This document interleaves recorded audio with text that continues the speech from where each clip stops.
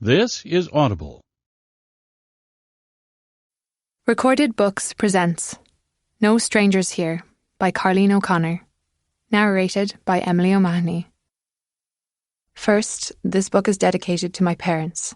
My mother, Pat Carter, who could have been a mystery writer herself, and was instrumental in listening to plot point after plot point as I worked through the story, offering advice and encouragement. Next, to my late father, Carl Carter. Forever in our hearts. I love you, Dad. I hope you are soaring like an eagle. I also need to give a nod to Fungy the dolphin. I didn't get to meet you, but you brought joy to so many people and are missed.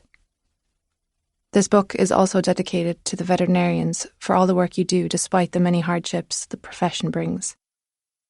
And last, to the people of Dingle. Let me tell my readers this is a work of fiction, and none of the murderous bits are based on the lovely people who live there.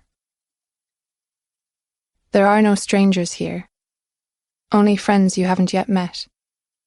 William Butler Yeats. Chapter 1. Downtown Dingle was coming back from the dead to celebrate Saoirse Griffin's 13th birthday. Bang on time. She planted herself alongside the Fungy the dolphin statue, the primo spot to witness the sun's demise. The fiery star plunged into the Atlantic, unleashing a triple crown of red, orange and purple onto the skies. A mishmash of boats winked from the harbour, and a string of white lights dangled above Strand Street like a row of blazing candles. Make a wish. Lá Brella Hunadit. Happy birthday to her. Saoirse, what you searching for? Lads at school liked to sing that while grabbing their dirty trousers and crooning, they got what she was searching for, right here. They hoped it would make her cry, but she liked it. Not the grabby bits, but the searching part. She was a searcher, a spy. She was going to have the best birthday of all birthdays of anyone who'd ever lived, period. If only she had someone to party with. Not a bother. All spies were lonely. It took guts to conquer this world alone, and Saoirse wasn't going to waste a single minute crying over it. Dry your eyes, her mammy always said. Now. She placed the palm of her hand on the dolphin's bronze head, wishing it was slick and grey, wishing Fungy was still with them, wondering if he was out there all alone, chirping into the depths of the ocean, fighting his way back to her. Fungy had been the town dolphin for more than 30 years. Saoirse couldn't imagine ever being that old. Her mum said he had gone off to die, that it was nature's way. Nature could stuff it. She wanted him back. After a gloomy spring when folks either wrestled with brellies twisting in the wind or darted in and out of the colourful shops, pubs and restaurants cloaked in hooded raincoats, a warm start to June was breathing life back into her harbour town. Strand Street teemed with revellers and mourners. A dance for old people was being held at one end of the street, and a wake for a dead mammy at the other. Irish music spilled out of the pubs, competing with the one-man band / puppeteer camped in front of the statue. He was a scraggly, bearded man manipulating a harmonica, drum, banjo, cymbal and 3 slack-jawed puppets. With their pale wooden faces, frozen eyes and gaping red mouths, they looked like miniature corpses being forced to hop up and down just to entertain the living. She knew how they felt. Controlled, unhappy, forgotten. Like the dead people who got embalmed so living people could drape over the caskets and wax on about how beautiful they looked now that they were dead. Saoirse would never understand adults. She still couldn't decide what she wanted to happen to her body when she died, and sometimes it kept her up late into the night. She wondered if the dead mammy was going to be embalmed or sunburned.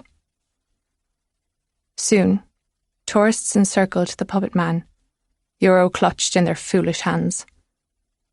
It would do no good to try and nick any of his tips. She'd done that once and it was faster than he looked. He had chased her all the way down to the harbour, forcing her to drop €10 even though she had only taken 5, just so she could get away. Angry bruises had sported on the back of her arm where he'd grabbed her, and they took forever to fade away. Egypt. She turned her head, feasting her eyes in the other direction. Finally, Saoirse was going to have a birthday party, and who cared if no one else knew it? She was happy out, pretending all the fuss was just for her. She was officially a teenager. She would prove her mammy wrong. 13 was not an unlucky number, and celebrating it wasn't asking for trouble. They were better off, her mother said, celebrating it next weekend when she was 13 and 1 week. But next weekend wasn't her birthday. It was now, tonight. A Saturday to boot. And even if it was asking for trouble, she'd pick that over another night watching Mrs. Brown's Boys and eating beans straight out of the can. Gross. Saoirse had nicked a full bottle of Irish cream, which she'd then left at their door with a bow, and she didn't even have to sneak out of the house.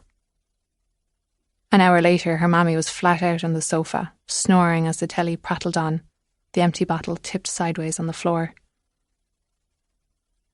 She lingered at the end of the street, surveying her options, and there were 3. Option 1. Cross the street to the harbour and pick a boat. So many choices. Not just dirty old trawlers where fishermen left crumpled bills and half-smoked fags lying about in heaps, but sailboats and speedboats, and the odd fancy one, like the medium-sized white one she'd been keeping her eye on. Dreamscape. Some of them kept their hatches locked stingy tight, but there were always a few that yawned opened at her touch. Saoirse was a strong swimmer and a mad climber. Should she start with the boats or leave them for the end? Tonight was also the first Saturday in June, which meant option 2. The old people would be dancing. It was so easy to slip a hand into their suit pockets as they shuffled around a trad music, leaving their treasures behind on ring-marked tables. And today, the trifecta. There was option 3. The dead mammy's fundraiser. Cancer had taken her way too young, and they were collecting money for the 3 children and husband she'd left behind. No one had held a fundraiser when Saoirse's father had been carted off to jail and charged with a domestic, and Saoirse wasn't quite sure what that even meant. Why didn't they just say it was for getting drunk and being mean? He really was mean when he was drunk. Would jail make him nicer? Doubtful. Because right now things were worse than when he was around. Now they had no money and her mum was sad all the time, like all the time. And nobody gave a fart about it. How was that fair? Their house had been egged 3 nights in a row. Maybe Saoirse all by herself wasn't worth it.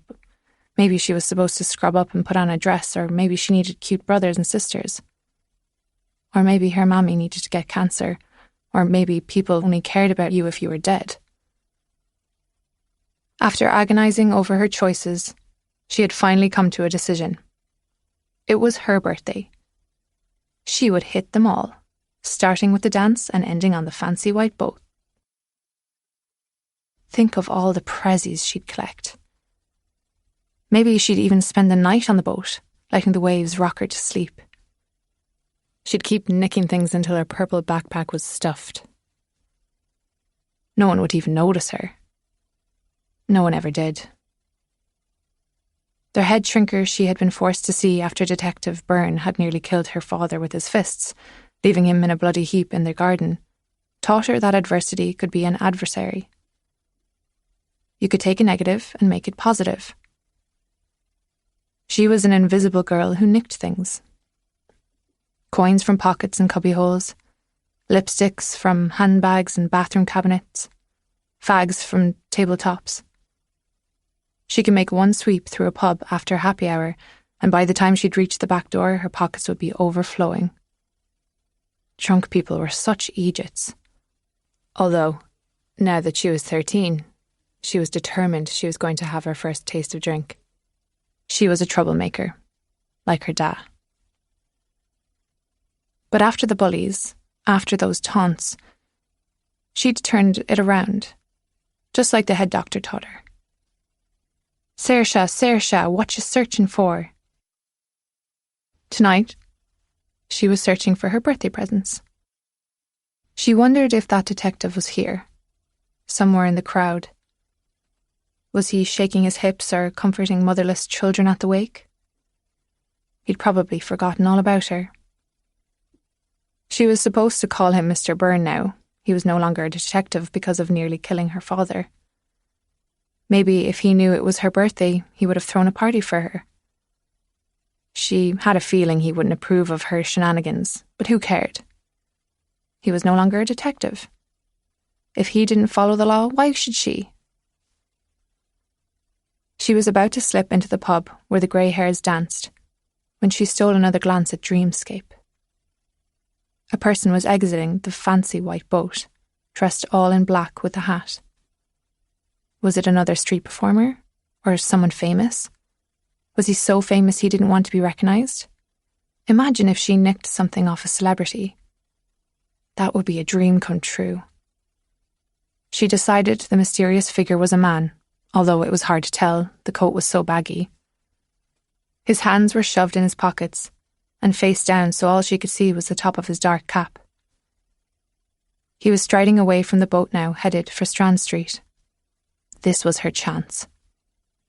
He was wearing mourning clothing. No doubt his destination was the wake. He'd probably be away from the boat for hours.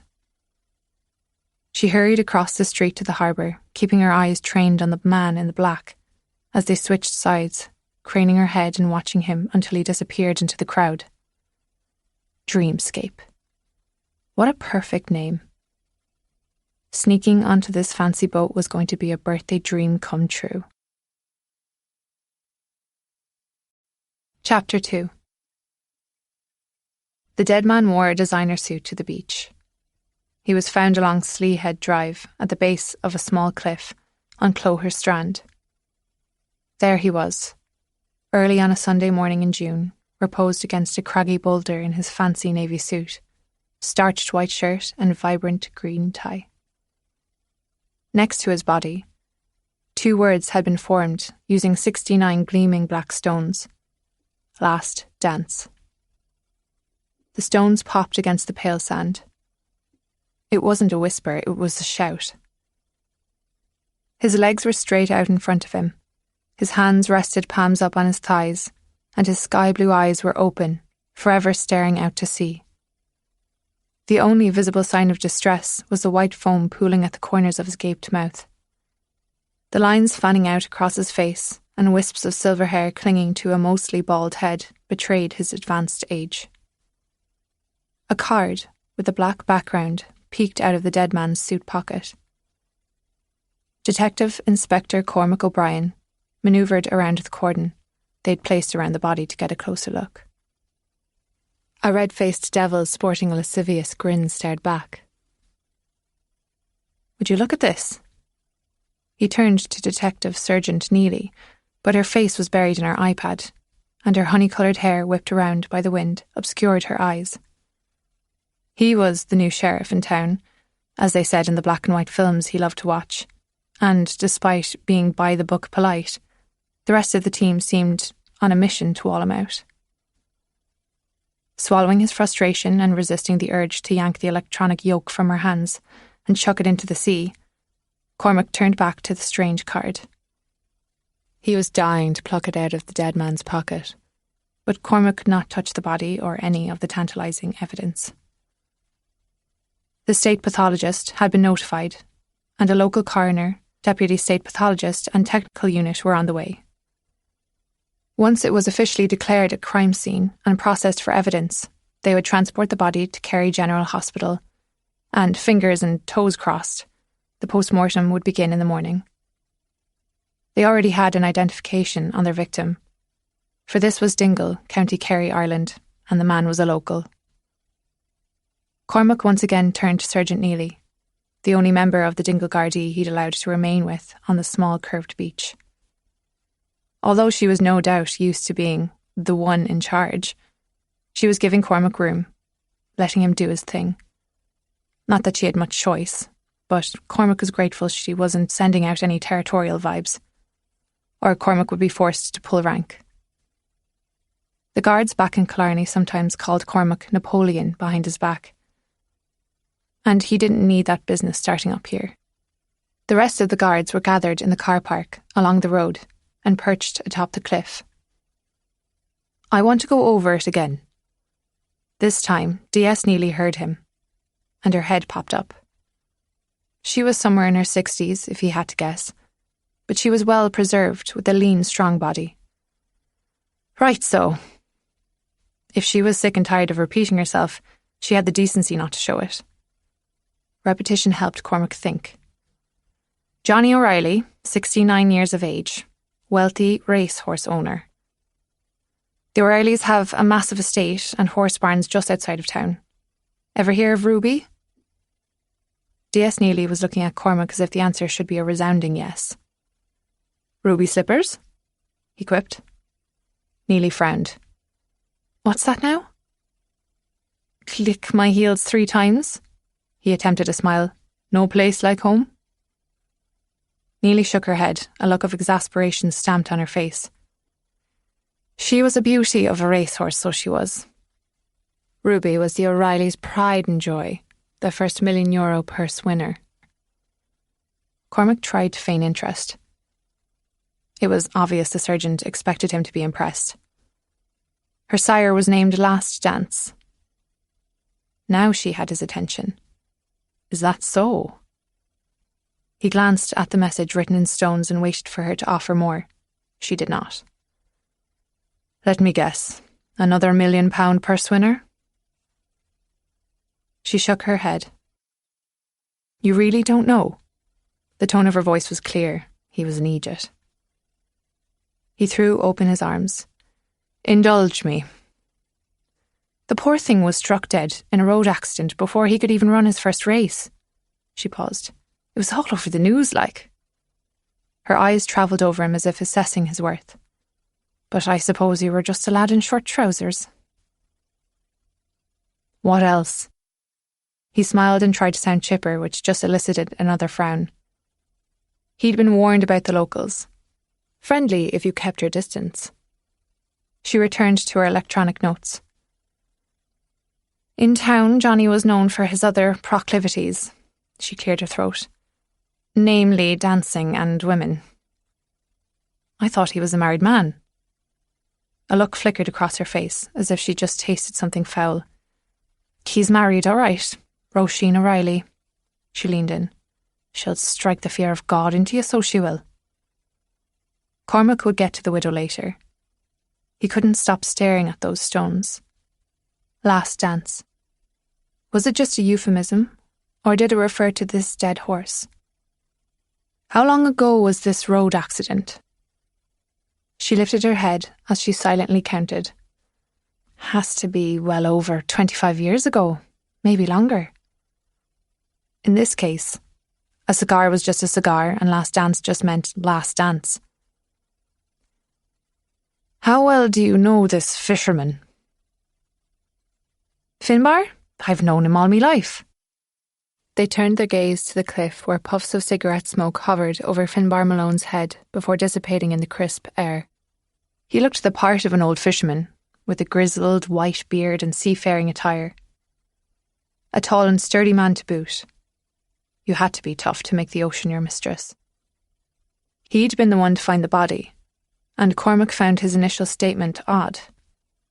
He said he'd stopped here to have a smoke in peace before going home to the missus. When he spotted the body, he clamoured to the nearest cottage to request a call out to the guards. And this was the odd part. "Because I don't own a mobile phone." As if sensing he was being watched, Finbar looked down and met Cormac's eyes straight on. The waves had picked up, lapping farther up the shoreline. "A working fisherman without a mobile phone?" "That dog don't hunt." The fisherman was lying. But why would he lie about a mobile phone? "Perhaps he meant he didn't have it with him," Neely said. "Or maybe it wasn't charged." "But that's not what he said, is it?" Neely directed her gaze to Finbar Malone. Finbar Malone is harmless, she paused. Sir, she added emphatically. Cormac didn't need the sir routine. He didn't even want to be called Inspector or D.I. O'Brien. He'd rather everyone just call him Cormac or Mac and go about their business. Hell, even Napoleon was better than Sir. But with this high-profile case, he was going to need all the clout he could get. His gaze returned to the fisherman. He didn't know why, but he was lying. Regardless, Cormac was grateful that the burly man hadn't trampled all over Cormac's murder scene in his clunky boots. His thoughts returned to Finbar's first words when Cormac had arrived on scene. Shock of me life, I'm telling you. On the beach in a suit, dead as a doornail, I wasn't expecting that now. What had he been expecting?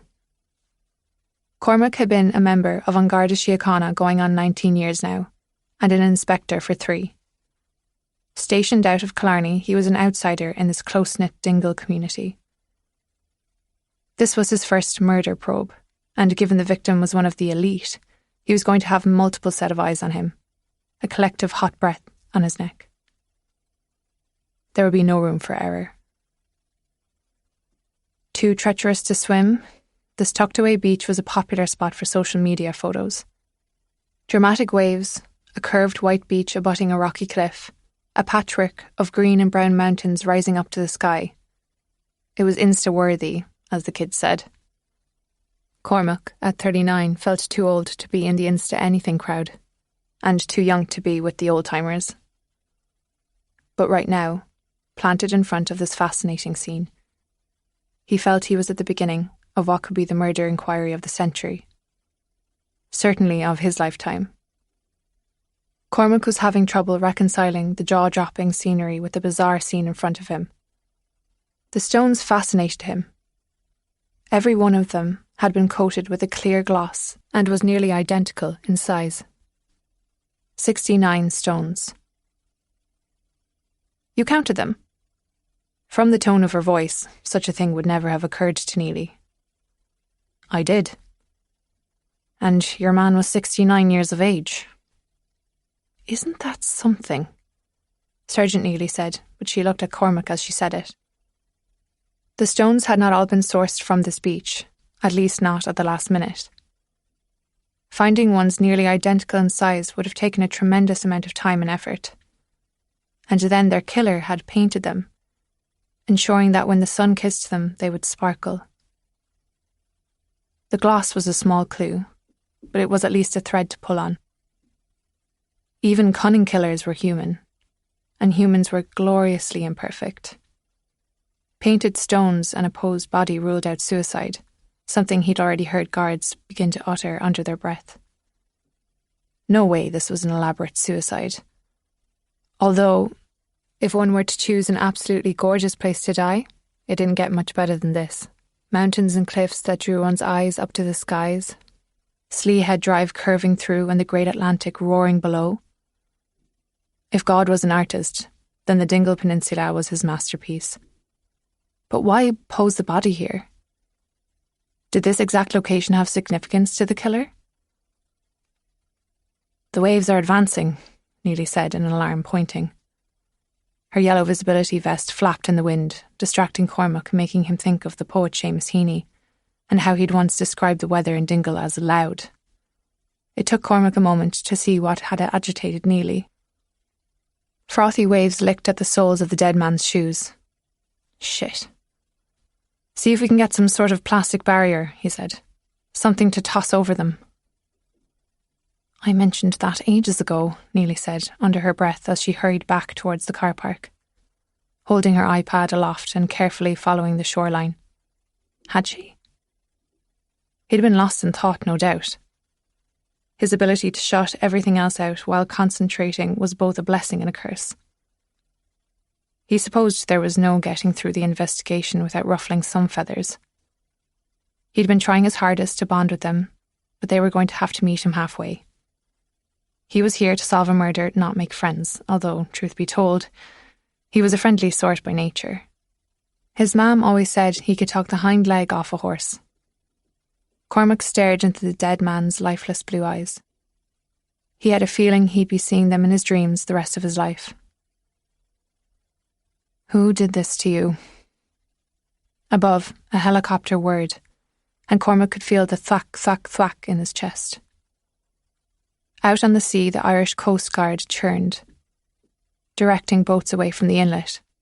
A buzz of excitement hung in the air, mingling with cigarette smoke and the distinct ocean tang. Seagulls screeched above, as if they were too glued to the drama. Despite the wind, it was a bright morning, blue sky smiling down at them, but ominous clouds hung in the periphery like actors gearing up for a dramatic entrance. Sergeant Neely returned, clutching a clear plastic cover with gloved hands. She and Cormac tucked it over the dead man's shoes and around the sides of his legs. Alongside the body, a rocky finger extended from the cliff, and something black and small flapped in the wind. Cormac leaned in. "There's a piece of black fabric caught on the rock," he said. "Clothing?" she asked. "No." He removed a pair of tweezers from his pocket. "Evidence bag?" She reached into the plastic bin they'd set up on the shoreline and handed him one. He lifted the piece of fabric and examined it up close. "It's not a rubbish bag. It looks like some kind of tarp." He hesitated. "Like a body bag." "A body bag?" His eyes travelled over the body. "Could be he was brought here in a body bag." Did their killer work for law enforcement? The morgue? Based on this? Neely jiggled the evidence bag as he dropped the shard into it. She drew it close and stared at it. "Bit of a stretch, don't you think?" "It would explain how he was brought up to the beach in a boat, and yet he's not wet," Cormac said. Apart from his shoes, the dead man was dry as a bone. "Perhaps he's just had time to dry," she said. "The wind alone could have done the trick." "Inspector," a guard on the other side of the beach yelled, "we have footprints." Sticking to the shoreline, Cormac and D.S. Neely crossed to the base of the hill. There, on the incline, small indentations could be seen ascending the muddy hill. "Jesus," Neely said. "It's a young one." "Maybe a kid found the body first," the guard said. "Scrambled away out of fear." Cormac examined the prints. "They're only going up." The guard frowned. "What?" "If a kid found the body, we would see prints going both ways." He gestured as he spoke. "The prints are only going up." "Then where did the kid come from?" the guard asked. "A boat," Cormac said. All heads turned to the waves pounding the shore as they pondered this. "Let's cordon this hillside off so the technical team can get impressions." The guard nodded. "Check for more prints and any signs of disturbances at the top of the hill." "Right away." The guard scrambled back up and soon the rest were efficiently conducting a search. "We have more," the guard yelled back. "The kid at least made it to the top of the hill." "I want impressions of all of them," Cormac said. "What are you doing?" Neely said. "You can see this is a suicide, can you not?" "Suicide?" he said. "No." He understood why she wanted to label it thus.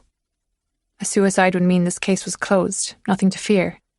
Dingle was a place for Irish music, a pint or 12 and the best seafood chowder in the country. A place for water sports and boating, quaint and colourful little shops, Murphy's ice cream, an outdoor museum of ancient architecture, ferries to the Blasket Islands, wine imported from Spain. Downtown even had a small, yet he had to admit, charming aquarium. Fish didn't set off his allergies. He could do fish. Irish was spoken everywhere you turned, and every sign included the Irish translation. This was the Gaeltacht region. the wild Atlantic Way, the 30-mile-long Dingle Peninsula. Ryan's Daughter, wasn't that filmed here? Yes, that's right, bragging rights. It was bad enough that Fungy the dolphin had disappeared. Murder wasn't anywhere in the tourist brochures. Cormac headed back along the shoreline and Neely followed. They stopped when they reached their original spot near the body. Make the argument for suicide. Neely pointed out the vial and syringe they'd found lying on the sand near his hip. Although they couldn't touch it, they had zeroed in on the vial with a camera lens and read the label Release. The department iPad had informed them it was a euthanasia medication used by veterinarians. He owned a lot of horses and employed a lot of vets, she said. He could have easily gotten hold of the medication and syringe. Next, she gestured to the cryptic message in stone. He also left a note. Does he mean last dance as in goodbye, cruel world? He could be paying homage to his horse too.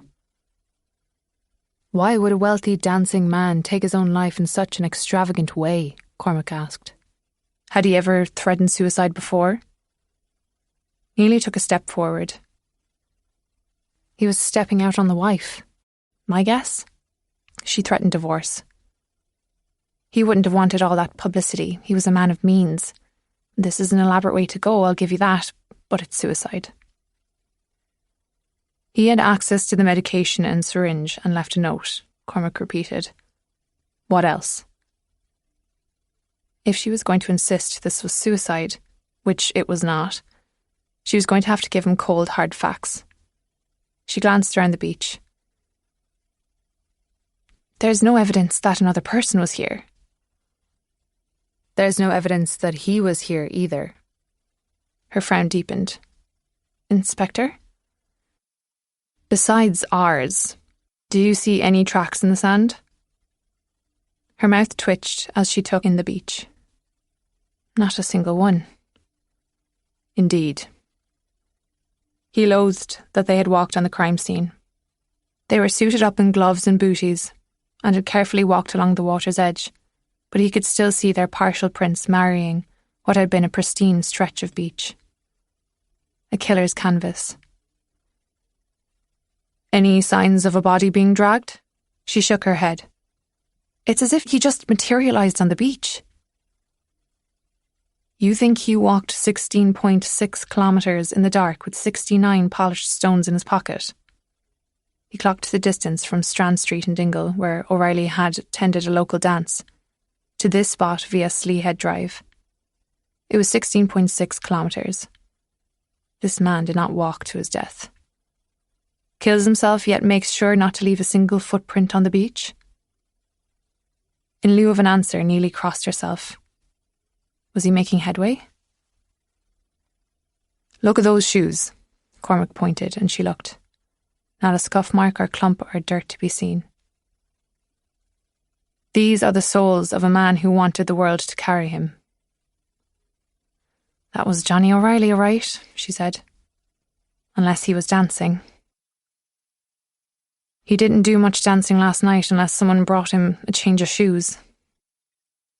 The smooth beach reminded him of the allegorical poem, Footprints in the Sand, where your man complains that through all his many troubles, God had abandoned him, for there were only one set of footprints in the sand. But God is quick to correct him. Cormac's mind raced to the last line. It was then that I carried you.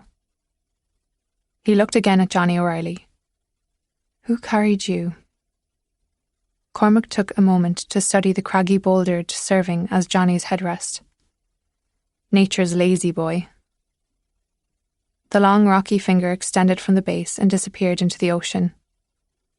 Cormac tilted his head back to have a gawp at the cliff hanging above them. If this was suicide, why didn't he just jump off the cliff and disappear into the ocean? If it was murder, why didn't the killer just toss him into the ocean? Neely responded. Touché. Because then we would miss the show. Our killer came up by boat. O'Reilly was here in a body bag. He dragged him up this rocky finger, and lucky for us, he did. Lucky? The body bag ripped. Right. Not that Cormac was holding on to much hope that the small piece of ripped bag would lead them to the killer, but it did suggest mistakes had been made. He pointed this out to Neely. Mistakes? Neely still sounded guarded, but he had moved the needle just a little, he could tell. Mistakes like ripped fabric and failing to notice a young stowaway. It would have to be a small boat to manoeuvre up this inlet, Neely said. Cormac nodded. I think a larger boat was waiting out in the ocean. I think the killer used a life raft, some kind of smaller boat to bring the body in close. And I think the boat had a stowaway. I'm guessing a young lad. Neely whistled. You think the stowaway made a swim for it? Cormac nodded. While our killer was staging the scene, it probably saved his life. Neely said something in Irish and crossed herself once again. Cormac, rusty on his Irish, did not ask for a translation. He thought of his mam and granny, and constantly working their rosary beads until blisters formed on the tips of their soft fingers. At the time, he thought they were actually communicating directly with God, sending out distress signals in a Morse code of their own making. We're definitely looking at a murder scene, Cormac said, and this clever killer came to play. Chapter 3. Cormac O'Brien stretched as he looked out at the formidable ocean, wondering if he was the only one who felt overwhelmed by its mass and power. You're nothing, human. You'll be long gone and I'll still be raging. He glanced at his watch. 11:30 on a Sunday morning. Last known sighting of their victim, Saturday night at 10:45 p.m. They were hot on the trail, so to speak, and it excited Cormac more than he was going to admit, at least to the locals. Do you do the crosswords? He asked Neely. No, sir. Sudoku, word scramble, crosswords. Keeps the brain sharp. Yes, Inspector. She had no more interest in going over the message. He was having a hard time believing it was a suicide note, but a nod to the dead horse from a quarter of a century ago? That didn't seem likely either. She cleared her throat. Something on your mind? We need to schedule a media briefing, Neely said. We can't do that until the family is notified. And if we don't notify them immediately, they're going to hear from someone else. The look on her face conveyed her point. She might as well have said it. And that Detective Inspector O'Brien would be a total fuck-up. You're right. The helicopter alone was like a beacon that a drama was unfolding. I'll do it now. He took a step. Her hand shot out to stop him. It might be better to send a familiar face. She pointed to herself as if it wasn't clear whose face she was on about. I'd be happy to do it for you. Cormac wanted to push back, but if he was going to get anything done around here, he needed to show that he was a team player. I appreciate it. He reached into his pocket, then handed her his calling card. Extend my condolences. Let them know I'm at the scene and I'll meet with them as soon as I can. I will so. Emphasise that they will not be able to access the murder scene, but assure them we are going to do everything we can. Absolutely. She was interrupted by a phone call. DS Neely? Yes. Yes, that's right. Release. She made eye contact with Cormac. Are you joking me? From the tone of her voice, this was something big. Isn't that something? Hang on to that report. I've got the inspector right here. Cormac made a move to take the call, but she'd already hung up. You might be right, she said. Maybe this was murder. She was going to string him along, torture him. Talk to me. Lad at the station thought there was something familiar about release. She pointed to the vial. Cormac nodded his understanding. He did some digging and turns out a vial of release was reported stolen 2 weeks ago from a local veterinarian clinic. Interesting, Cormac said. Neely's face was a portrait of a woman keeping a juicy secret. And, he prompted, the vet is Dr. Eamon Wilde. His wife is Maeve Wilde. She was the one dancing last night with Johnny O'Reilly. Remember how I said Mr. O'Reilly was stepping out? It's rumoured that Maeve Wilde is the one he's been dancing with, all right. Dancing in the sheets, she added, in case he was as dense as he apparently looked.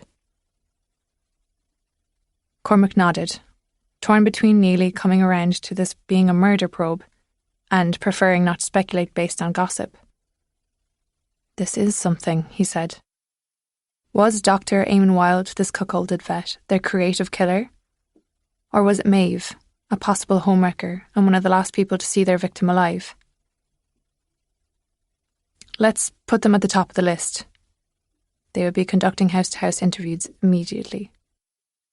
The Wildes and the O'Reillys have a complicated history, she said. O'Reilly's been overworking vets for years. One could hardly blame them if it all got to be too much. You were going to meet with the family, Cormac said. Right. Not a word about this vet, or his wife. She gave him the side-eye. They'll hear it from someone, she said. This is Dingle. Before he could reply, she was hurrying back to the car park. She'd be getting her steps in today, and Cormac wondered briefly if she had one of those gadgets that counted them. He turned back to Johnny O'Reilly's body. Given his pristine state, it wasn't hard to imagine him alive. Going about his Saturday night, people were creatures of habit, and someone had altered Mr. O'Reilly's creaturely habits last evening. One didn't just disappear from a dance like Cinderella at the stroke of midnight. Someone must have seen something. Detective Inspector! A Garda was scrambling down the hill and nearly came close to stepping on the beach before reeling himself in. The O'Reillys are here. Cormac's head shot up. Here? Now? Here, the Garda confirmed. Now. Cormac stuck to the shoreline as he hurried over to the guard. Together they climbed the hill to the car park. He glanced up toward the blockade, where he could make out a vehicle, something sleek and silver. Shit. The warning had come too late. Detective Sergeant Ely was already halfway up the hill. Radio the guards at the blockade. Tell the family I'll be there in a moment. Finbar Malone's boots and cigarette butts had been bagged as evidence, and he'd been cleared to leave. Cormac watched the truck rattle toward the barricade, kicking up a clout of dust. Somewhere nearby, a dog barked. Cormac's thoughts returned to the local veterinarian. His nose was itching already. He was allergic to all creatures, great and small. He was going to need his allergy meds and a new inhaler. It was always something. Then again, in this job, Cormac was constantly reminded that no matter how bad he had it, there was always some poor bastard who had it worse. He turned to his team. Come here to me. This local vet and his wife. Someone paint me a picture. They have a bit of an unconventional family, a guard answered. He was in his early 30s, thin and pale. Unconventional. That certainly matched his murder scene. Go on. Maeve Wilde lives in a caravan on the property in the summer months. Eamon is rumoured to sleep in the flat above his clinic, the guard continued. The secret to a happy marriage: live far apart and don't speak to each other. Cormac grinned and a few guards laughed politely, as if he knew. Do they have children? They have a grown son and daughter. The son, Donncha, is a bit of a hothead. He's a known drug user, been picked up a few times for being a public nuisance. Was an addict smart enough to stage such an elaborate scene? Cormac didn't think so, but he had to leave room for all possibilities. He lives in Dingle? Aye. In the summer, he's a caretaker for one of the O'Reilly yachts at the harbour. Cormac's ears perked up. What size yacht are we talking? I suppose you'd call it a small yacht, but compared to the trawlers and sailboats, it's an upgrade. Boom.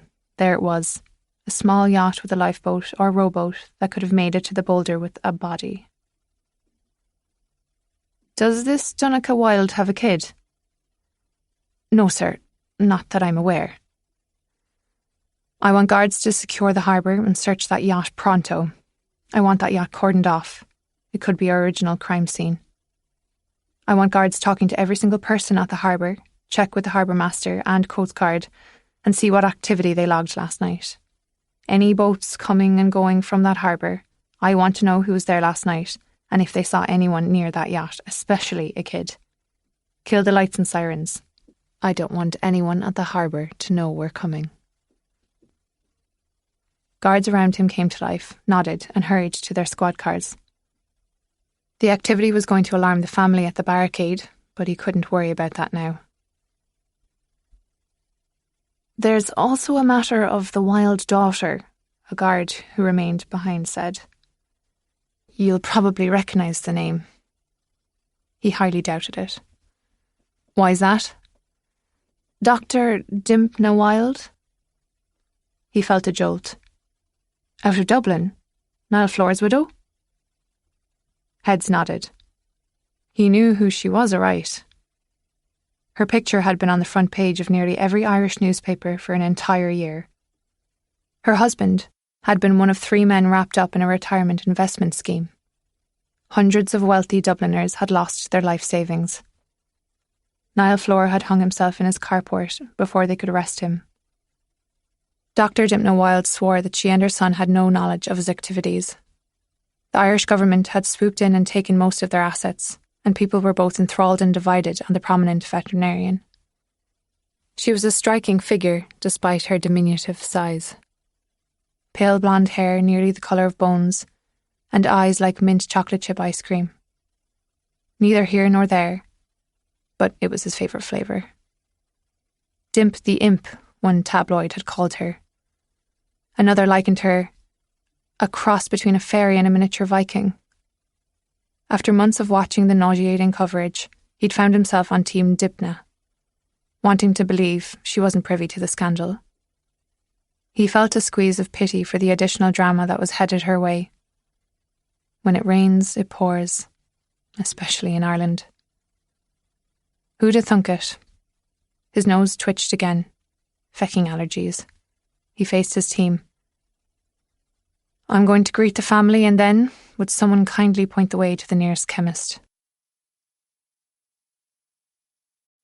Chapter 4.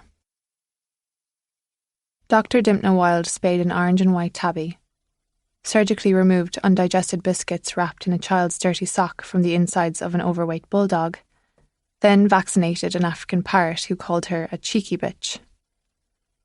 When the vet tech turned away, covering a laugh, Dimpna stuck her tongue out to the parrot. She was dying for a cup of tea and a biscuit, minus the dirty sock. But today was not going to be her day. Her next client was a wiggling black Labrador puppy who hadn't chosen his friends wisely. She stitched him up, grateful he'd already been in for his rabies shot, then gave him an injection to ease the stings. A course of antibiotics and he would be right as rain. He looked up at her adoringly, his brown eyes practically mooing with love. She rubbed his puppy head, then laid a finger on his wet nose. Don't let the bastards get you down. As her assistant started the closing paperwork, she returned to the waiting room with the foul-mouthed parrot and handed it back to a rotund older woman who grudgingly looked up from her crossword. Cheeky bitch, the parrot said in a loud and cheerful voice, drawing both laughs and glares from people in the waiting room. I thought that's what she said, Dimpna said. Excellent pronunciation. A sheepdog with a bandage wrapped around its left ear lunged on its leash. Settle, Dimpna said to the sheepdog in a stern voice, and it lowered its belly to the floor, hiding its eyes. Good boy. The older woman lowered her crossword. I'm so sorry. Me daughter taught her that, and now she won't quit repeating it. I think she does it just to get on me nerves. The woman leaned close to the bird, her nose within biting distance. Bad girl, Fancy Pants. Bad girl. You should probably back off a little, Dimna started to say, but it was too late. Fancy Pants clamped her strong beak down on the tip of the woman's nose. The woman screeched. Dimna carefully extricated bird from woman, and her assistant hurried over to help her place Fancy Pants back in her cage. Cheeky bitch, the woman screamed. Your daughter taught him. Is that it now? Dimna couldn't help but ask. The woman held her nose and had the decency to look ashamed. Perhaps I say it now and again when I'm provoked. When an animal is in a stressful environment, I'd advise you to not get that close. Yes, doctor. The woman stood, her crossword falling to the floor as she rushed for the checkout, now in a hurry to get away from the attention. Dimna bent down, picked up the crossword, her eyes scanning it. Prodigal son, she said, then set the newspaper on the counter. The woman frowned. Pardon? Wayward one in a parable, 7 down. Dimna nudged the crossword closer, hopefully making it clear that she didn't allow her clients, human or animal, to dirty her reception floors. Prodigal son. The woman wrinkled her nose. Thank you. Not a bother. People thought Dimna was in the animal business. She wasn't. She was in the people business. She turned to update the lab's owner, a fresh-faced young blonde overcome with tears. Stargazer is going to be fine, love. I gave him something for the pain and I'll be sending you home with antibiotics. I'll need him back in a week to remove the stitches. My assistant will have him out to you shortly. He's not going to die. He'll live to see many more days. I'd suggest no more doggy play dates unless you know the other dogs well. Owners were always trying to shove random dogs together. A tendency just as dangerous in animals as it is in humans. Dimna's phone buzzed in her pocket. Her personal phone. She glanced at the screen. She didn't recognise the number. She silenced it. I'm so grateful, like. The blonde clasped her hands in prayer. When I came in, I nearly thought you were the vet's daughter, until you turned around, like. Although many of Dimna's clients were regulars, this was Dublin, and fresh faces appeared all the time. Technically, she was the daughter of a vet, thus the vet's daughter, but there was no need to add to the confusion. I'm a grown woman, Dimna said. To be fair, she was wearing her white, blonde hair and pigtails today. She didn't need stray hairs falling across her face while she worked. When she wasn't in her vet scrubs, Dimna also liked to wear flowery dresses and colourful wellies. She had a closet full of both, and she wasn't afraid to get either of them dirty. The good thing about being teased her entire life for being the spitting image of a fairy was that she could do whatever the hell she wanted, and people thought it was cute. Dimna was cute sometimes. Other times, not so much. At least not on the inside, but that didn't stop her from using it to her advantage. The girl laughed a little too loud, and Dimna threw a look to her receptionist. I'll take care of you over here, the receptionist said. Dr. Wilde, the hamster is next, then the turtle. Dimna glanced at the waiting room, prompting the owners of the turtle and the hamster to raise them in the air like offerings to the gods. Please keep your darlings in their carriers while you wait, Dimna scolded. We don't want any little critters making an escape and getting into worse shape. Over the years, she'd seen it all. More furry creatures had flung themselves at these walls trying to escape than she could count. Dimna had just accepted the hamster, foregoing the carrier since the animal was already wriggling in her hands, when the door flew open and a terrified man barged in. He saw her and shoved an upside-down vase in her direction. The vase was vibrating. Underneath it, 2 white feet frantically pedalled. "Doc, me rabbit is stuck and I've tried everything." "I see that," Dipna said. "Now you see why magicians choose the top hat." She handed the hamster to her vet tech, who had sidled up and reached for the vase. Yep, it was going to be one of those days. "Would someone check if we have Kerrygold Irish butter in the fridge?" "For your lunch?" the receptionist asked, her mouth agape. Dipna rarely took lunch. "For the rabbit, love. If that doesn't work, try saying abracadabra and waving your hands about willy-nilly." A vet tech grinned and headed for the kitchen. Dipna's phone buzzed in her pocket again. Go away. "Dr. Wilde?" Her assistant was at her side, taking the stuck rabbit out of her hands, and then everything happened at once. The receptionist, phone to ear, gasped. Dipna's phone buzzed once more. The door opened and 4 members of An Garda Síochána stepped in, and all of the focus in the room snapped to their blue uniforms and caps with gold shields. Her first thought was that they had an emergency dealing with an animal, but another part of her pulsed with dread. The tallest guard stepped forward, and that's when she realised what was happening. She recognised the tall one. It had been 6 months since she'd seen him, and a year since life as she knew it had turned into a nightmare.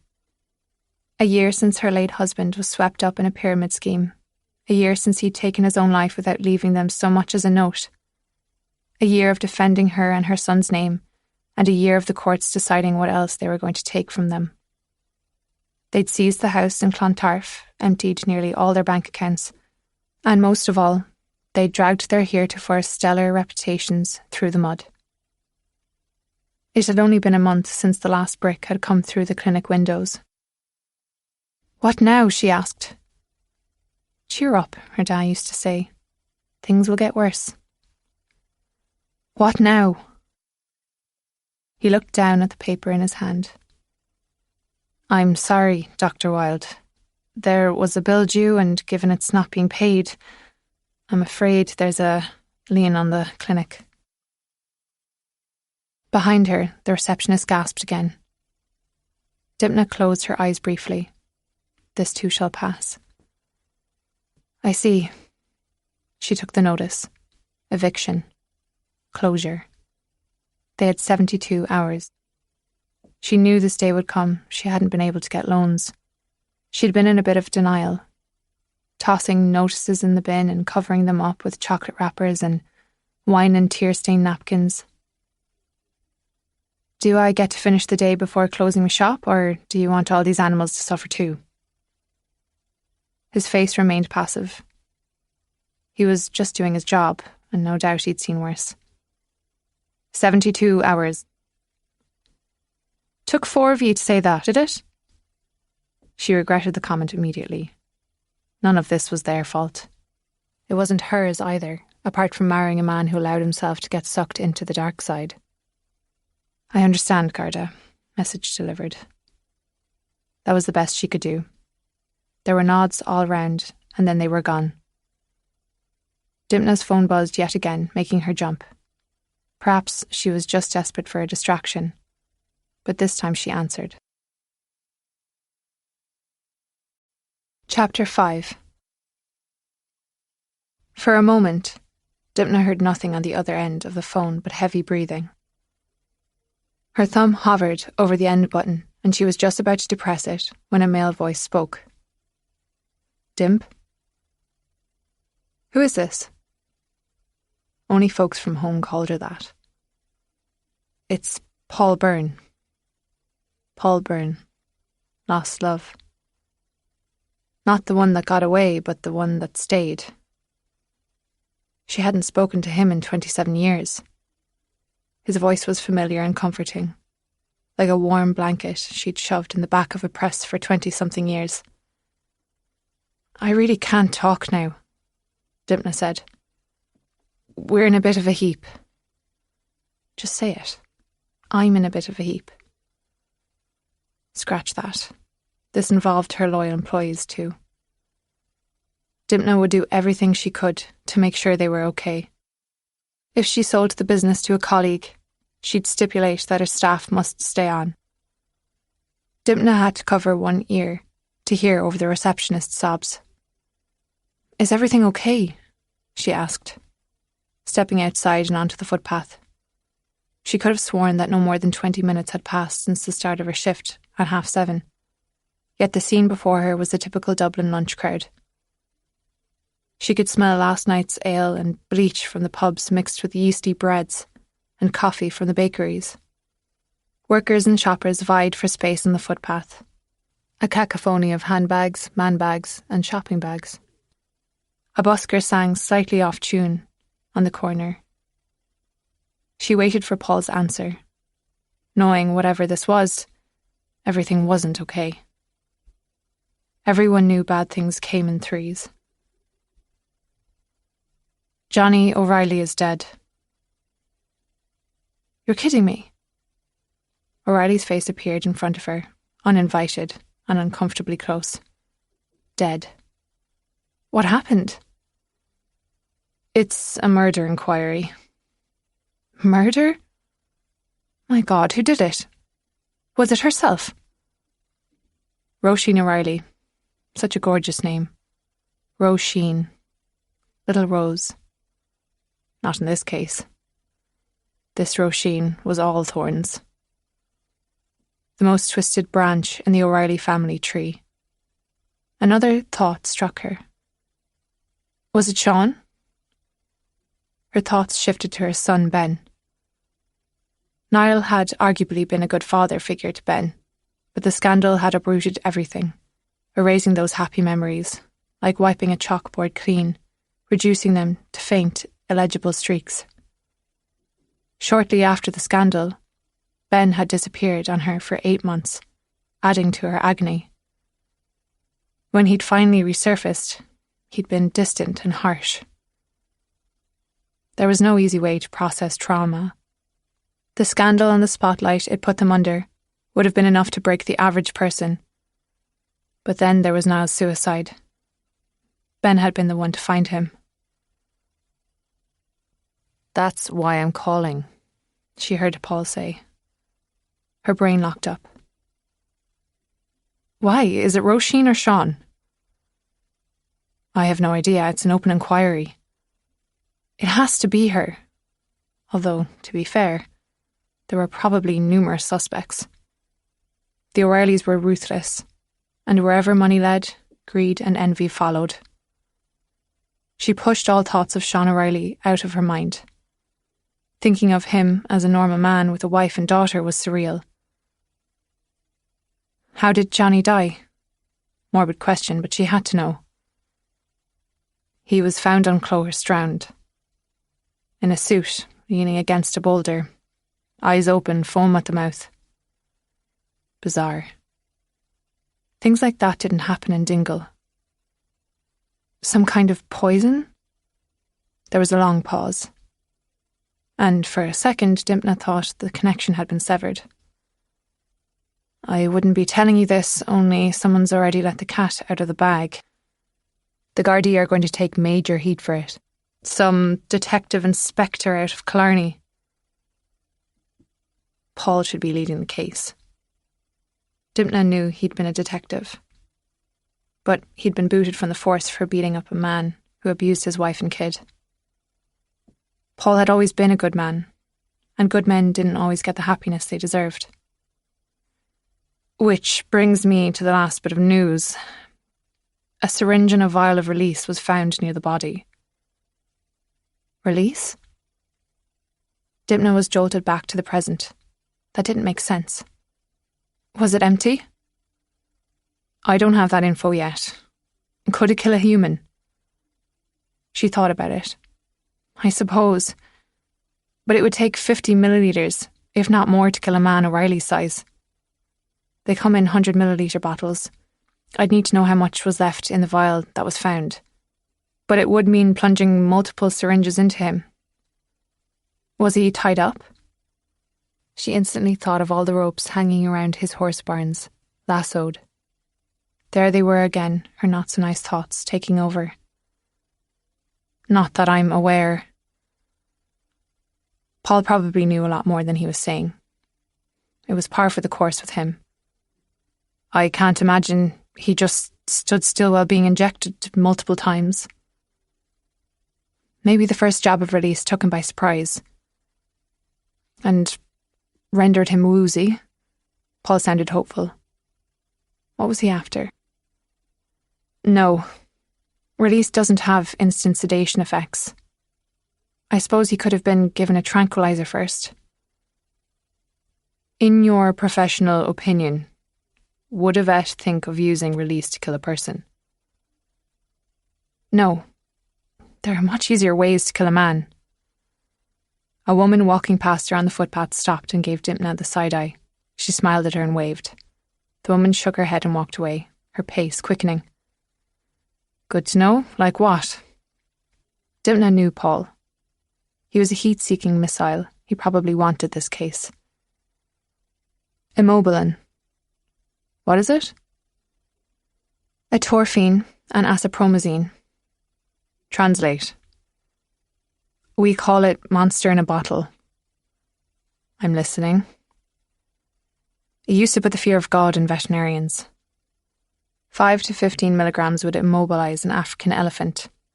A single drop is lethal to humans. Paul emitted a low whistle. You got that right, Dipna said. That's why it's packaged with an antidote. Deprenorphine, otherwise known as Revivin. If Revivin is administered quick enough, it can reverse the effects. Anywho, they're both banned now. Impossible to get? Dipna hesitated. Why was he asking? It wouldn't be unheard of for older vets like my dad to still have bottles tucked away. My father kept it in a purple vial so that it could never be mistaken for anything else. But believe me, they're all scared out of their minds to even think of taking it off the shelf. There's more, Paul said. She waited. This is strictly confidential, but sure, look it. I thought you should know. My lips are sealed. He had information he wasn't privy to anymore. She'd bet anything that the local guards still considered Paul a member of the team. A tarot card was found, tucked into the pocket of a suit jacket. A tarot card. Her mum was a local tarot card reader in Dingle. Which one? It hardly mattered, but she couldn't help but ask. The devil. Temptations, Dipna said without thinking. Although she didn't read the cards herself, she'd watched her mummy enough to know the meanings her mother assigned to them. Some mornings, before sending off Dipna to school, she'd pull a card and give her cautionary tales for the day. On devil days, she'd always warned Dipna not to fall prey to temptations, whatever those meant to a young Dipna. Her ongoing temptation had been the man whose deep, soothing voice was talking to her now. And stones placed next to the body spelled out a message. There was a catch to his voice, and another pause.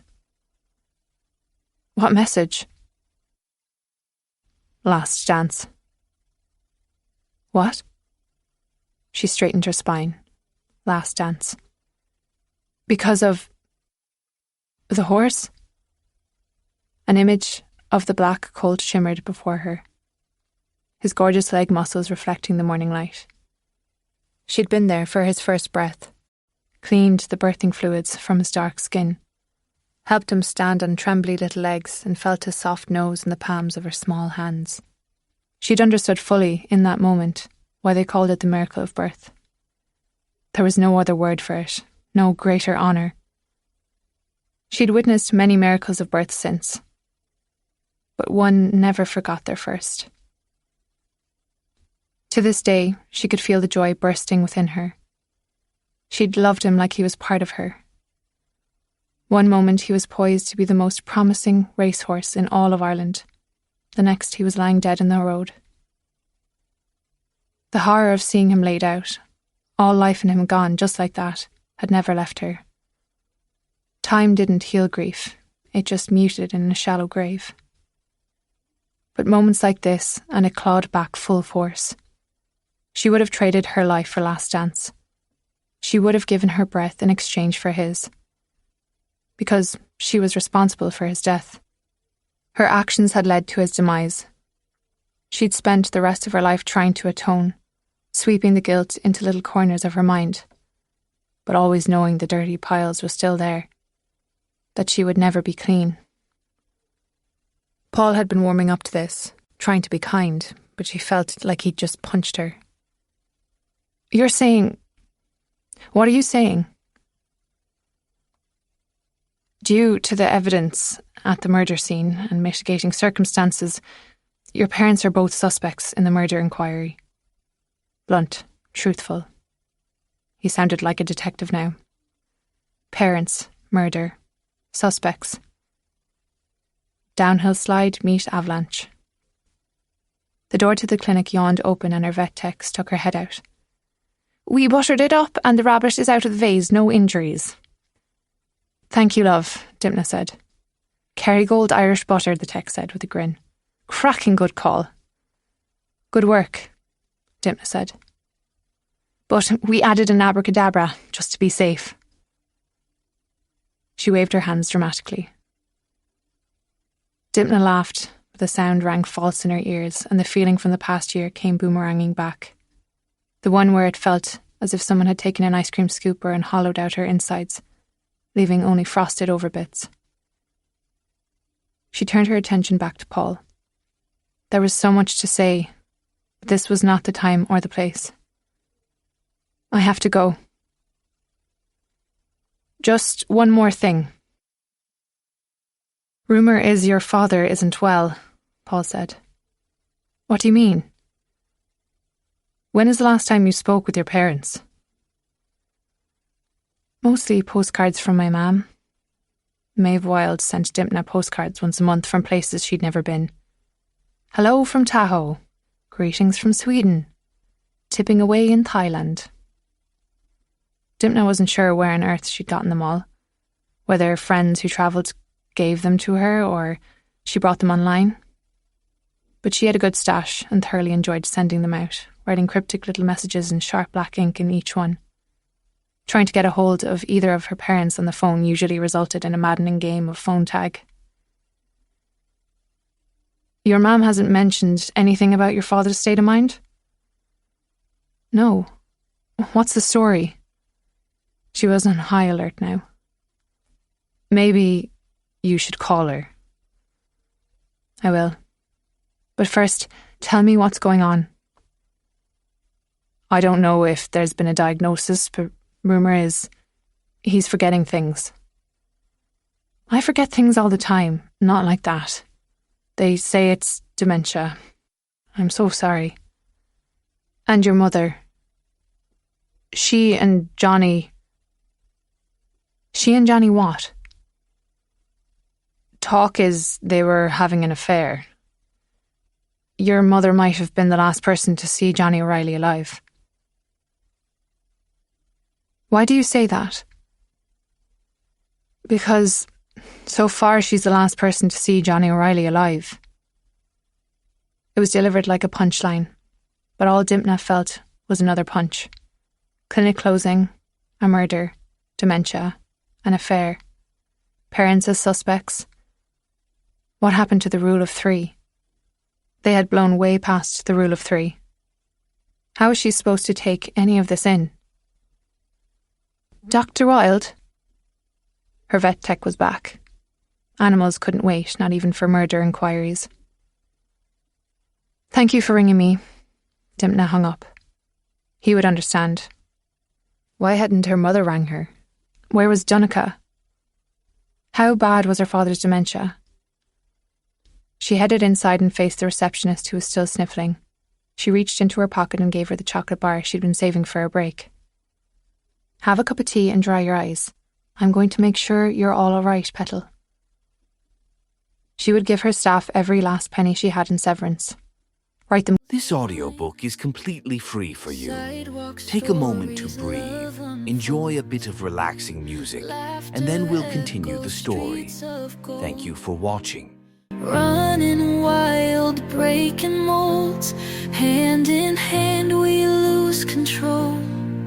Heartbeats and daydreams when you're near. Every second feels so clear. Spinning worlds in your embrace. Nothing sweeter than your face. Late night talk, starry skies. Secrets shared, no disguise. Time stands still in your eyes. Love's a treasure, no compromise. We'll chase the moon, embrace the night. Lost in glowing recommendations. She turned to the wall of clients with their own burdens and fears, and lovely, lovely pets with big eyes and even bigger hearts that needed endless care. Veterinarians faced one of the highest suicide rates of any profession.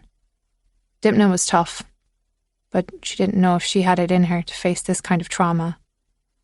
The kind that hit too close to home. But then again, what choice did she have?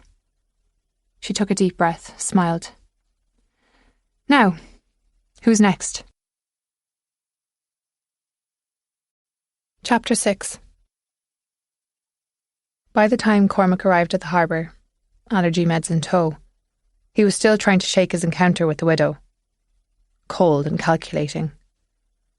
Roisin O'Reilly had demanded to see the body, and when that request wasn't granted, she had asked for the name of his superior, wrote it down in large block letters on the back of his calling card, then immediately name-dropped several prominent councilmen and judges before phoning a solicitor right in front of him.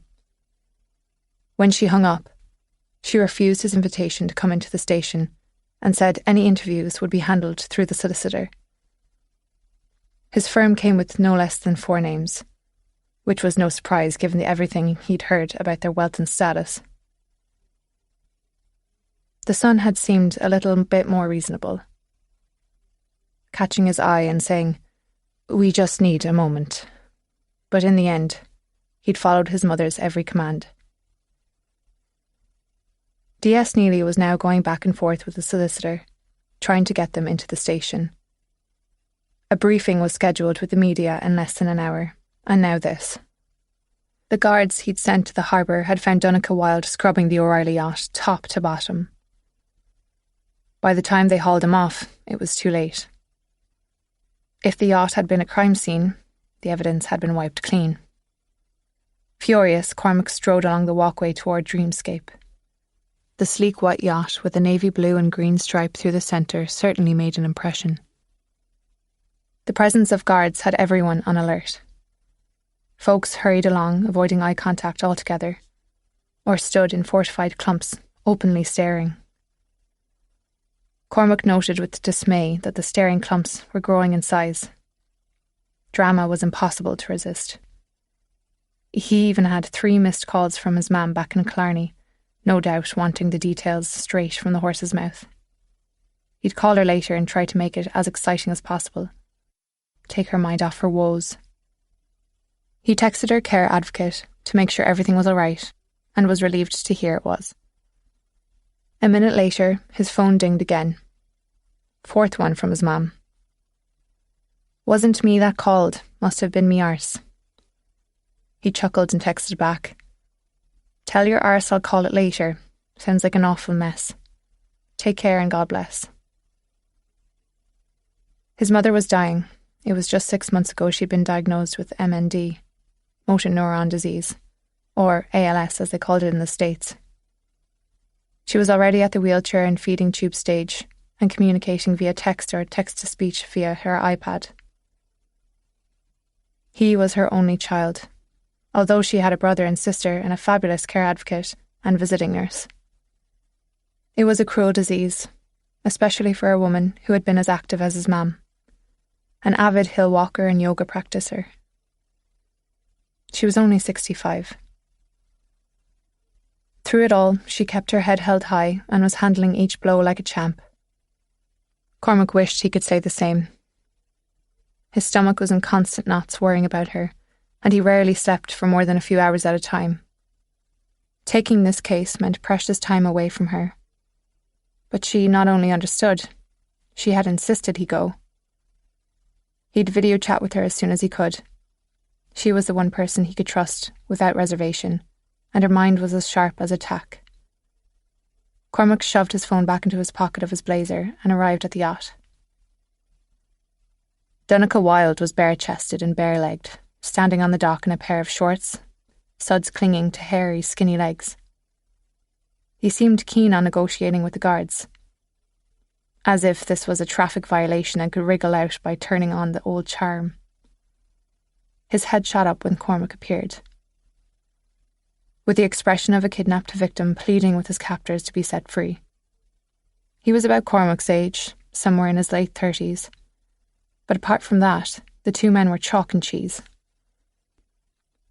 Cormac could tell this was a Peter Pan man, trying desperately not to grow up. Or maybe it was his foul mood, the overwhelming smell of bleach ruining what could have been the key to solving the murder within hours. As instructed, the guards hadn't given Donncha Wilde an explanation for hauling him off the boat mid-scrub. Face stamped with suds and panic, leaving him to twist in the wind. "I have rights," he said. "Since when is it illegal to clean a boat?" Cormac stepped forward. "I'm Detective Inspector Cormac O'Brien." Donncha nodded, then chewed on his bottom lip. "What's the story?" "The harbour master saw you leaving the docks on foot at approximately 4 p.m. yesterday afternoon and returning early this morning." Donncha's head swivelled around the dock and he took in the gawpers. "Is that a crime?" "Who operated this yacht last night? And before you answer, you can believe me, we're going to check every CCTV footage in the area, so I wouldn't even think about lying." Donncha looked Cormac in the eye. "The owner reserved it for a friend. He wanted me gone by the afternoon." "Where did you go?" Donncha frowned. "I don't see how that's any of your business." "I assure you it's my business. Where were you?" "I checked into the Dingle Inn." Cormac looked to one of the other guards. They pointed in the general direction. "A quiet one, tucked away a few streets back." Donncha folded his arms, but didn't respond. Cormac continued. "Who gave you the instruction to leave by afternoon?" "I already told you, the owner." "Name?" Donncha looked to the other guards, but once again was met with a wall of silence. He reluctantly turned back to the inspector. "Johnny O'Reilly." "You're saying Johnny O'Reilly himself told you to vacate this boat by afternoon yesterday?" "That's right." "How did he contact you?" "Text." "Where's your phone?" Donncha pointed to the boat. "In the cabin, and I'd like it back." "And when we retrieve this phone, which we will, we'll see a text to you from Johnny O'Reilly." "You're not from around here, are you?" It wasn't said with malice, which for some reason irked Cormac even more. "Answer the question." "Johnny O'Reilly doesn't communicate with someone like me directly. He has people for that. People like him have people for everything." "And which of his people texted you?" "Tommy Healy." Cormac jotted down the name in an old-fashioned little notebook he kept in his pocket. "And what does Mr. Healy do for Mr. O'Reilly?" "Are you joking me?" Donncha laughed, then stopped when Cormac gave him a look. "Everything. He does everything for the O'Reillys. Has for years." He'd get the scoop from his guards later. He wanted to keep Donncha talking. "You always use this much bleach to clean a boat?" The smell was overpowering, even mixed with the smell of fish and the deep blue sea. "I do when some kid gets their messy shoe prints all over everything." Cormac felt the words like a punch to the gut. He gripped his biro so hard he was surprised it didn't snap in two and bleed ink. "In a few minutes, my men are going to take you to the Garda station, and you're going to tell me every little detail about your day yesterday, Scratch that. Your entire week leading up to yesterday.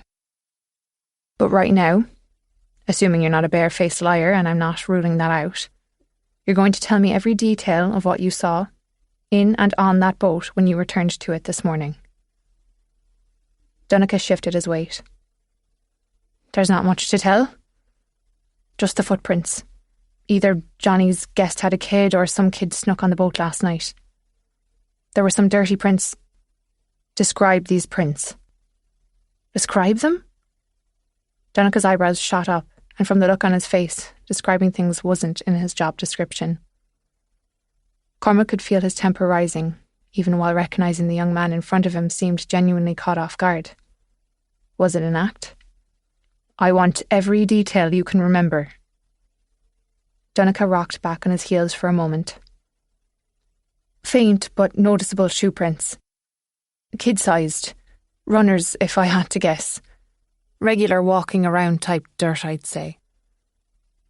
Before the kid jumped off the boat and stamped ashore. How big were the prints?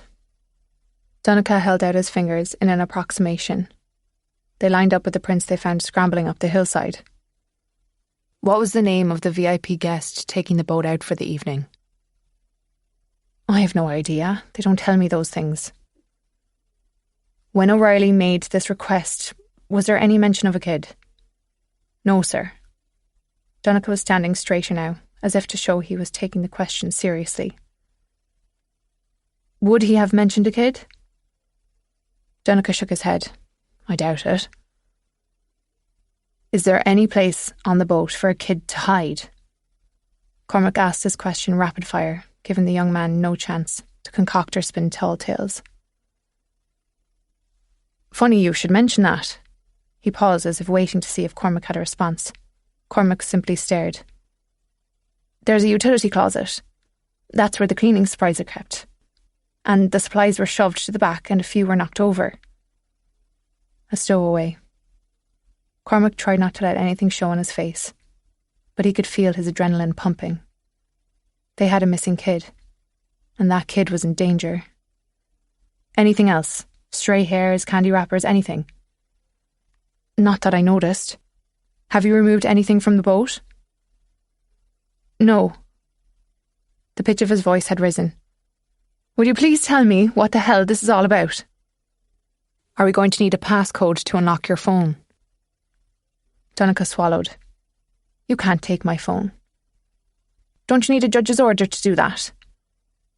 Your phone is now part of a crime scene. Crime scene? His head whipped back to the boat several times. Because of a few shoe prints.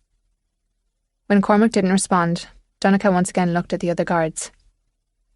You lads know me. Tell me what's going on. When they didn't respond, he was forced to address Cormac again. Call Mr. O'Reilly, or Sean, or One-Armed Tommy. Sweat dripped down the side of his face. One-Armed Tommy. Cormac jotted down the nickname. What time did you start wiping away evidence? What? His head whipped around once more. That's not what I was doing. Cormac pulled back. What time did you start cleaning this boat? Been at it an hour or so. Cormac wished he could punch something. They'd missed their biggest opportunity by an hour. He gestured for the nearest guard to follow him down the dock. Garda McCann was young and thin, an earnest look stamped on his freckled face. When they were out of hearing distance, Cormac leaned in. One-Armed Tommy? Works for the O'Reillys, has for years, McCann said. Even with just the one arm, he was an aspiring jockey, was supposed to ride Last Dance to his first big win. Last Dance. There it was again, that horse from a quarter of a century ago, rearing up from the dead. Supposed to? McCann nodded. Last Dance was killed by a trailer the night before the big race. Tommy never got on another horse again. Been the foreman for the O'Reillys ever since. What about this Donncha lad? They glanced over. Donncha hadn't moved, but he was jittery, legs bouncing up and down. No doubt gagging for a cigarette or 12. He's all right, McCann conceded. A bit of a hooligan, but no history of violence. There was always a first time, but Cormac kept that to himself. You think he's telling the truth? Gut reaction. Knowing Johnny O'Reilly, McCann tilted his head toward the increasingly grey skies and pondered the question for a beat. It rings true. Does he always clean with bleach? I imagine O'Reilly insists on a tidy yacht. He caught himself. Or at least he did. Hey, Donegal called across the dock. There was one other thing that was a little odd. This caught Cormac's attention. He held up his finger, then turned to McCann. I want Tommy Healy brought into the station and find out where we are with the O'Reilly solicitor. He can only stall for so long before we need to speak with his clients. And inform Sergeant Neely she'll be handling the press briefing solo. McCann nodded and took off. Cormac returned to Donegal. I'm listening. Can I show you? He gestured to the boat. We can approach, but you're not to step on it or touch anything.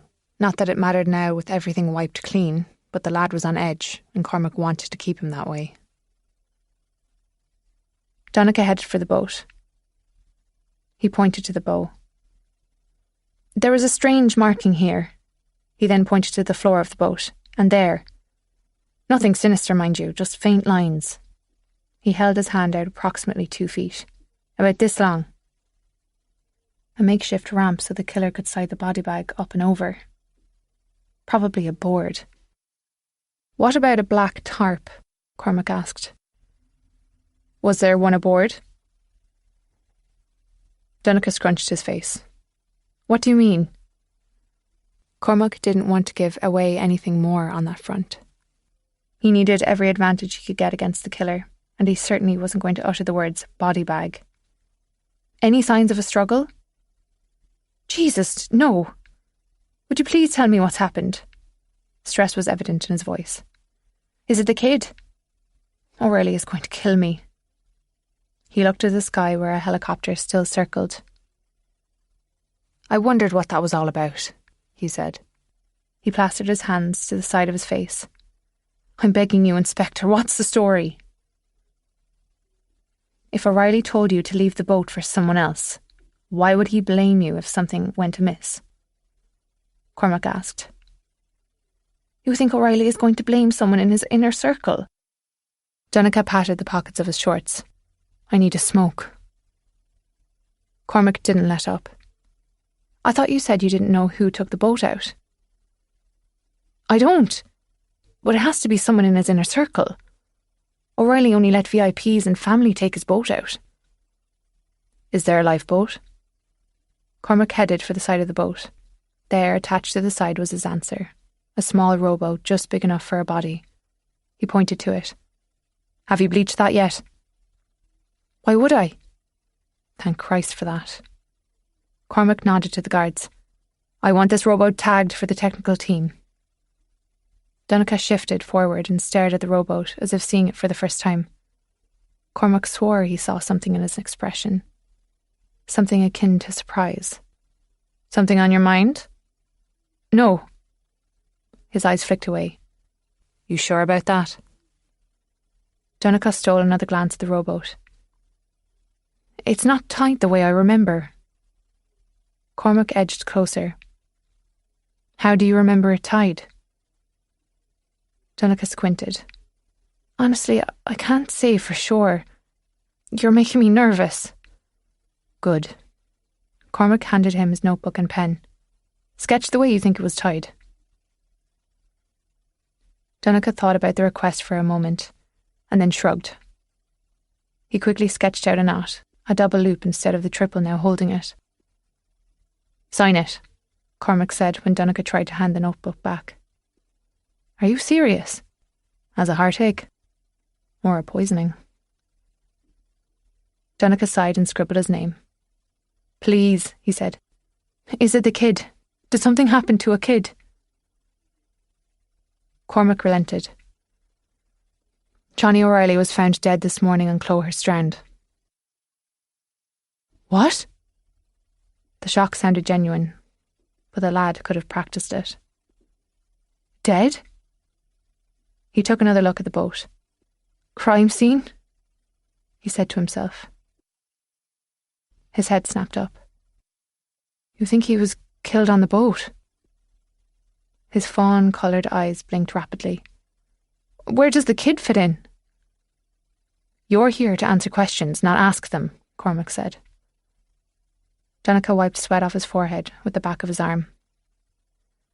There wasn't any blood or anything violent on board. I would have called the guards, I swear, just messy prints. I thought the prints belonged to a lad in short trousers. But Sean has a daughter. Aisling. She's okay, right? Cormac came to attention. How old is she? 8, 9, something like that. He scratched his head. The prints are too big for her, right?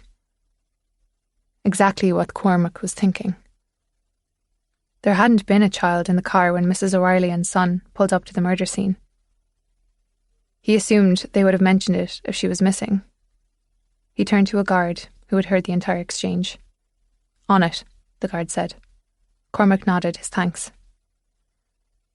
The Dingle Inn, Cormac said. Did you check in under your name? Donegal crossed his arms over his chest. Found dead on the beach, like drowned, washed up. Did you check into the Dingle Inn under your given name? Because if he took the boat out and drowned, then who's returned the boat, and why would you be crawling all over the harbour if it was an accidental drowning?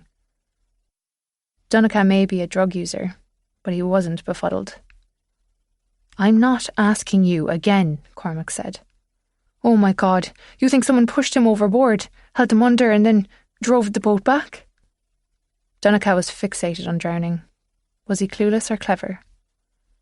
That's it, you're coming into the station.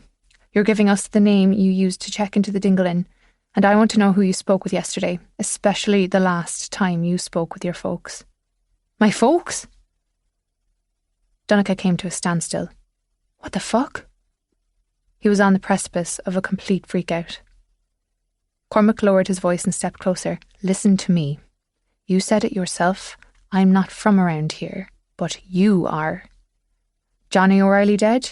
You wiping down this yacht with bleach? You think that looks good for you? Donica's eyes widened and he shook his head. I didn't have anything to do with it. You think the O'Reillys are going to take your word for it? Oh my God. He ran his hand through his hair and then gripped it as if he was intending on pulling it out from the roots. Help me, you have to help me. Did you check into the Dingle Inn under your name? He dropped his hands. Why wouldn't I? His left eye began to twitch. Were you alone? Yes. The twitch deepened. We're going to check CCTV. What do you want from me? I ordered takeaway, a delivery guy came to the room, I ate fish and chips. The twitch had Cormac's radar pinging. Any other visitors? Donegal frowned. A mate stopped by. Name? Is this really happening? Donegal's hands covered his face. Do I look like I'm taking the piss? I'm not dragging my mate into this until I talk to a solicitor.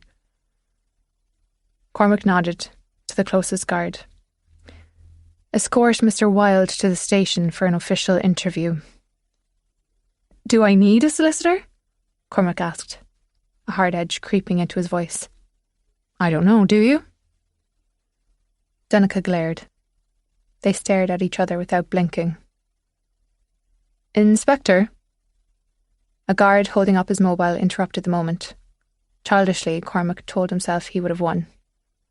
It's Sergeant Neely. Cormac held up his finger so that the guard wouldn't blurt whatever else he had to say down the length of the dock and strode over. We've traced the batch number off the vial of release found near Mr. O'Reilly's body. The guard waited, his eyes dancing with bombshell news. And? Cormac could no longer hide his exasperation. That vial came from Eamon Wilde's mixed animal veterinarian clinic. Chapter 7. Among the items Dibna had been allowed to keep were her fiddle and her green and white Volkswagen bus. It was gratifying that her two favourite possessions in the world, apart from her animals, who were her family, not possessions, were the two things the Irish government had no desire to confiscate. Peace out. The bus she'd had nearly 20 years, a gift to herself after graduating from vet school at UCD, University College Dublin. She still had a vivid, giddy memory of inching it home. Drivers laying on their horns incensed by turtle speed, babying it every step of the way. It cocooned all her memories, hopes, adventures, and late-night animal calls. She'd made love in it, been drunk and high in it, only while camping, never while driving, and slept in it. Adventure on wheels. Her fiddle, one of many she'd owned over her lifetime of playing trad music, had been a wedding present from her parents. It was the nicest one she'd ever held, and it made beautiful music. She finished packing the bus with her earthly essentials, emergency veterinarian supplies, her favourite leather satchel that she used for home calls, clothing, treasured books, and shoeboxes filled with photos. After sorting out the clinic transition, thankfully a colleague had agreed to pay the debts in exchange for the business, and had agreed to keep her staff. She said a tearful goodbye, including to the pudgy clinic cat, Sammy, then texted all her friends that her possessions were available at no charge, although she encouraged them to donate to animal shelters instead, and she gave the snarly landlord enough rent for the rest of her term. Neither her parents nor her brother had answered their phones, and she didn't want to leave any messages that could be misconstrued by the guards, so she'd finally stopped trying. Was there something in her family's gene sequencing that prevented them from communicating in times of crisis? She had also rung Ben numerous times, but her son wasn't answering either. Was she this aloof at 27? Yes, he was a grown man, but she told him it was urgent and that he needed to call her back as soon as possible. She prayed he wouldn't hear about the body found in Dingle, but if he did, news outlets were not yet reporting a connection to her family. And Ben did not know that the victim was part of his family. In Dibna's mind, the O'Reillys were not part of Ben. She'd so thoroughly excised them from his life that sometimes she forgot their blood ran through his veins. She sent one more text before starting up the bus. Family emergency. Call me. If she didn't hear back soon, she'd harp on him until he answered. Once her 3-pack commandeered the back seat of the bus, they were ready to roll. She hauled herself into the driver's seat, perched on 2 old-fashioned phone books, which worked better than a booster seat, but she had to wear pointy boots to reach the gas and brakes and still be fit to see out the windshield, and turned to double-check on her cuddlebugs. 2 out of 3 seemed wildly enthusiastic about their spontaneous adventure. Road trip, excellent idea.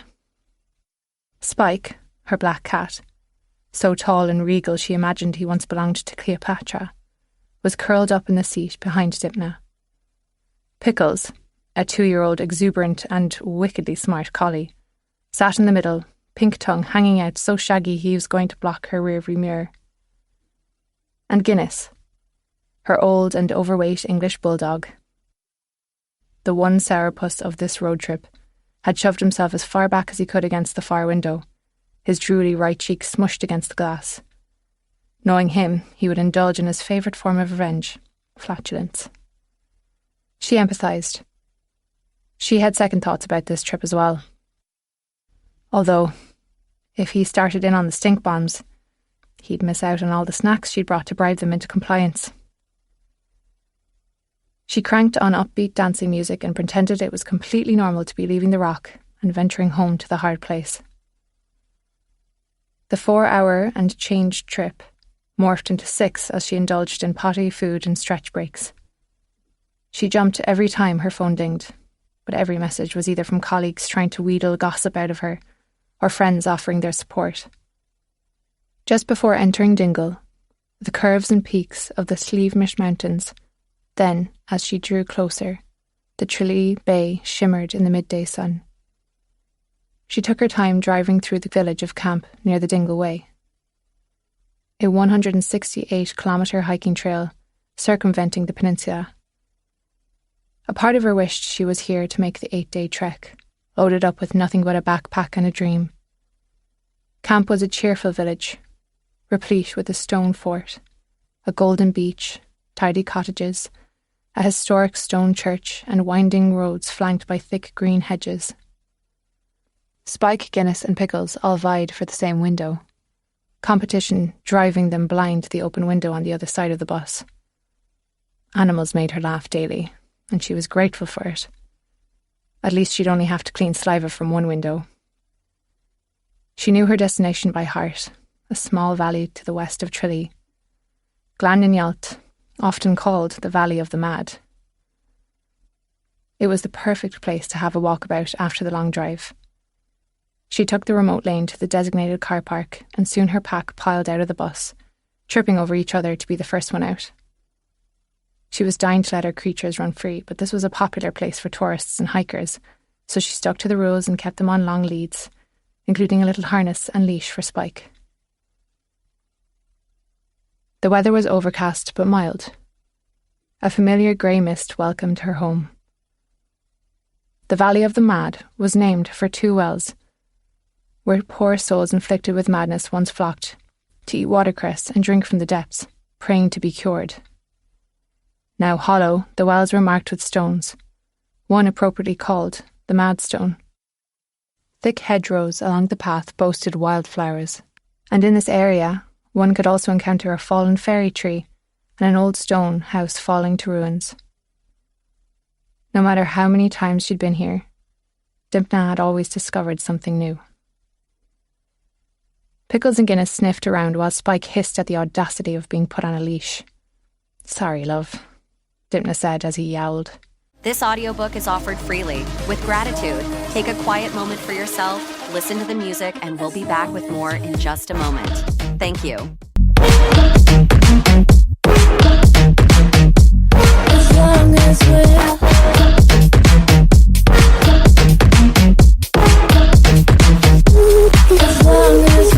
honey, make me become true. Honey, make me come to you.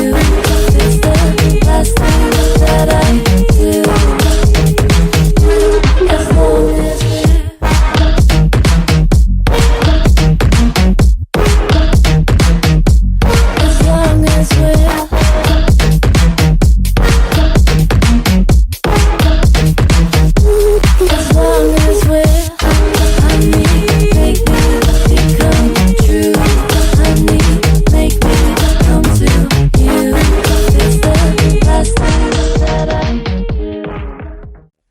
Welcome to my world.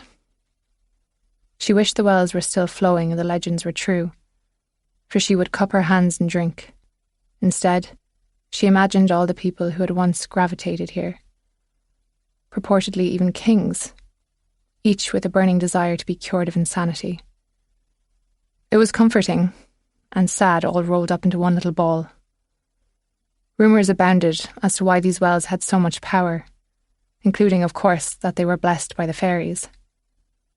But in 2012, a chemical analysis detected higher traces of lithium in the water compared to nearby sources.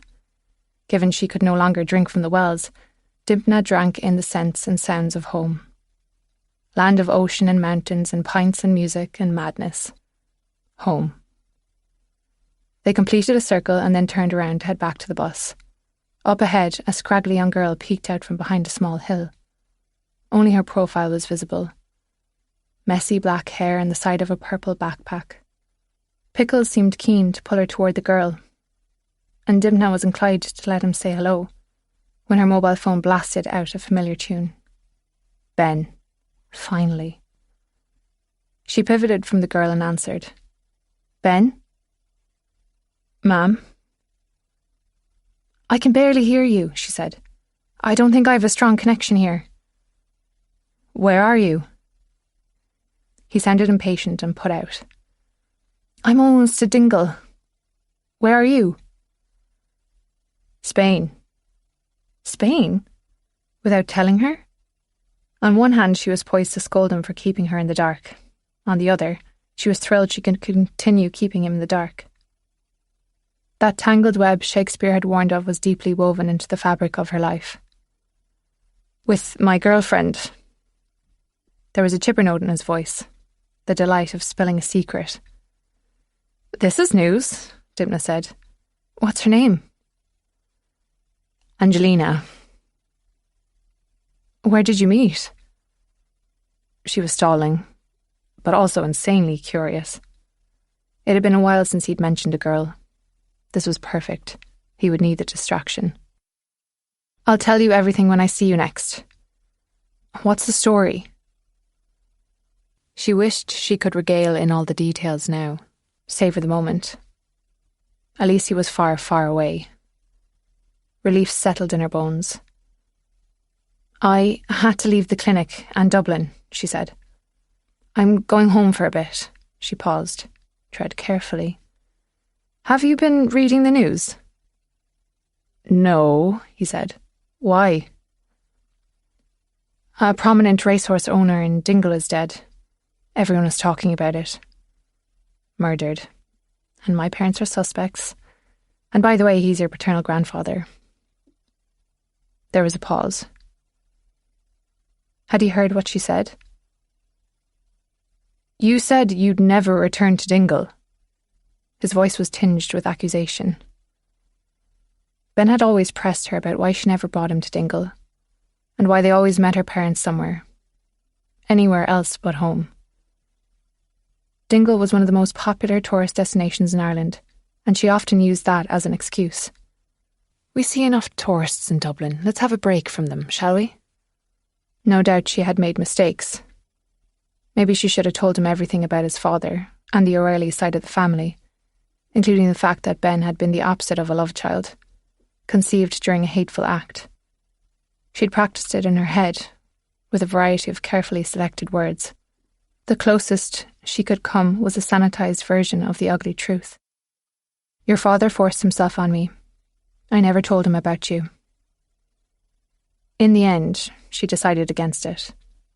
She couldn't imagine staining her innocent son with such an ugly truth. Even if she didn't utter the vile words rape, it would hover in the cracks, changing his sense of self forever. Hadn't enough damage been done? Hadn't she suffered enough? Niall had been a good surrogate father to Ben, and he'd kept her secret, but he refused to say he was Ben's biological father.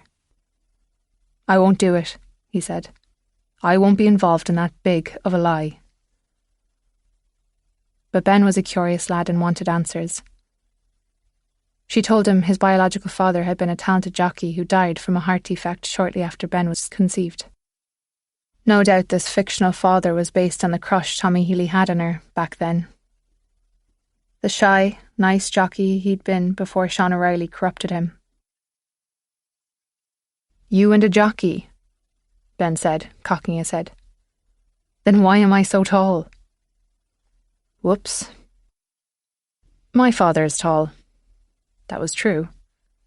Even so, she had to be careful, keep her answers vague enough that Ben couldn't poke any more holes. He'd been a stranger, she'd said, in town for only a week for a local horse race. It was a quick, drunken shag. He was a winner, though, I remember that.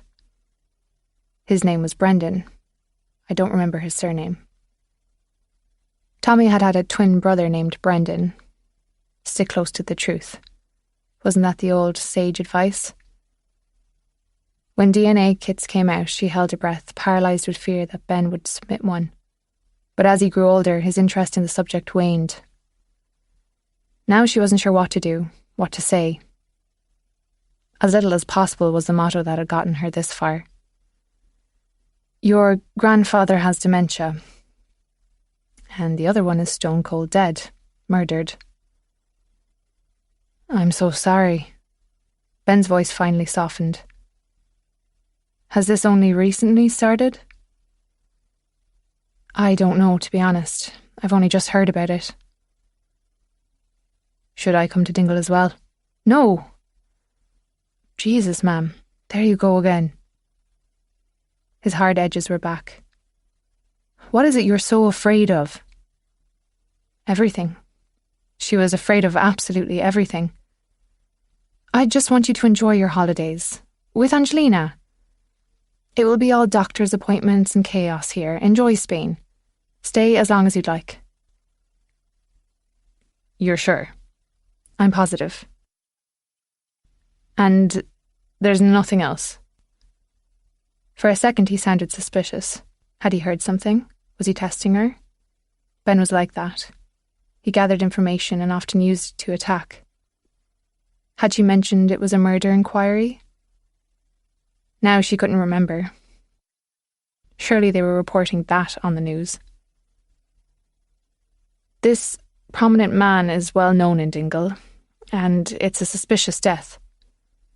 She couldn't even bring herself to mention his name, as if in doing so she was inviting trouble across her threshold.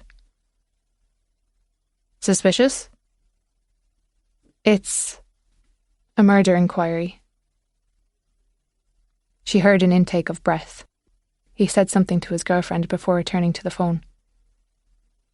Did you know him well? We didn't run in the same circles, but my father did care for many of his horses.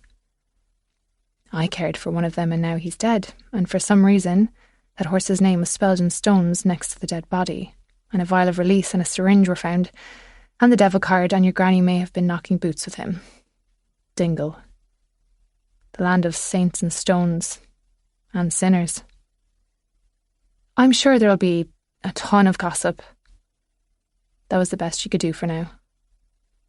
Sorry, I'm getting a beep. My phone is about to die. No worries. Call me when you can. Say hello to Angelina, and I love you. The connection severed. She stared at the phone. Love you too, Mummy, she said. Miss you. Pickles whined. Dimna whirled around to see if he was still lunging to get to the girl, but there was no one there. Hello? Dimna called out. Young lady, hello? Are you all right? The wind rustled and a gull shrieked overhead. She too had roamed all over this peninsula as a little girl, and it was comforting to see some things hadn't changed. She headed back for the bus. It was time to go home. Come on, gang, off we go. As they made the trek back to the car park, the crossword from the other day swam into view. Wayward one from parables, prodigal son. This time, the prodigal daughter had returned. Chapter 8. A pulse in Dimna's neck throbbed as she turned up the dead-end road leading to her father's clinic. It was still there, coursing through her blood, that old familiar feeling of being, like it or not, where she belonged. The limestone clinic resided where the road ended and a green field began. A squad car loomed in front of the practice, delivering Dimna an additional jolt. In front of it, a red Toyota sat perpendicular to the squad cars, positioned as if it had stopped just short of driving into the stone wall surrounding the courtyard.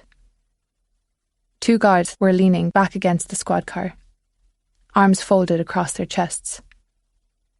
Pacing in front of the stone wall was a scruffy but handsome man in denims and a tan blazer. Unusual attire for a local. He was short with a mop of dark hair. It must be the inspector out of Killarney. She wondered briefly if Paul's jealousy also stemmed from the fact that this inspector was younger than him, albeit by only 6 or so years. She clocked the moment his attention turned to her bus pulling in. How intense and curious his gaze. An odd sensation rippled through her. It was as if he'd been waiting for her. But that was ridiculous. Even she didn't know she was coming. It wasn't until Dimna drew closer that she realised they were holding fort outside. Animals domineered the courtyard. A goat rubbed the top of its head on the stone wall as if tunnelling out an escape. A pheasant paced in circles.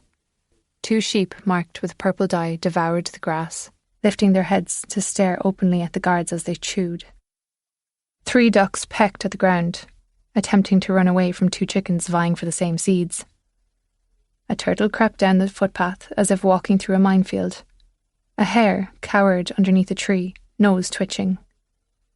6 dogs patrolled the stone wall, teeth bared, while a black lab guarded the clinic door. Intermittent barks pierced the air. This was far from normal, and it didn't stop there.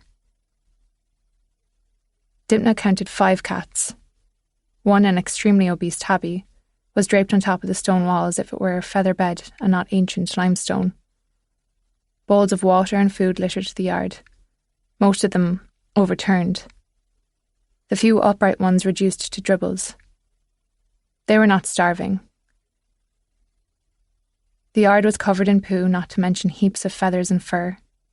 Horrifying. The inmates had taken over the asylum, and the result was an abject, squalling disaster. Dymphna had gone on animal hoarding calls that looked a lot like this. The father she knew would never have let this place get overrun. She and Donncha used to call him the dictator behind his back. So rigid, so exacting, and very, very orderly. She climbed out of the bus, her gut twisting with worry. The exterior of the clinic had seen better days as well. The once cheerful yellow paint with blue trim was chipped and fading. The wooden sign above the door hung askew, Wilds Mixed Animal Veterinarian Clinic. It screamed out for paint. The short man in the blazer tracked her every move with intense blue eyes, rimmed with thick, dark eyelashes. She felt them on her as she stepped away from her bus. And although normally she wasn't at all self-conscious about her out-of-work attire of flowery dresses and her cowboy driving boots, today she felt X-rayed and vulnerable. Across the street, an old auto body shop that had been long abandoned competed for worst courtyard ever with its hulking pieces of rusting metal. Across the field, some distance away, the top of her mother's white caravan flashed, swallowed by wildflowers and tall, reedy grass. "This clinic is closed, lassie," one of the guards said as she approached. He wore sunglasses a size too small. The detective, if that's who he was, folded his arms and watched. Even through his suit jacket she could make out his bulging arm muscles. "That's Dr. Lassie to you, Garda," Dymphna said. She was startled by a chuckle and turned to find the man in the blazer thoroughly amused. He caught her gaze, covered his mouth briefly, and when he took it away, his smile was gone. He had a pack of tissues sticking out from his pocket, and his eyes were rimmed in red. "Dr. Wilde," he thrust out his hand. "I'm Detective Inspector Cormac O'Brien." "You know who I am," she said, not surprised but somewhat irked. "I do," he said, still proffering his hand. "I've learnt a lot about you and your family in the past day." For a moment, a vain part of her was glad she had worn her hair down instead of in pigtails.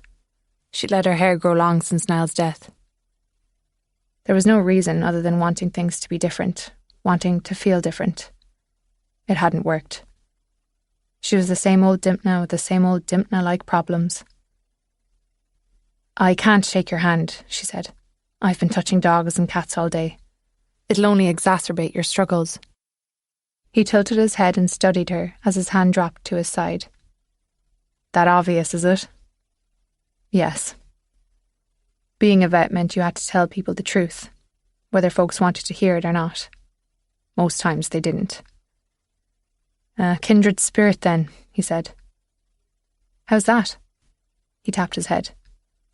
"Observational skills, if you say so." He studied her for another moment, then straightened his spine.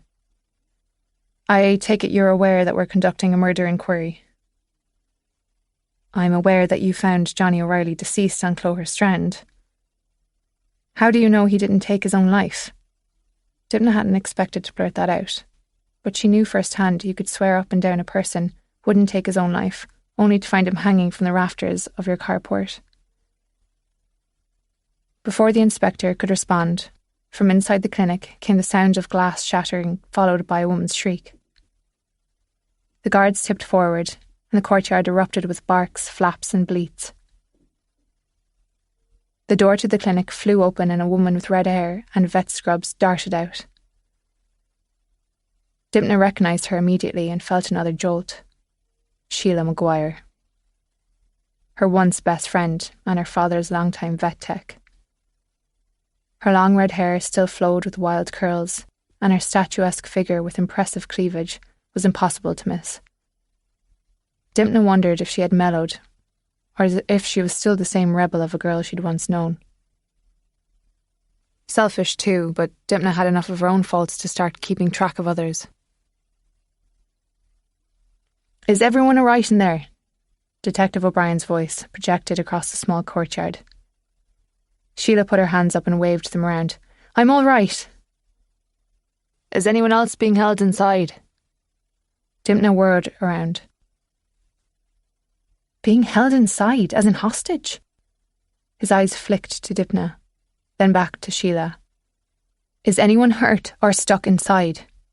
He repeated in a tone that left little doubt her father was enemy number one, and Dipna was to keep her mouth shut. Sheila shook her head. "It's only Dr. Wilde in there now." She finally made eye contact with Dipna as they stared. A slideshow of memories clicked through Dipna's mind. Once upon a time, this had been their peninsula, and they had ruled it with an endless stream of shenanigans. Girls staking claims to trails and mountains and white beaches and sheer cliffs. Trekking through fields, dodging cow patties and wielding sticks like swords. Skipping stones across the water, scouring the strands for mussels and periwinkles. Slipping on stones and seaweed in hot pursuit. Fortifying themselves against parents and siblings and nuns and lads. At the start of their summers, they'd been bone pale. Midsummer, they'd be burnt.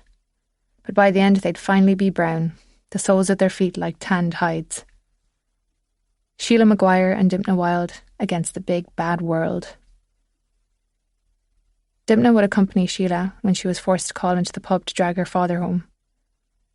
Sheila would accompany Dipna when she wanted to beg off a shift at the clinic, leveraging the soft spot Dr. Wilde had for Sheila's charm. They'd traversed every rite of passage like sisters until they fell prey to that worn-out old song. That angular, pointy shape, the triangle. In the end, they traded their sisterly love for the promise of happily ever after with Paul Byrne. What Egypts they'd been. 27 years later, they were practically strangers, and he was still a confirmed bachelor. Yet, in the end, it was Sheila who had betrayed Dipna, not just breaking her heart, but doing so with a ruthlessness that had shocked her. So callous was her betrayal that it severed every bond their memories had so painstakingly built. Dipna liked to think she'd grown past it, but her thudding heart and quickening pulse told a different story. Scratches from inside of the bus interrupted the moment. Dipna's pack had been left out of the excitement, and they were not going to stand for it. She released her three loves, feeling a strange flush of pleasure as Detective Cormac O'Brien backed away. She headed with them into the courtyard, for a messy zoo was better than being stuck inside a little bus. Spike led the way, his spine arched and tail swiping. "I don't think that yard can take any more animals," Detective O'Brien said. "Funny," Dipna said. "I was just thinking it couldn't take any more guards." He shifted his weight to the other foot as if caught off balance by her retort. "If your father doesn't come out of the clinic, we're going to have to go in after him," he said. "Will you speak with him and see if we can deal with this peacefully?" She had no idea what this even was. "I will. So just give me a minute." She entered the courtyard, watching carefully not to step in a pile, made sure her animals were comfortable with their new friends, then scratched behind numerous ears before turning to Sheila. "What's the story?" "Dipna," Sheila said. "I can't believe it's you." Her voice sounded genuine, but her eyes were all over the detective. Still all about men. Some things never changed.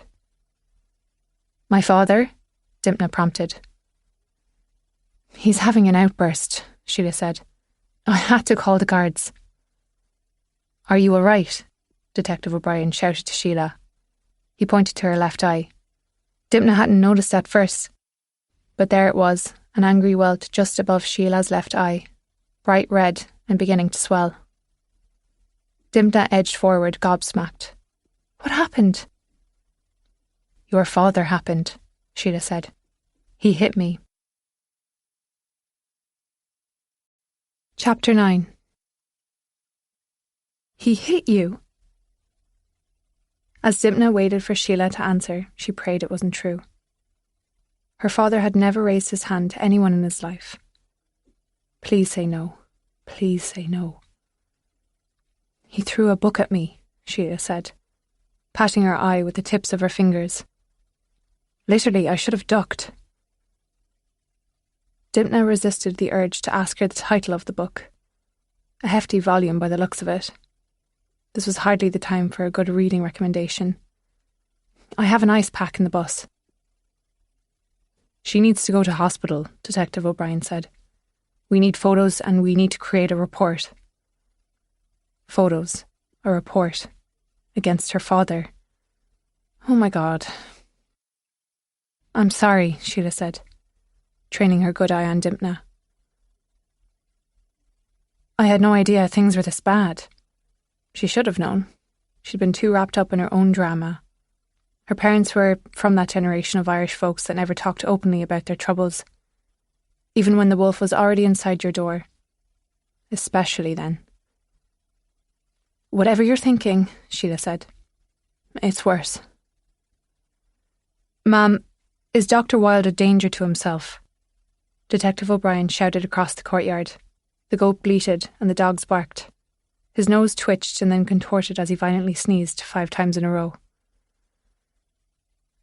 "God bless you," rang out from everyone but Dipna. "He is not a danger to anyone," she yelled back. Was he? What if one of her parents was the killer? Or both of them? Then again, it had been ages since her parents had done anything together, so she highly doubted they had skipped a romantic dinner for 2 and gone straight to co-planning a murder. The couple that kills together? "I don't think so, Detective," Sheila said. "He's just standing in the middle of broken glass, ranting about something he can't find." "What?" Dipna said. "What can't he find?" "He can't remember," Sheila said. "I'm sorry, Dimp. It's really bad." Dipna gestured to the packed courtyard. "I'll stay." Sheila nodded, following her gaze all around the messy little creatures. Poor things. It wasn't like this a few days ago. He's really gone off the rails. Sheila glanced at her watch. "I don't have time to take care of it, but I can make some calls if you'd like." It took a moment for Dipna to realise Sheila was waiting for her to respond. Barely home and apparently she was in charge. "I finished cleaning out all the back kennels. We have room for at least 20, Sheila said. "I can get a few folks over here to help sort them out." "I would really appreciate it," Dipna said. She meant it. No matter what had happened in the past, she could use all the friends she could get. Sheila nodded. "Consider it done." Sheila offered a shy smile. She was a beautiful woman, earthy, exuberant. She'd never married or had children. Did she ever have a love greater than Paul? Dipna hoped so. For her sake, she hoped so. She had also been loyal to her father. Would that remain the case? Was she friend or foe? "Do you think you can get him to come out?" Detective O'Brien called. "I will do my best, Detective," Dipna said. Tears streamed down Sheila's face, darkening her freckles. "You're really here," Sheila said, her voice thickening. "Home at last." She opened her arms for a hug. Dipna hesitated. She hadn't quite worked up to the hugging stage. Even if they were no longer like sisters, even if the blood they once mingled from slicing their fingers and pressing them together had run dry, Sheila should have called her to tell her what was going on. Then again, her parents should have too, and Donica for that matter. Sheila, sensing defeat, dropped her arms. Dimna felt someone's gaze and turned around to lock eyes with the detective. Great. She turned away again. Let him stare. I suppose I should have rung you, Sheila said. I assumed you wouldn't want to hear from me. It was as much as her old friend would concede. How long has my father been not himself? It started a few months ago, I'd say. He'd be found wandering around the streets at all hours of the night, showing up late to the clinic, forgetting the names of things, then forgetting about those things, what they were used for, forgetting our names, forgetting what our jobs were, asking us the same question a dozen times within the hour. We all tried to get him to go to hospital, but he refused. We had to call all the clients and tell them we could only make house calls, and they had to schedule them through Niamh. Dimna had heard about Niamh, the front office manager, and a bundle of positive energy according to her mum. If the courtyard looked like this, it was obvious that her father was now on his own. It takes a village, and he had shut them out. I see. She didn't, though. She couldn't see anything. She felt like something was right in front of her, taunting her, an opaque window sealed shut. There's been a rapid decline the past few weeks. Sheila lowered her voice and moved in closer. I've seen Dr. Wilde fly into a violent rage more than once. Dementia related? Sheila shrugged. That's what it looks like. He gets uncontrollably angry. A silver BMW with a custom navy and green stripes sliced through the middle shot up the street. Dimna's heart lurched. Was it going to plough straight into the field? Brakes screeched as it came to an abrupt stop, sending gravel flying and the guards scrambling. O'Reilly's, Sheila groaned. I smell trouble. Dimna had an overwhelming urge to run, but her legs grew roots that burrowed into the ground. The driver and passenger door opened simultaneously, and the widow and son stepped out. Dimna waited for the animals to erupt yet again, but oddly they stood still, fur raised and eyes trained on the newcomers. Roisin O'Reilly, tall and slim as ever, her once dark hair now a shock of coiffed white. Her dove-grey suit and white feathered hat and gloves seemed more suited for a day out of the races than whatever reason for this visit was. She was nearly 70 years of age by now. It was only when Dimna took in Sean's nearly matching grey suit and crisp white shirt with a navy and green bow tie that it dawned on her. They'd probably just come from a meeting with the parish priest to plan the funeral. An image of Johnny O'Reilly flat on his back in a coffin assaulted her, his dancing shoes pointing to the heavens, still and useless. The back door of the vehicle opened and another man exited. He wore denims, a black long-sleeved shirt and a white cowboy hat. His left sleeve hung loose where his arm should have been. Tommy Healy. Here it was. She was barely home, and all her enemies had crawled out of their hidey holes. One of the last times she'd seen Tommy Healy, he'd been pretending to be dead on the floor of a horse barn. Even now she couldn't look at him without seeing his body slump to the ground, his eyes rolling back in his head, as Sean O'Reilly towered behind him, strangling him with the tie. Or at least that's what Dimna thought. The trauma had never quite left her, even after all these years. Reality was perception, and in her experience she had witnessed a murder. If Sean O'Reilly had known it would scar her for the rest of her life, would he still have done it? She fell for it. As the old saying goes, hook, line and sinker. One of his most disturbing pranks. She could still hear Tommy's raucous laughter as he sat across from her at the O'Reillys' dining table hours later, resurrected and chuffed to bits that they had pulled it off. The guards did little to hide their smirks, failing to comfort her with, lads will be lads. Psychopaths, the pair of them. Dimna felt a gaze on her, as hot as a breath on her neck, and she turned her head in Sean's direction, their eyes locked. He had slimmed down and his face showed the ears. Tall like his mam, with sand-coloured hair arranged in perfect little waves, framing intense hazel eyes flecked with green. She may not have seen him in 27 years, but she'd seen a constant echo of him. Ben. The same sandy hair and hazel-flecked eyes with green.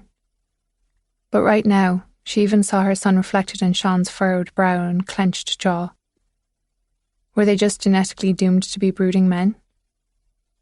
He looked as if he was dying to speak, but unable to make his mouth form words.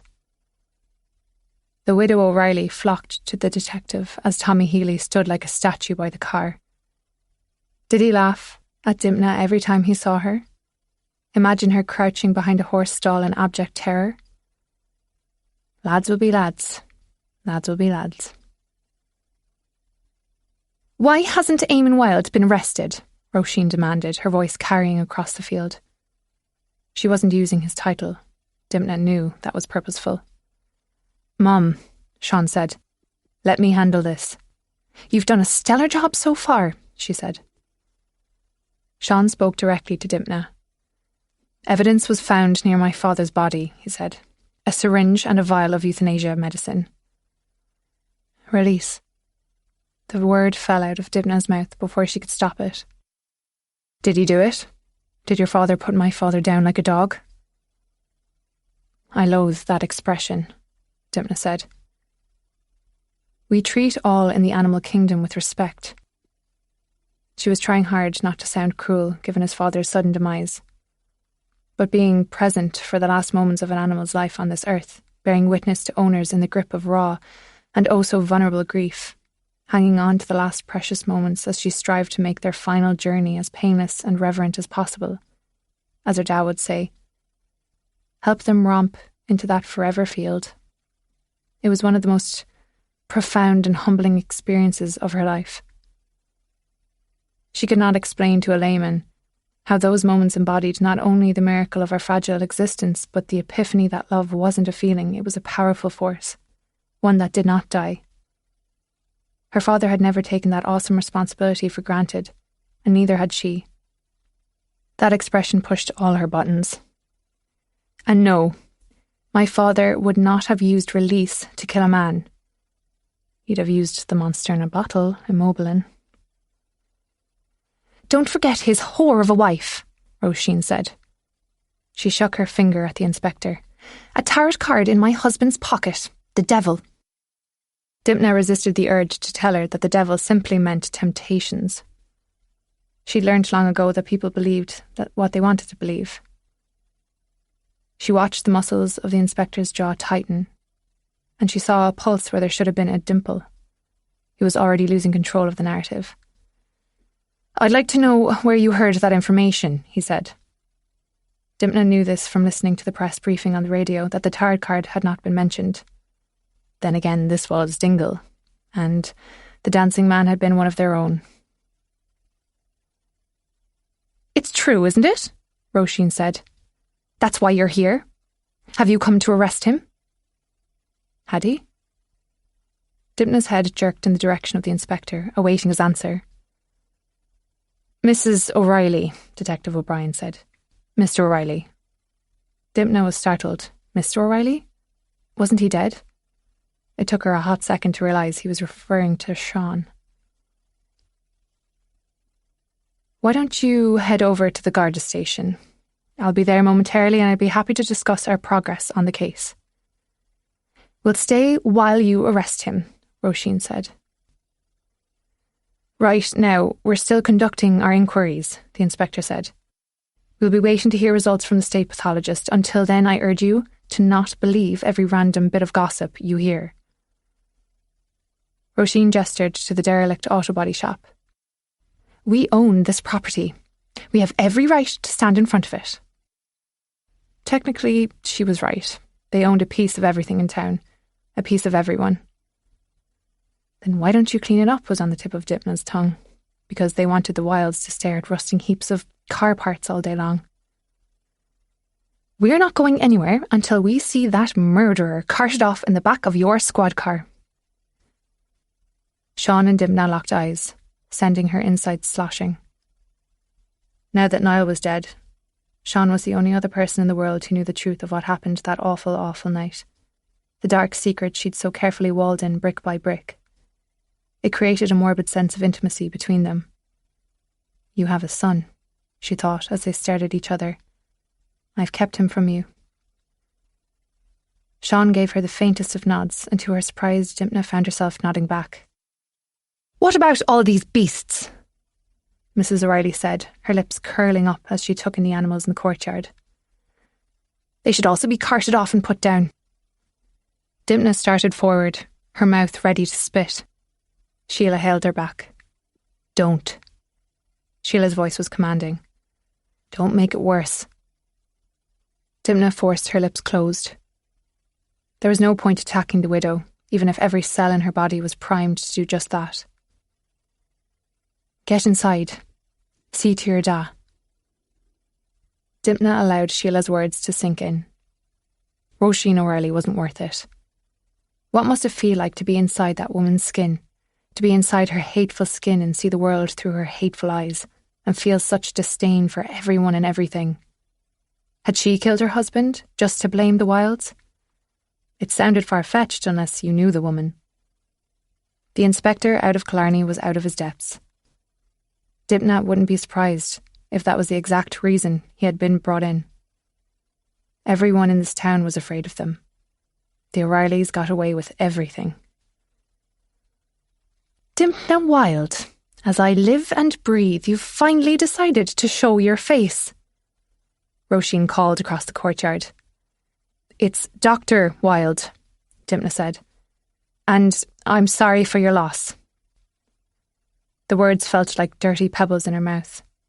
She was forced to spit out one by one. It's not your pity I want. It's your father behind bars, and your mother. She's in on it too, don't you know? In fact, they should round up the lot of you. She swivelled her gaze to the inspector, as if she expected him to do just that. Sheila gently shoved Dimna to the door. Go. I assure you, you have the wrong end of the stick, Dimna said. My father is not a murderer. He's been loyal to this town this entire life. Who looked after your precious animals all these years? She didn't dare utter the word horse. She didn't want the death of Last Dance thrown in her face, even if she deserved it. He showed his hand, Roisin said. Left the poison near my husband's body. It took every ounce of energy Dimna had not to accuse Roisin of doing the evil deed herself. Where is that whore mother of yours? That's enough, Dimna said. She started forward again and felt Sheila's hand grip her arm. Like mother, like daughter, Roisin said. Mum, Sean said. Calm down. Are you out of your mind speaking to me like that? Roisin said. Sean closed his eyes and took a few steps back. This isn't what we agreed, Sean said. Dr. Wilde has nothing to do with this. His voice was deeper and calmer than she'd ever heard it before. Sean O'Reilly, the voice of reason? Had hell frozen over? Dr. Wilde has nothing to do with this, Roisin said to her son, mocking his tone. He murdered your father. I meant this Dr. Wilde, Sean said, gesturing to Dimna. Christ almighty, Roisin said. I'm not calling her that. Roisin O'Reilly had married into money. Somehow charmed one of the richest lads in Ireland. But Roisin's hard scrabble upbringing was still tumbling inside her. A tiger pretending to be a house cat, and her stripes were showing. Dimna allowed Sheila to urge her toward the clinic, and she had just reached the door when a Detective Inspector O'Brien called out, Does he have a weapon? A weapon? Dimna whirled around. Are you joking me? We know he has syringes, doesn't he? Roisin said. And vials of deadly poison. Every vet in all of Ireland has vials of release and syringes, Dimna said. And you have a stockpile at your estate. The O'Reillys employed numerous vets, including her father, whom they'd taken advantage of for the past 27 years. A gentleman's deal hashed out between fathers in the dark of the night. But not every vet failed to report a missing vial of release a few weeks before my husband was murdered now, did they? Roisin responded. Dipna didn't need to ask how Roisin knew about the vial of release. The O'Reillys had eyes and ears everywhere. Release didn't kill Johnny O'Reilly, Dipna said. Mark my words. Really? Inspector O'Brien said. He sounded genuinely curious. Why do you say that? She's a liar, Roisin screamed. Do you know Dipna's husband swindled half of Dublin? Mum, Sean said. It won't do any good to start a row. He threw a look to Dipna that seemed almost apologetic. That look would change if he knew the secret she'd been keeping from him for the past 27 years. Over the years, she'd waffled on whether or not she'd done a bad thing. But this moment had wiped it clean. She'd done exactly the right thing. The hatred she felt toward this woman wasn't healthy, and she couldn't help the thought boomeranging through her mind. Why wasn't it you, Roisin? Why didn't someone murder you? I'm not here to start a row, Dipna said.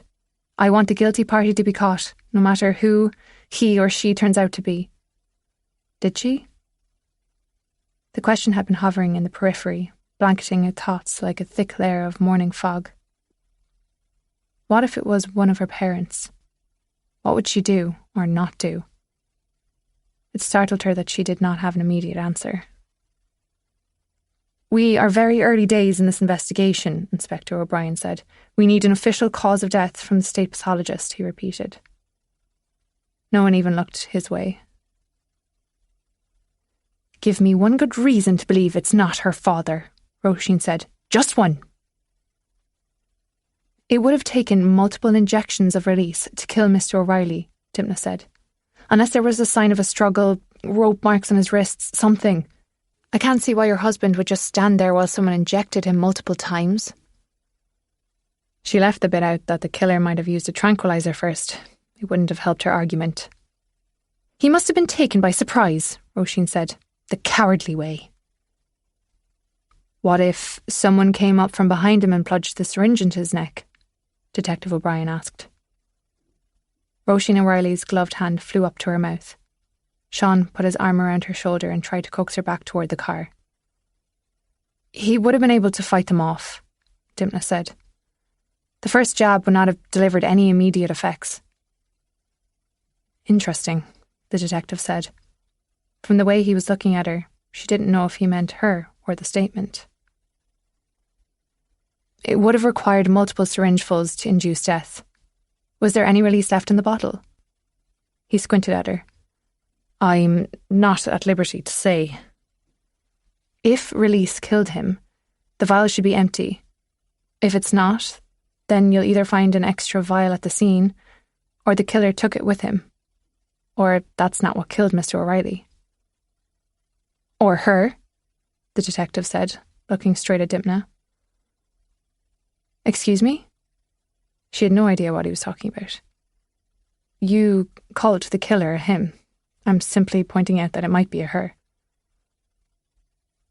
See what you just did there? Dipna pointed her index finger at him, and it felt good. No, it felt great. This was the best she'd felt all day.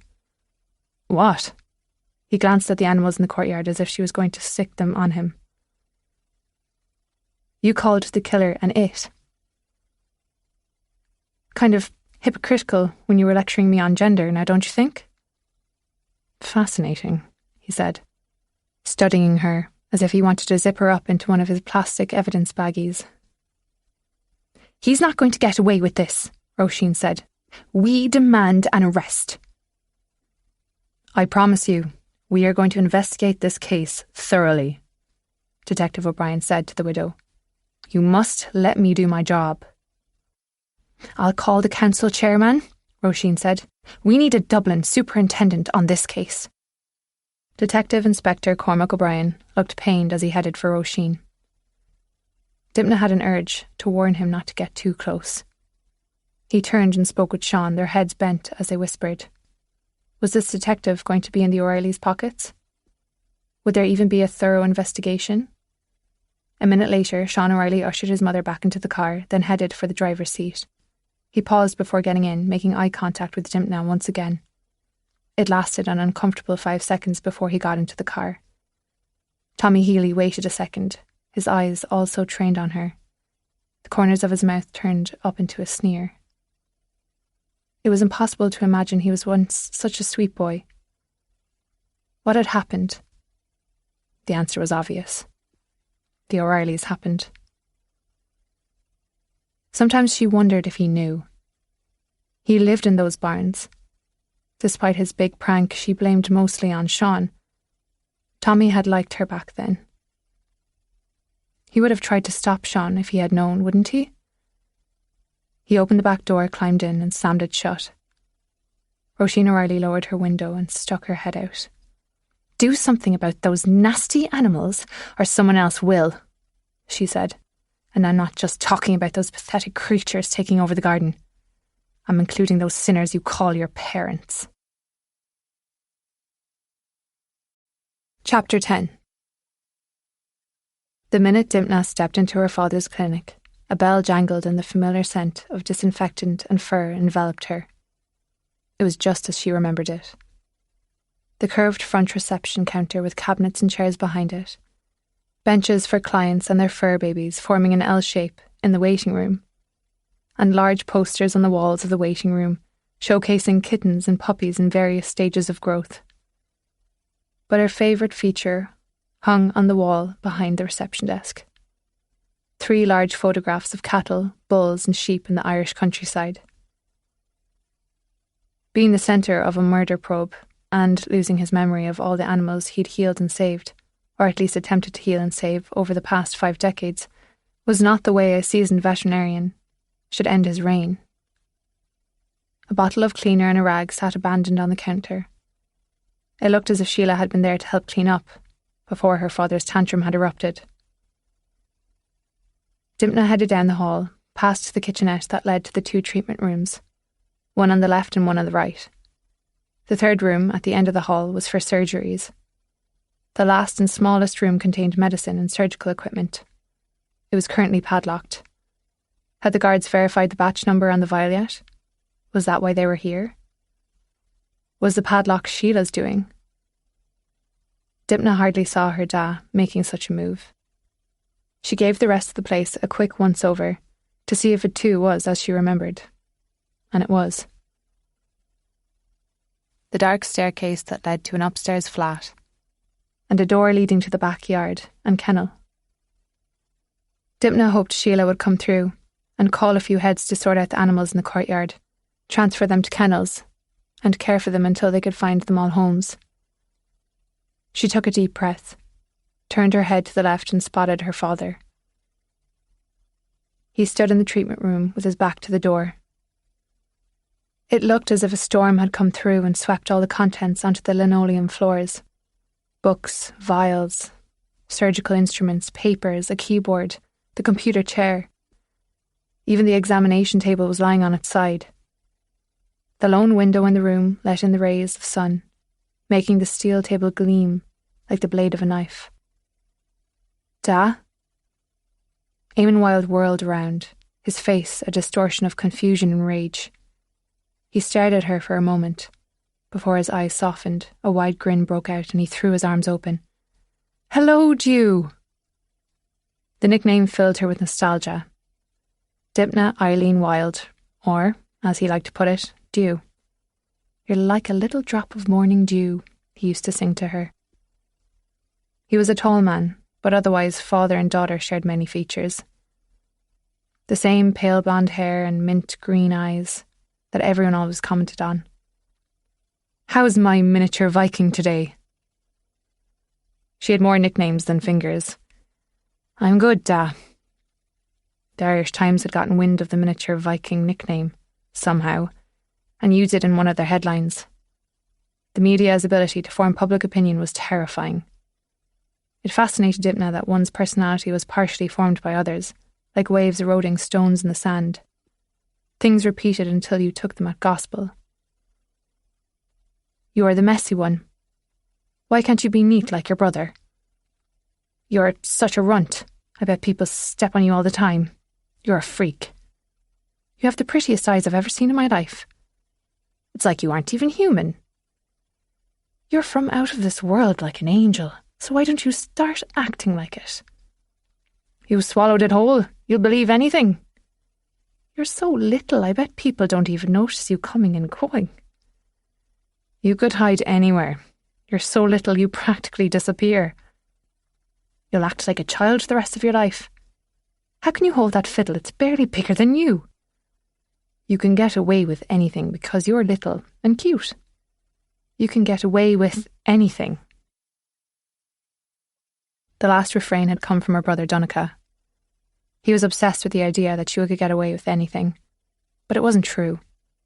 She only got away with some things. More than he got away with, she'd grant him that. But he had way more privileges as a lad that he still didn't recognise, so they never got far rehashing their childhood. Her father's hair was even paler now. It was no longer blonde, but shifting towards silver, his eyes cloudy. She went to hug him, but he dropped his arms and stepped back as if he didn't recognise her. Her hands suddenly felt clammy. What on earth is going on in here? When's the next patient? He looked at his bare wrists as if consulting a watch, his index finger tapping his wrinkled skin. Did that wolfhound get his antibiotics? Everything is settled for today. Why don't you come out and have a cup of tea? It's closing time, is it? Shall we skip off to the pub? He sounded delighted and completely without sarcasm. If only things were that simple. Da, an ambulance is on the way, and there's a zoo in the courtyard. The guards are demanding we clear it. Did you tell them it's a veterinarian clinic? He sounded outraged. They should be alarmed if there weren't animals in the courtyard. We can't leave them all loose and jumbled up. To whom do they belong? They're lost souls, Jew. They belong to no man. She didn't know this man. Her father had always been measured. When he spoke, it was deliberate, never philosophical or whimsical. She'd often thought he'd make a great professor. He had little patience for loose tongues and profanity. He did not suffer fools. Only a few supervised animals were ever allowed in the front yard at a time. Eamon Wilde ran a tight ship, and it had worked for him for the better part of 5 decades. He, more than anyone, would recoil at the thought of her witnessing a disease that would slowly disassemble the man he so carefully built. She had to help him, however she could, but she was out of her depth. He needed a doctor. Why don't we go outside and get a bit of fresh air? I don't have time. I'm looking for something. He scanned the floor as if the answer was buried in the heap of overturned items. It's urgent. She believed him. She could hear the scraped panic in his voice. I'll help you. What is it? I'm close, he said. Somewhere. Something. Sirens wailed outside, the blare growing closer. They're here. Who? He squinted. Paramedics, Da. What happened? You happened. What do you mean? You won't calm down. You threw a book at Sheila. They were going to write a report, a paper trail of violent behaviour. For the Director of Public Prosecution, they were building their case against Dr. Eamon Wilde brick by brick. They probably weren't even going to do a proper investigation. Sheila was right. This was worse than Dipna thought. She was going to have to beg Paul Byrne to get involved. Hit her? I did not. She has a welt near her eye. I saw that, her father said. She needs to be more careful. She said you did it. Me? His shock sounded genuine. You threw a book at her. Dipna scanned the room. There it was by the far wall, a thick veterinarian tome splayed on the floor. She had an urge to hide it. She couldn't do that, could she? That's just an expression due. I should throw the book at all of them. Where's Mum? Dipna was suddenly furious with her mother's absence. She felt like marching over to the caravan and dragging her out by her hair. Sheila Maguire is a good vet tech, but she'll never become a veterinarian. Not like my daughter. Dipna felt a lump in her throat. Eamon Wilde had always been long on lectures but short on praise. You taught her well. Her father frowned. Sheila? Your daughter? She's in Dublin. He covered his eyes briefly with his hand. Did I make a mistake? What do you mean? Sending her away? I'm right here, Da. The torturous thoughts returned. What if she had stayed? Told the truth about everything? It's not fair. You get away with everything. But not without paying a hefty toll. She was still paying it. She left one monster, only to marry another. My husband wasn't a monster. He just did a monstrous thing. Niall Fleur had not been a monster, not like the ones she'd known here. I'm okay, Da. Ben and I are okay. He was here, her father said, but it wasn't a nice visit. Niall? She asked, dumbfounded. What? Her father was confused. It was painful to watch. A helpless feeling enveloped her. She softened her voice. You said he was here. Who was here?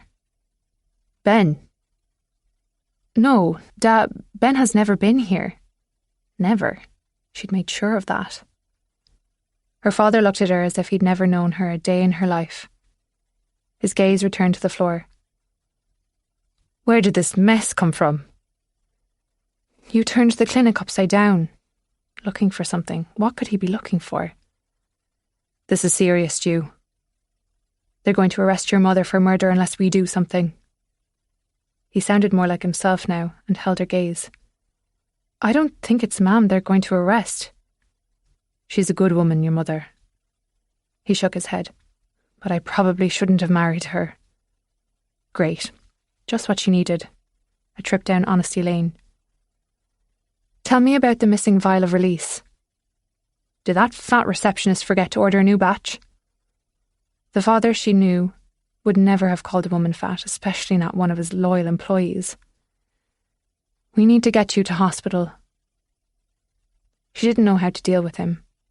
Was she supposed to lie to him, tell him the truth? A dose of both?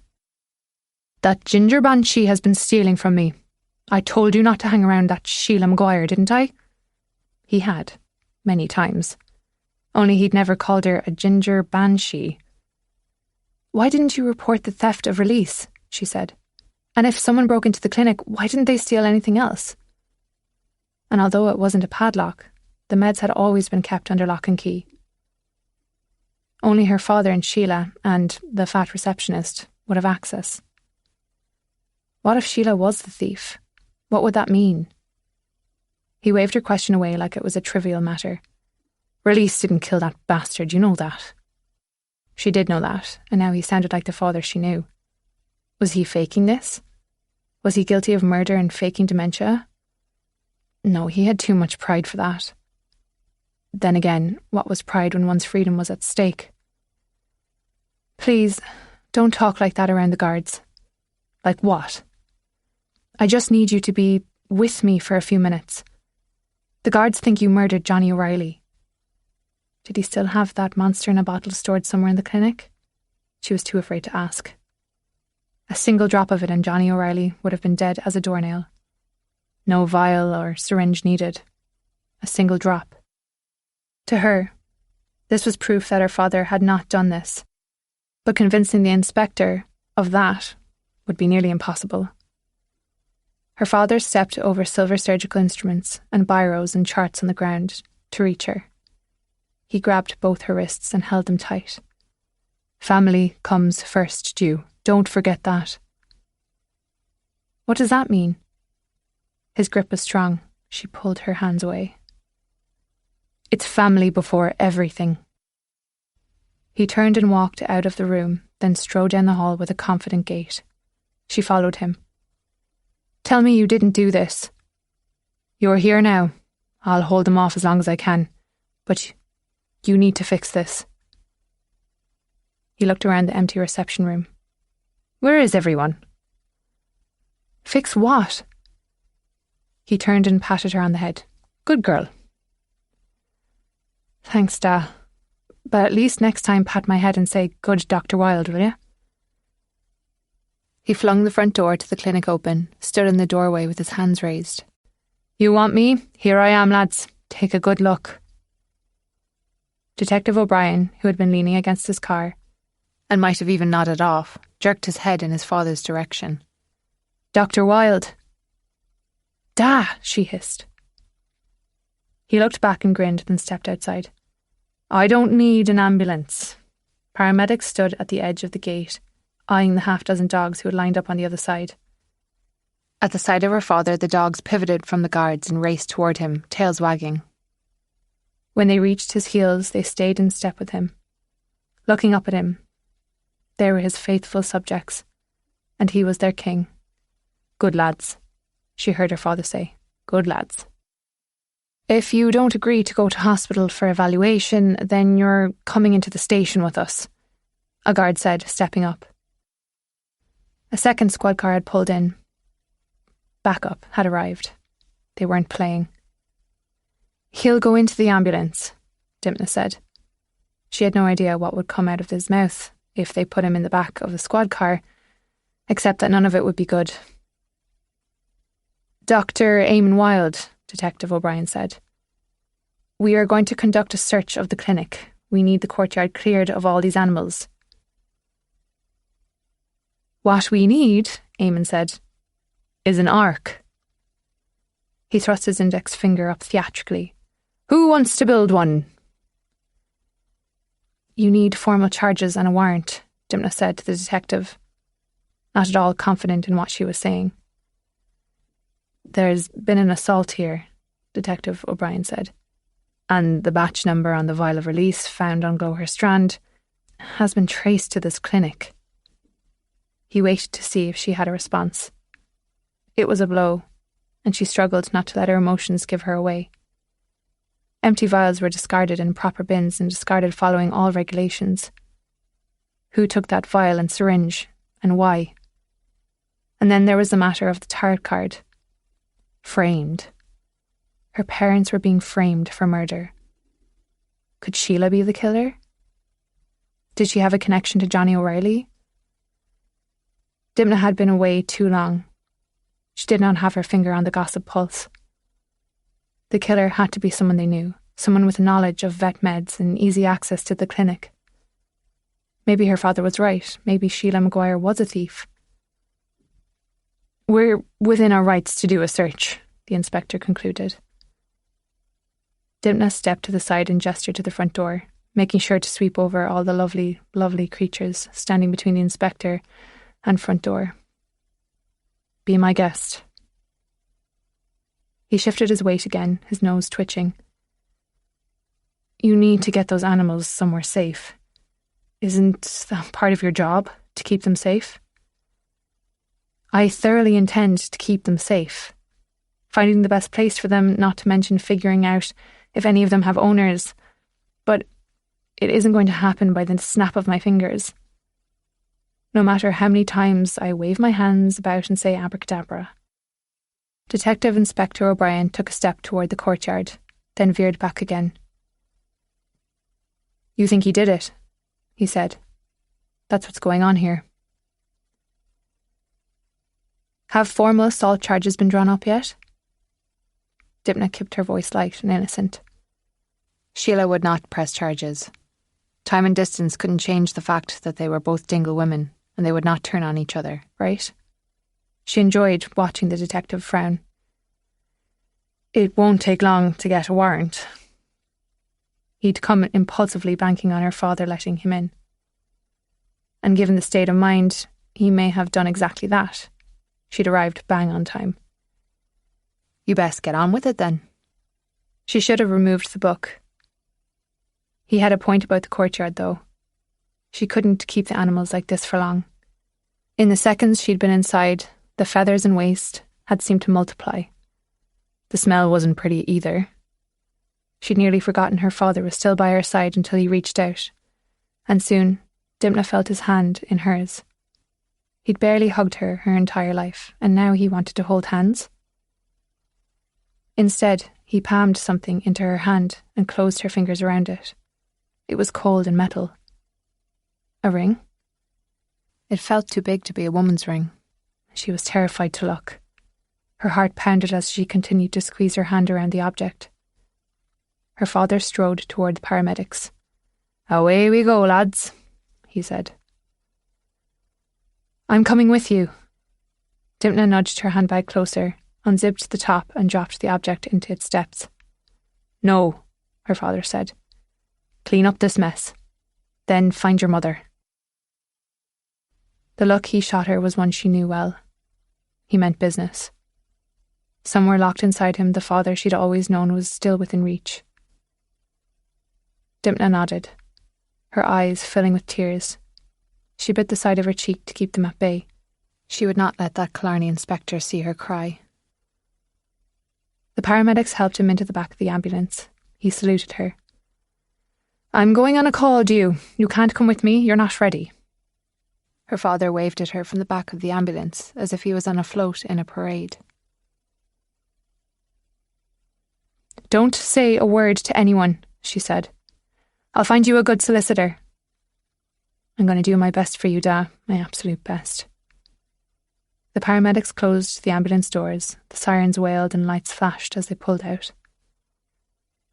"Where is your mother?" Detective Inspector O'Brien said. "I'd like to speak with her." Dimna's gaze turned to the caravan, and she was shocked to see a line of people snaking from the front door all the way across the green field. What in the world? Detective O'Brien seemed just as perplexed. "What's the story?"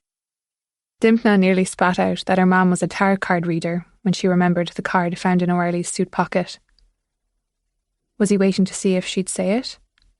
Since when did her mother have so many clients? Since she was prime suspect in a murder probe. Devil days, Dimna thought. Temptations. She shrugged. Two could play it cool. "I suppose neighbours are offering their support." Support? The detective sure did a lot of frowning. The creases on his forehead backed up her assumption. "Her husband is suffering from dementia, and the guards think the man who dedicated 50-odd years of his life to saving animals has killed a human."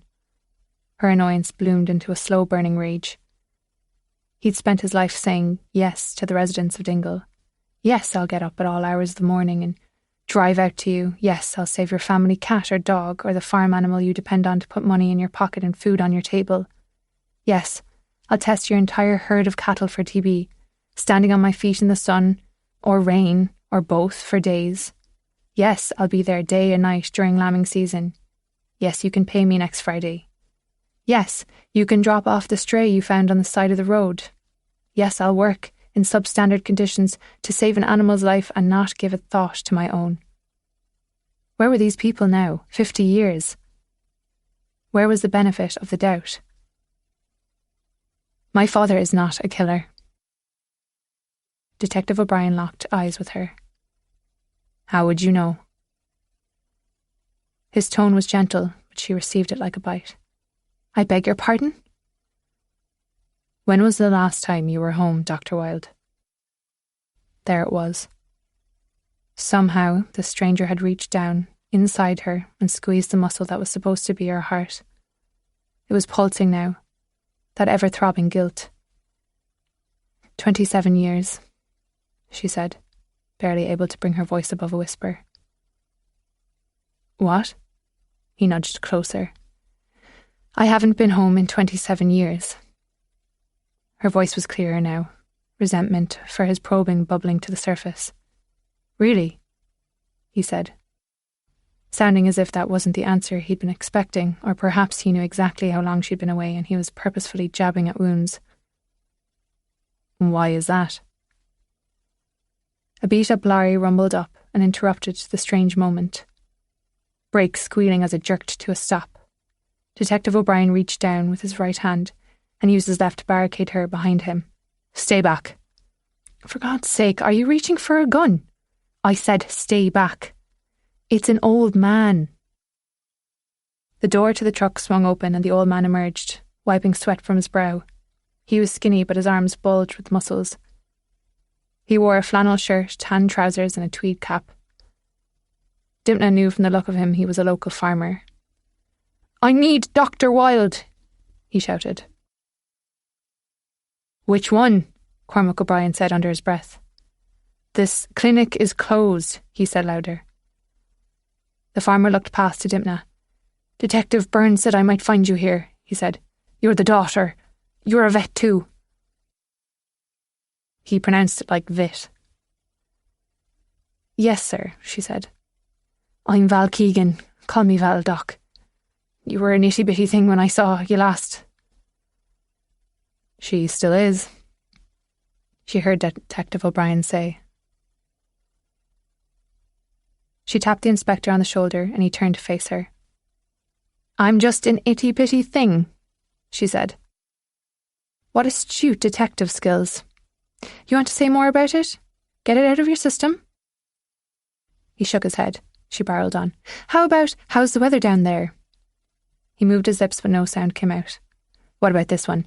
I bet everyone loves you. You're so down to earth. That's a good one, the farmer said, flashing yellow teeth. Or, you sit on that phone book so much, I bet your arse has memorised everyone's number. The inspector was shaking his head, but she couldn't stop. Say what you like about Dimp the Imp. At least she doesn't look down on people. Detective O'Brien held up both hands, as if she was arresting him. I truly apologise, Dr. Wilde, he said. My comment was completely out of line. I'd say. You're hardly a tall drink of water yourself. His cheeks blazed pink and satisfaction bloomed within her. I'm only messing, she said. I may be short, but I'm known for my tall tales. She laughed, politely at first, harder when she saw the look of absolute agony on the detective's face. This was the best she'd felt all day. Ah, stop, she said. I'd get out my fiddle and play you a tune, but I'd best see what this nice gentleman needs. She turned to the farmer. Now. Hate to interrupt the jibber-jabber, the farmer said, but I've got an emergency. Me donkey got spooked and ran through a barbed wire fence. It's wrapped all round him and the poor thing is stumbling around in pain, but won't let us anywhere near him. It's wretched to watch, like he's bleeding all over, pure panicked. Can you come, Doc? I've got my things in the van, she said. I'll follow you. She strode past Detective Cormac O'Brien. He reached for her, and she instinctively recoiled. If you don't clear the courtyard so we can search the clinic, I'm going to have to call an agency to deal with these animals. It was Tuesday, and sliding toward afternoon. If he did reach the Irish Society for Prevention of Cruelty to Animals, they'd be coming from outside of Dingle, and that was once the detective figured out the right agency to call. I swear to you, Sheila is already placing calls for help. And as soon as I'm back from this call, if it hasn't been done already, I will sort out these animals.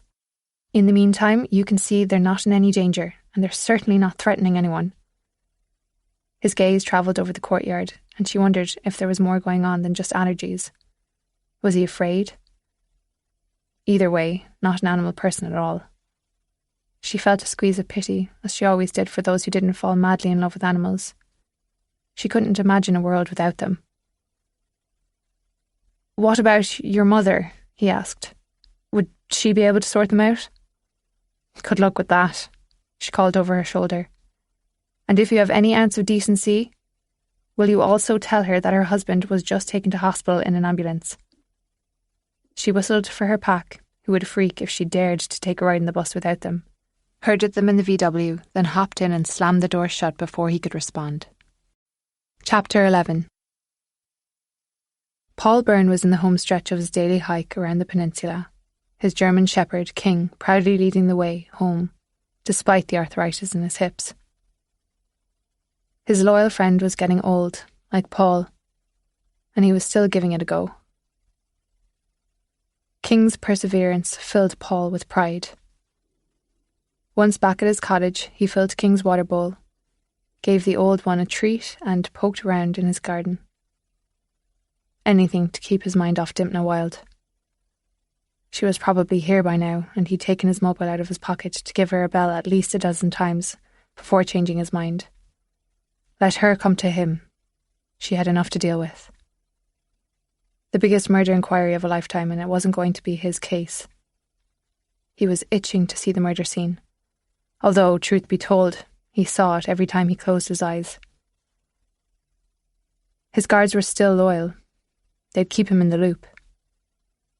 Johnny O'Reilly murdered, and Paul didn't feel the least bit sorry.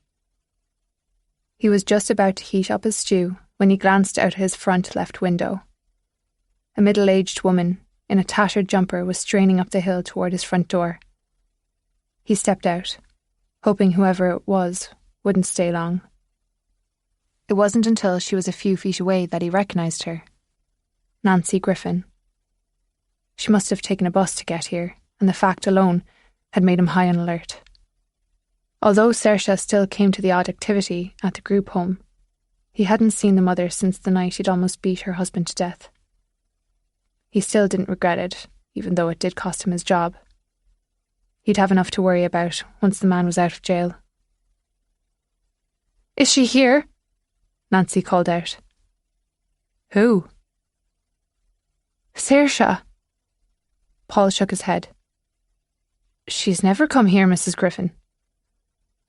Nancy stopped to suck in a few breaths, her face red, either with exertion or alcohol, or both. "She said she talks to you." "She does so, at the centre." Paul volunteered with a children's group home that housed troubled children. Those without parents, those with dysfunctional parents, those who were lost and struggling. Saoirse had taken to him like a magnet, had seen him as some kind of saviour, and Paul had quickly ascertained she needed to be around kids her own age. He tried to warm her up to the group, but it was him she came to see. And King. She had a great fondness for dogs. "She never came home," Nancy said. Now that she was closer, he could see she didn't appear intoxicated, but looked as if she was just coming around from a bender. He glanced at the sky. "We have a bit of daylight left," he said. "I'm sure she'll be home soon. Do you want me to call the centre?" "I already did. They haven't seen her either." "She's been gone all day, has she?" Nancy shook her head. "She's been gone since her birthday." Paul felt a little jolt. He hadn't known it was her birthday. "And when was that?" "Saturday night." His hands flexed. "Saturday?" He stepped toward her. "She's been missing since Saturday night?" The night of the murder. Nearly 72 hours. 48 hours would have been troubling enough. The most critical window of time after a kid went missing, slammed shut. Nancy swallowed, then nodded. "She must have run away." "Tell me you called the guards." "I figured you could do that for me. Your child has been missing since Saturday and you haven't notified the police?" A rush of outrage threatened to bring out the worst in him. The thought of that poor girl being born to a violent man and this absent, self-indulgent, alcoholic mother. Well, it was no wonder Paul stuck to animals. They were so much better than human beings. Nancy's face contorted. "I thought she was getting back at me. I told her we'd celebrate her birthday next week.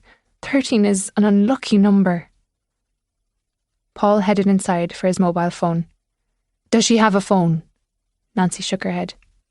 "We can't afford one of those yokes." Paul knew he was clenching his jaw, and he couldn't help it. They should have given her a phone for safety.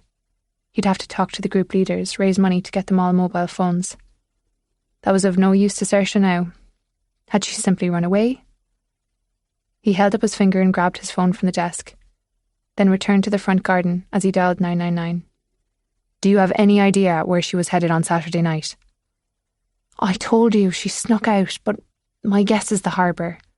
There was a lot going on that night. She likes to people watch." Why hadn't she called him?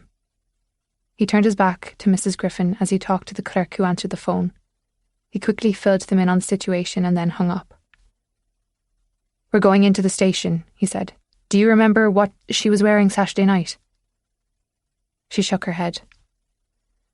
"For the third time, she snuck out while I was napping." Napping. That was one word for it. "Is there anything you can give us to go on? Anything at all?" Nancy chewed on her bottom lip.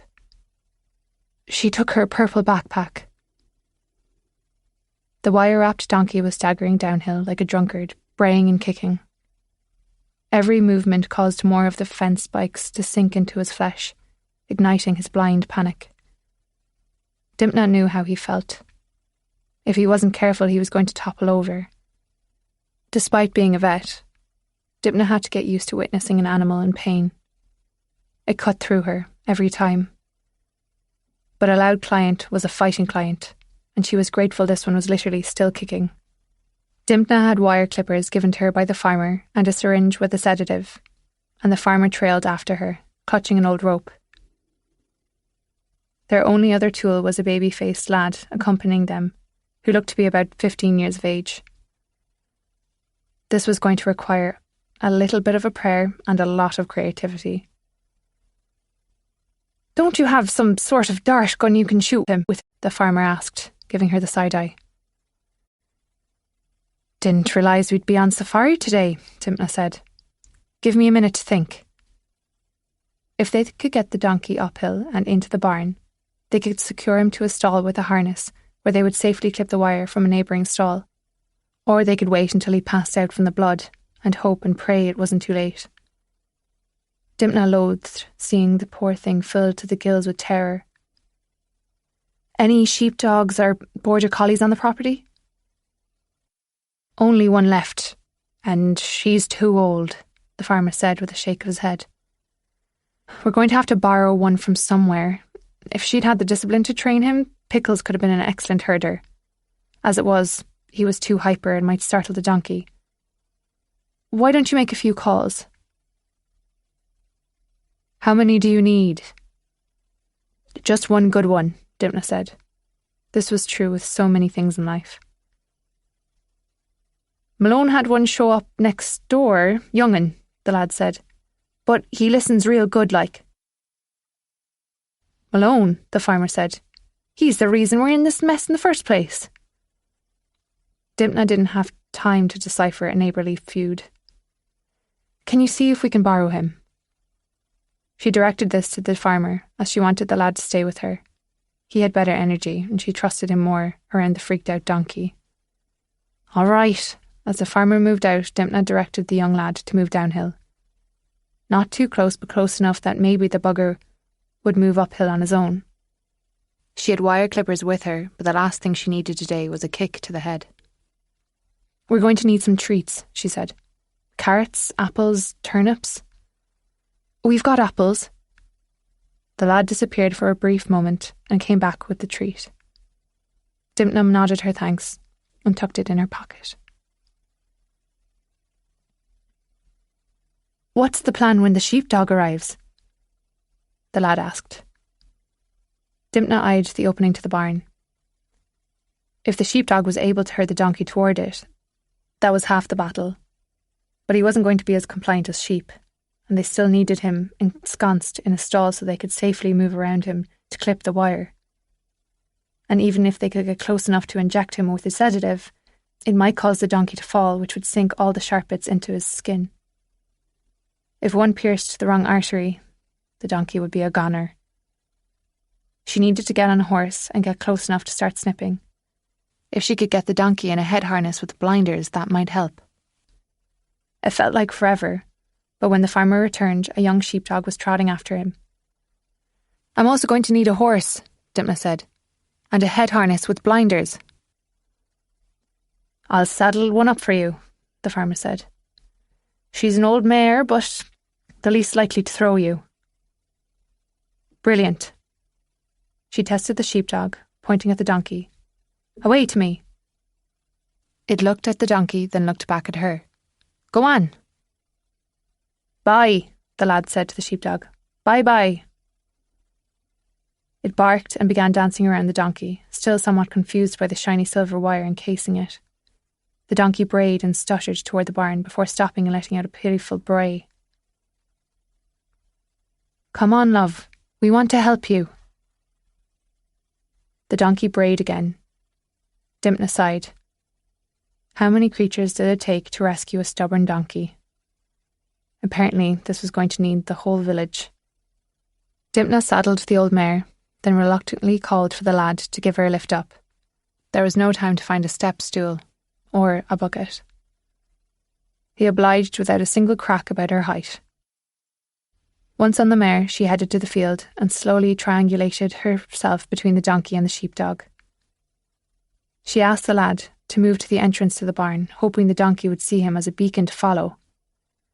Reluctantly, bucking and braying step by step, he was herded toward the opening of the barn. When he reached the entrance, Dimna moved in from the side and tossed the head harness over the enraged creature. She nearly slipped off the mare, who then stomped her feet a bit, sending her sideways as the donkey started to fight. She could hardly blame him. His poor head had been the only thing that was free of restraint. "Relax, relax, relax," she said, partly to the donkey, partly to herself. She was still slipping off the mare and had to concentrate to right herself, all the while grappling with the harness until it was somewhat secure. A metal spike scraped along the back of her arm, and soon bright red spots of blood appeared and began to run. But at least she was able to secure the donkey with blinders. It did the trick and he stood still, breath laboured and nostrils flaring. "It's all right, love, you're all right." She snuck the apple out of her pocket, and once it was near his nose and mouth, the donkey's soft lips curled up, and his pink tongue came out to slurp it up, his mouth like velvet in her palm. "See? Better things are in store." Ignoring her bloody arm and not bothering to move him into a stall, she leaned in quickly with the wire cutters, snipping away as fast as she could. The young lad, who was soon by her side, with gloved hands began removing the loose bits of fence. The donkey, sensing freedom, began huffing, his cheeks puffing out air. "Good lad," Dimna said in a low and soothing voice in between snips. "Good lad." When all the wire fencing was gone, she saw there was a fair bit of cuts on the poor creature. The farmhand tossed her a towel and she began dabbing the donkey gently. "That was for your arm," he said. "Oh, right." He tossed her another one and she wrapped it around her arm. "Thanks a million." "Not a bother."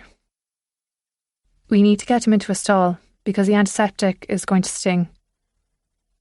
The farmer and the lad helped guide the donkey into a stall. Dimna shouted for the lad to bring her more apples and an empty pail. He frowned in confusion, but returned with both items. "You're on apple duty," she said, handing them over to him. "Once I start administering the antiseptic, keep feeding him." She turned over the bucket and stepped on it, finally able to reach over the stall. From here she administered the antiseptic, and a shot for the pain. "Is he up on his tetanus shots?" "He is so," the farmer said. "Your father always remembers." He cleared his throat as if suddenly remembering the situation. "That's a bright side," Dimna said, keeping her voice chipper. The apples were gone and Dimna was still dabbing at sore spots with the antiseptic. The donkey howled and stomped in outrage, but Dimna spoke in a soothing tone the entire time, even humming a little until he calmed down. Finally the lad turned up some carrots. The donkey gulped them up and life was good again. Dimna slipped off her boiler suit and washed up in a bucket of water and soap provided by the young farmhand. Her cuts were still bleeding, although they weren't deep enough to merit stitches. She reached into her bag, removed a bandage, and tended to her arm. "You're going to have to keep the cuts clean and watch for signs of infection in the coming days." "We will, of course," the farmer said. "Does that happen a lot?" the lad asked, pointing to the bandage. "I'm prepared for almost anything," Dimna said with a wink. She almost felt bad that the young man's face turned bright red. "What spooked the poor fella?" Dimna asked with a head nod to the donkey. "Malone's been shooting off his rifle. the farmer said. The lad here doesn't like loud noises. He scratched the donkey behind the ear. What is he shooting at? Gawpers have been driving by his property ever since he found Johnny O'Reilly's body, as if shooting at them is the answer. Makes me wonder if he had something to do with the whole mess. He went back to cooing at his donkey. Isn't that right, Petal? Petal? Timna said.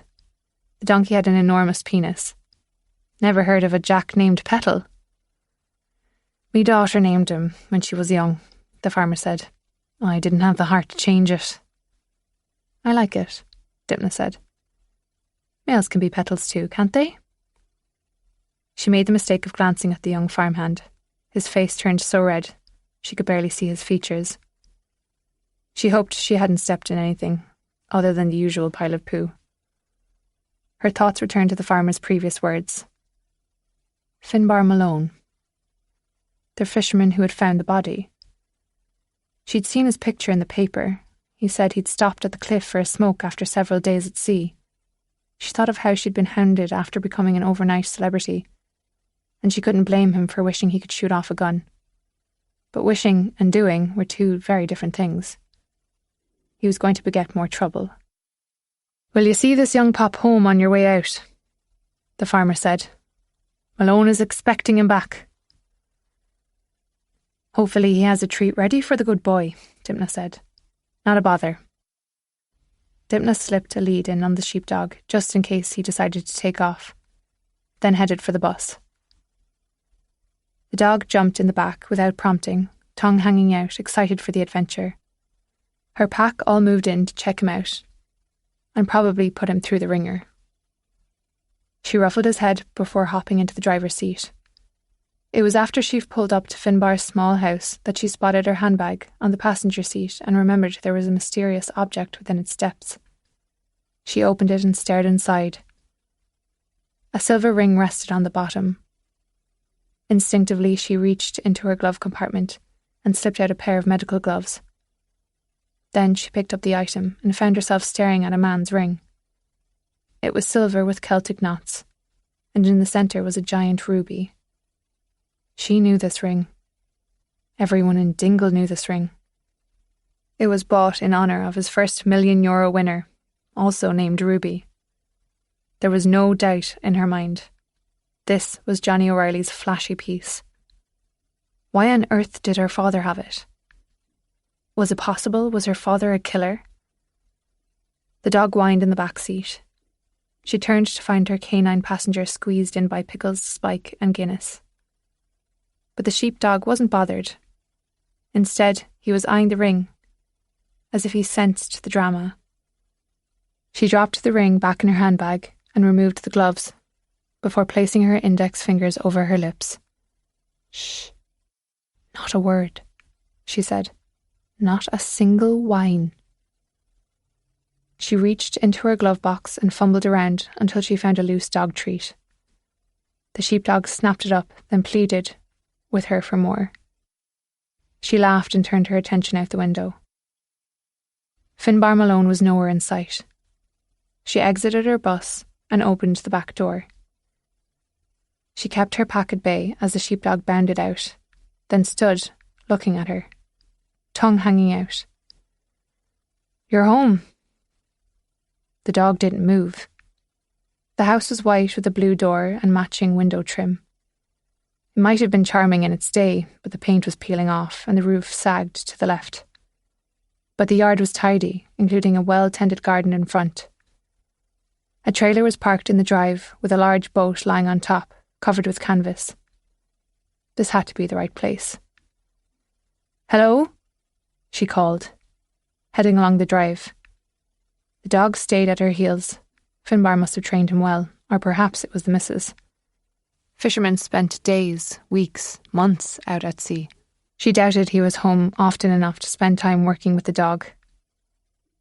As they drew near to the house, she heard what sounded like a shovel hitting dirt. Hello? The noise stopped abruptly, and before she'd taken another step, Finbar Malone, thick gloves on his hands, came barrelling toward her, nearly knocking her down. He was tall with a messy white beard, his head covered in a tweed cap. His face was like a treasure map. To nowhere. Lines fanning out in all directions. He was broad and big and towered over her. It wasn't a pretty sight, given he was missing half his teeth. The other half were yellow and brown. The sheepdog jumped up and placed his paws on Finbar's chest. Down. The dog obeyed but began dancing around him. Was he hurting him? This suddenly didn't seem like a love relationship between dog and fisherman. Finbar removed his gloves. His right hand was red and swollen. She pointed at it. What happened? His eyes flicked over his hand as he flexed it. You think that's bad. You should see the wall. His steely eyes met hers. Did you get the donkey sorted? We did. She glanced around to see if a hunting rifle was visible, but when she nudged forward there was nothing to see, but a partially dug hole. Thanks to your doggo here. He's a good worker, she said. Finbar shook his head as if he disagreed. He just showed up at me door a few weeks ago. Would you be interested in taking him back to the clinic? Apparently he knew exactly who she was, and they were considered an animal shelter now. If Finbar was telling the truth, some family was missing the dog. They may even have his records at the clinic. Only if you're not going to look after him. Finbar Malone had a hard look about him. No doubt being tossed around on the ocean day after day took its toll. Are you sure you don't want a companion? Dipna teased. She wanted to see if humour would crack his tough exterior. Me wife is enough for me. Dipna glanced at the dog, who seemed more than ready to hit the road. What's the name? Me wife or the dog? Dipna laughed. Finbar did not. The dog.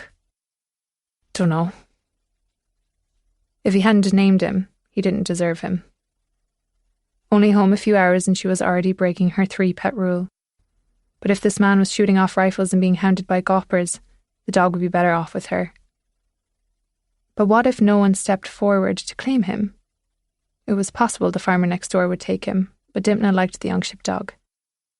And there was already a zoo to contend with back at the clinic. What was one more? She turned to head back to the bus when the sheepdog tugged in the opposite direction, and she dropped the lead. The dog took off like a shot, heading directly for the hole. When Dipna took a step toward the dog, Finbar Malone planted himself directly in front of her. There was no doubt. He didn't want her to pass him. He towered over her, his scraggly beard hanging above her head. These were the times that being short irked her the most. Then again, she was in a prime position to tug on his beard, drag him down to the ground. She indulged in the fantasy for a few seconds before taking a step back. Everything all right? Dipna asked. He nodded. I'm afraid you caught me. Caught you? He stepped aside and gestured to the hole. Dead rabbit. The sheepdog was lying next to the hole, his large head dipped all the way inside. I'm so sorry, she said. A pet? He scrunched his face as if trying to comprehend the meaning of the word. Wild rabbit. A wild rabbit. That's what I said. She stared at the spot, then for some reason tried to memorise it. A silver birch tree behind it to the left, a broken down chair to the right. She couldn't pinpoint why, but she had the distinct feeling the fisherman was lying. The sheepdog's body was now further inside, as if he intended on joining the poor rabbit. Git! Finbar said, shaking his fist. Git! The dog, jaw clamped tight, jerked out of the hole, then shot past Dipna towards the bus, lead trailing after him. When he reached the back door of the VW, he sat and waited. He was no fool. This was not his home. You might want to ease up on the rifle, Dipna said to Finbar. You're frightening all the neighbouring creatures. Funny, Finbar said. I thought it was your father giving everyone around here a fright. Anger coursed through her. He's a pro. Fishing. Don't take the bait. Don't believe everything you hear.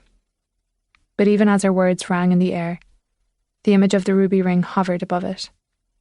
She had no idea what she was supposed to do with it and wished to hell she didn't have to make the decision.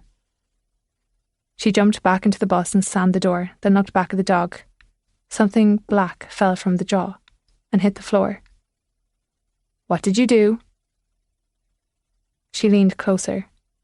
It was a mobile phone. She had to get out of her seat and crawl in the back. When she reached for it, the dog growled, baring teeth. Then the good boy lay down on top of the phone as if it wasn't a bird protecting an egg. Mine. Spike, Guinness and Pickles turned their head toward her en masse, wondering if the newcomer was going to get away with that. I don't have time to wrestle a sheepdog. Dimna returned to her seat and looked out the window, wondering whether or not to offer the dog a bribe or wait until she got home. Finbar was shoveling again. The rhythmic sound of the blade hitting the dirt filled her ears. Had he been burying his mobile phone? Or had he simply dropped it when he leaned over to drop into the dead rabbit?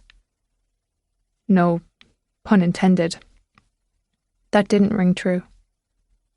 The sheepdog had definitely snatched the phone from the hole. Had there been a rabbit in there, even a dead one? That's what the dog would have swiped instead. Finbar Malone had lied. He'd been standing in his backyard bearing a mobile phone. Didn't he know you could just remove the SIM card? Or toss it off the side of your trawler and into the ocean? She wasn't sure what he was thinking, but you didn't have to be a detective to know that bearing a phone was odd behaviour. Perhaps turning in the ruby ring to Detective O'Brien would go down a little easier if she also handed in a mobile phone buried by the very man who had discovered the body. If there was nothing incriminating on the phone, then the detective could simply return it to Mr. Malone. The fisherman had also been shooting off guns, so couldn't one surmise that he had a tendency toward violence? Did he have any prior dealings with the O'Reillys? Was there some kind of personal connection between the fisherman and the dancing man? Dimna felt someone's gaze and looked up to find Finbar Malone leaning on his shovel glaring at her. She felt frozen with indecision. Return the phone? Give the phone to Detective O'Brien. Return the phone. Finbar suddenly lifted his shovel and lined it up as if it were a shotgun, aiming it at Dimna. He pretended to take a shot. Give the phone to Detective O'Brien. Chapter 12. Cormac had no problem clearing the line of folks from Maeve Wild's caravan. He simply flashed his badge and they scattered. Technically, Cormac was supposed to be accompanied by D.S. Neely on any interviews, but besides dealing with the media, she'd been tasked with tracking down their missing stowaway. Given this child might have witnessed a murder, speed was of the essence. At least that was one detail of this case that hadn't yet leaked. And there was recent progress. He'd received a text from Neely that a local woman had just come in to report a runaway. Saoirse Griffin. Congrats, another guard had texted him. It's a girl. He told Neely to keep him posted. He took a minute to marvel at the caravan. Propped up on 4 cement blocks sinking into the ground, it had probably seen better days. But there was a quirky charm to it that appealed to him and made him curious about the woman inside. Blue velvet curtains obscured the small windows, and above the door, wind chimes pealed. The field was in full bloom. Purple loosestrife, bluebells and cowslips vied for space with clumps of jagged rocks. An orange variety whose name escaped him blazed in the distance. Don McLean sang in his ear about Vincent. Flaming flowers that brightly blaze. He wondered what a starry, starry night would look like in this field, and he imagined it overhead. And oddly, Dimna Wild was by his side. Focus. Besides, he'd rather see the stars from Inch Beach, alone. He was investigating a murder, for Christ's sakes. He'd have to keep his lusty meanderings in check, or he'd be booted off the case. Cormac was just about to knock when the door flew open and an attractive older woman stood framed in the doorway staring down at him. She was taller than her daughter, but still a short woman. She had dark hair piled into a bun and brown eyes so dark they were almost black. Her hand rested on the side of the door frame, and he took in her nails, painted a shiny pink. She wore a matching pink scarf around her neck, and she was sporting 2-inch black heels. In a caravan, in a field. He instantly liked her, a fact that equally raised his guard. She reminded him of an aging movie star. He could easily picture her with one of those elongated cigarette holders draped over a chaise lounge. His own mam flickered into his thoughts, pink slippers clinging on her shriveled feet, a feeding tube down her throat, her vocal cords destroyed, and he felt a squeeze of envy. It was an impotent feeling, not being able to ease his mam's suffering, let alone change her cruel fate. Even being here in Dingle meant he was taking precious time away from her. At least she was excited that he was leading this case, and he video chatted with her every single day, regaling her with as many details as he could. Damn the rules, she wasn't chin-wagging to anyone, and they always made sure the nurse was out of earshot. It wasn't lost on him that Dimna Wilde was dealing with a father whose body was fit, but mind was failing. Whereas his mam's mind was sharp, but her body was falling to bits. So much of life was a roll of the dice. Maybe that's why he was even more determined to catch this killer, bring a little justice back to the world. Maeve Wilde tracked the people as they retreated across the field. "I'm sure they'll be back," he said. They will so." She still didn't look happy about it. He couldn't blame her, but he had a job to do. "Detective Inspector Cormac O'Brien, you must be Mrs. Wilde?" "Guilty," she said, "but only of being Mrs. Wilde, not guilty of anything else. Will that do?" She went to shut the door, and he had to haul arse up to the caravan door. He held his hand up to stop her. "We're conducting house-to-house inquiries, and I'm afraid it's your turn in the hot seat." She patted the back of her head, as if her hair wasn't quite right for a police inquiry. "You're going to interrupt everyone in the middle of their work? Is that what you're telling me?" She had a flirtatious tone, quite the opposite of the brusque treatment he'd experienced from the daughter. He held up the devil card he'd slipped into a clear evidence baggie. It was just for show. The one found tucked into the O'Reillys' pocket was being sent to headquarters. He was grateful they tracked down the same deck, although it took them an entire day. One of the guards finally found it in some kind of mystical shop in Galway. The fingerprints results would come back sooner than the autopsy results, but he wasn't holding his breath. The killer would have worn gloves. The scene was too deliberate to be tricked up by a rookie mistake. Everyone knew the first rule of Murder 101 was wear gloves. Unless, of course, Eamon Wilde turned out to be both wickedly clever and memory impaired enough to make monumental mistakes. It wasn't out of the realm of possibility. Dementia. It was one of Cormac's biggest fears. Without his memories, who would he be? "Do I have to ask you inside?" Maeve asked. He really wanted to say yes. He definitely wanted to check out her caravan.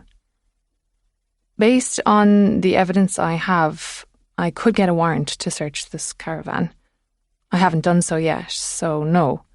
You don't have to ask me inside, but house-to-house inquiries are commonplace, and it saves you a trip to the Dingle Garda station. If you don't invite me in, I'm probably going to think you have something to hide, and you'll definitely have to come to my place of work to see me." Maeve pondered this. "You could schedule a tarot card reading. I would let you inside then." "We don't pay for our inquiries," Cormac said. "Most folks are happy to help bring a killer to justice, especially if she was sleeping with the victim. I understand you had a close relationship to Mr. O'Reilly. I'm sure you'd be happy to help in our efforts to find the person responsible." Maeve stood back and gestured for him to come in. It was a cramped space, but it was clean. To the right was a small kitchen with a built-in table. To the left, the bed was partially hidden by a blue velvet curtain. This type of caravan was meant to hook up to a vehicle and be driven to a beach. There were most likely permit violations she was breaking by living in it in this location, but he wasn't here to nab her for that, although he could always keep the threat of it in his back pocket. He gestured to the table. "Shall we?" "Would you like a cup of tea?" She gestured to the counter where a box of Barry's tea and a biscuit tin sat. He really wanted a cup of coffee. He scanned the counter and didn't see a coffee maker or a French press. He didn't do instant. "I'm grand, thanks." They sat down. Maeve removed a deck of tarot cards from the table and slipped them into a velvet bag. Beneath them was a small black mat covered with a gold Celtic cross. She folded it neatly and placed it and the bag in the press. It was chock full of velvet bags in a variety of colours, stacked one on top of another. She returned to the table where she sat across from him. He gestured to the press. "Are those all your tarot decks?" "Gold Star, Inspector," she said. "No wonder you rose in the ranks despite looking so fresh-faced and handsome." She was cheeky. He liked that. He imagined his mam healthy and chipper. Imagined her and Maeve Wilde becoming friends, dancing, gossiping, playing hands of 25, living out their golden years with comfort and joy. "How many decks do you have?" "Hundreds." "Hundreds?" He was glad he'd refused tea. He would have choked on it. "I don't keep them all here. Most of them are back at the house." "Where's your house?" "It's out a ways." She fluttered her hand like no one really cared where her home was. Cormac already knew the address. It was a terraced house on Goat Street, a short drive from the clinic. "I like camping here in the summer." "Who is occupying your house right now?" He already knew that too. It was a good way to experience what subjects looked and sounded like when they were telling the truth. It made it much easier to catch them in barefaced lies. "No one, but Eamon and I will be moving back in." "Why is that?" "I saw the ambulance. My husband is in hospital. I'm presuming he'll have to go back to the house. He can no longer practice veterinarian medicine." "And you'll go with him?" "I'm his wife." If she saw the ambulance, why wasn't she already at hospital? Could she have killed O'Reilly and framed her husband? He wanted to ask about the rumours that they'd been living apart for a decade, but that probably wouldn't help the conversation flow. Cormac slid the tarot card across the table. "Do you recognise this?" A flicker of fear flashed in her eyes. "Temptations." "Pardon?" "The devil card warns the client not to be distracted by temptations." He hadn't been asking as to the meaning of the card, but now he was interested. "What kind of temptations?" "Whatever plagues the client." Her eyes met his, and she stared at him, as if she was trying to suss him out. "It doesn't mean the actual devil, hellfire and brimstone, evil." She shook her head vehemently. "Not at all. Not to me." "Not to you? Is there a standard meaning, like?" "No. Tarot reading is an art. It's up to the individual reader to ascertain their meanings." "Interesting." She smiled, a patient smile, as if he was a child trying to grasp a new concept. "For example, if I was reading for you, Detective Inspector O'Brien, what are your temptations?" "Women, whiskey, music, bizarre murder scenes, miniature Vikings with eyes the colour of mint chocolate chip ice cream." "Are you a fortune teller or a therapist?" He tried to make it sound like a joke, but he was downright uncomfortable with this topic. He wasn't into horoscopes or any woo-woo. He had enough trouble wrestling with reality. "I am whatever my clients need me to be." "You call them clients?" What shall I call them, Detective O'Brien? She folded her arms and sat up straight. She was attractive and intelligent. Coloured her hair. Not too much makeup. Not like he imagined a fortune-teller to look. Nothing woo-woo about the place. I didn't mean to offend you. He didn't care whether he offended her or not, but he wanted to see if the statement would soften her. You didn't. He settled back against the booth and waited to see if the silence would prompt her to talk. No luck. What do most of your clients need you to be? A light that shines through the darkness. There she goes. Now she sounded a little woo-woo. He nudged the card closer. Does this tarot card belong to one of your decks? Maeve pursed her lips. She unfolded her arms and touched the plastic bag that held the card with the tip of her finger. Not that exact card. How could you possibly know that? I'm psychic. He frowned. She startled him with a loud laugh. She tapped the card again before withdrawing her hand. That card is brand new. Do I have the same deck? Yes, I do, at the house. However, my deck is not brand new. And that's how I know this is not my card. He'd only glimpsed a portion of the card found on O'Reilly, but once his effects were turned in, he'd be sure to check its condition. Can I see your matching deck? Are you saying you want me to drive to my house right now and collect it for you? He sighed. She was somewhat maddening. Definitely shrewd. Are you missing any cards from the deck? I'd have to look and see. As far as you're currently aware, are you missing any cards from that deck? The last time I used that deck, it was complete. What is the definition of complete? All 78 cards were accounted for, 22 major arcana cards, and 56 minor arcana, whatever that meant. Do you know the history of the tarot, Detective? He shrugged. It originated in the 15th century in Italy. Mostly it was used as a parlour game. My, you've done your homework. She nodded approvingly. What can I say? I like to read. He picked up the evidence bag and jiggled it. When is the last time this card was in your possession? Whoever said it's ever been out of my possession? She hadn't broken her composure. Not once. She was definitely smart enough to stage their murder scene. He had a feeling her husband was too. Was he faking his dementia? Did this couple pair up to murder their victim? When is the last time you used this deck? I used this deck around Christmas, then again in January. In February I switched it to a brighter deck. We all needed a little spring. You have a deck for every season. I have multiple decks per season.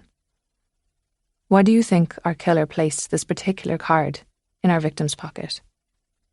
He never intended for that detail to leak out.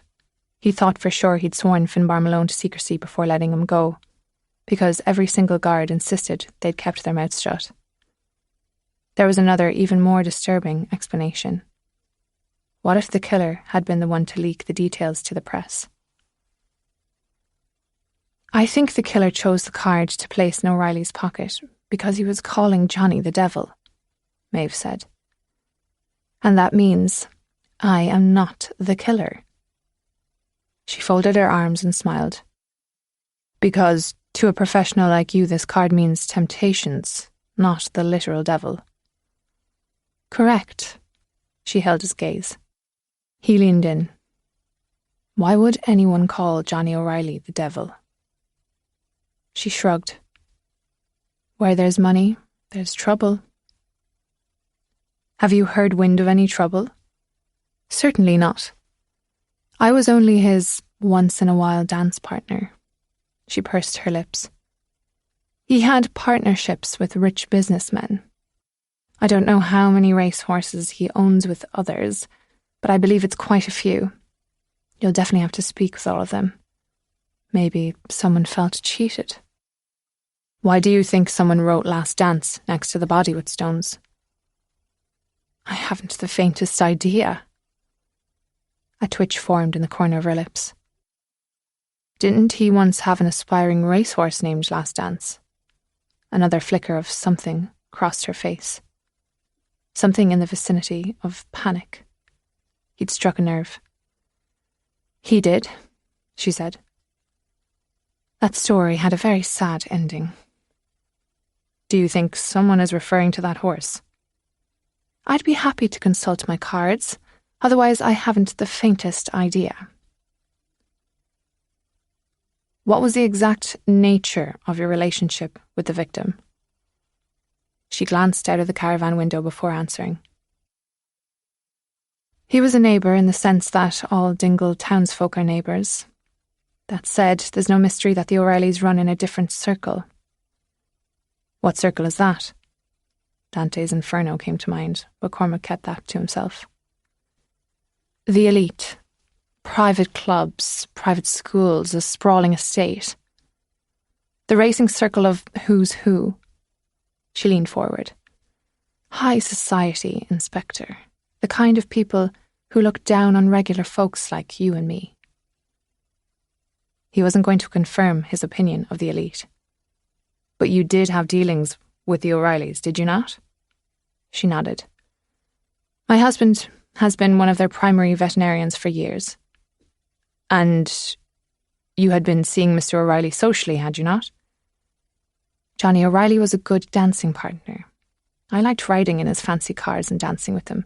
That's all we did together, Detective. How long have you been dancing partners? She crossed her arms over her chest. Going on 6 months. I needed something to keep my mind off the news. Dimna's late husband.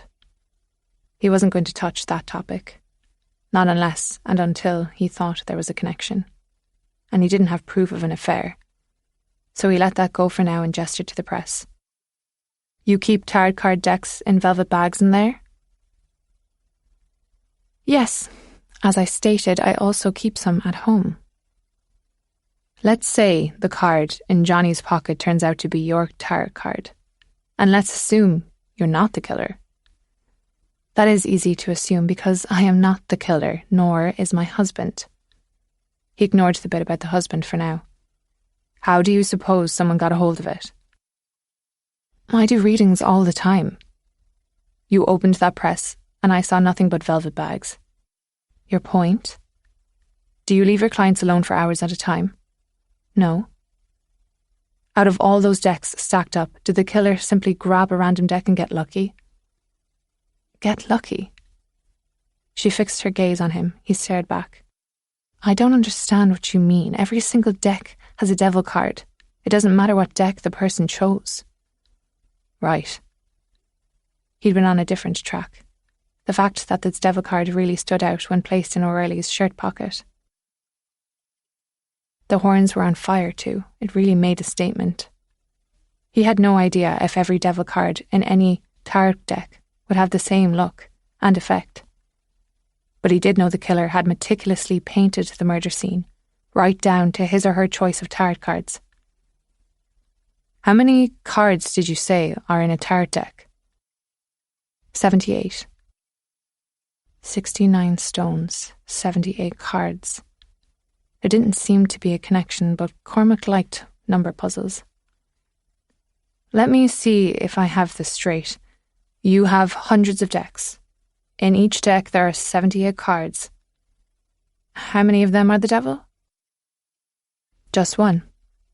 Out of 78 cards, just one. You like repetition. Does it help you think? He frowned. She was interrupting his flow. Please answer the question. Yes, Detective. Out of 78 cards, just one is the devil. And clients are left alone under what circumstances? It doesn't happen often, but in between clients, I need to use the restroom, make tea, and there may have been 1 or 2 instances where I had to step outside the caravan to place a phone call. Roughly how long might a client be alone? 5-10 minutes at the longest. How would a person have time to shuffle through multiple decks, 78 cards, to find this one particular devil card? There you go again. How do you know they wanted that one particular card? She nailed him there. He was giving away too much information. My question still stands. You're asking me to explain something I cannot. I truly wish I knew when I used this particular deck last and where, and who else was present, but I certainly wasn't expecting to be recounting it to a detective inspector one day, and I'm afraid I can't help you any further. She stood. I see.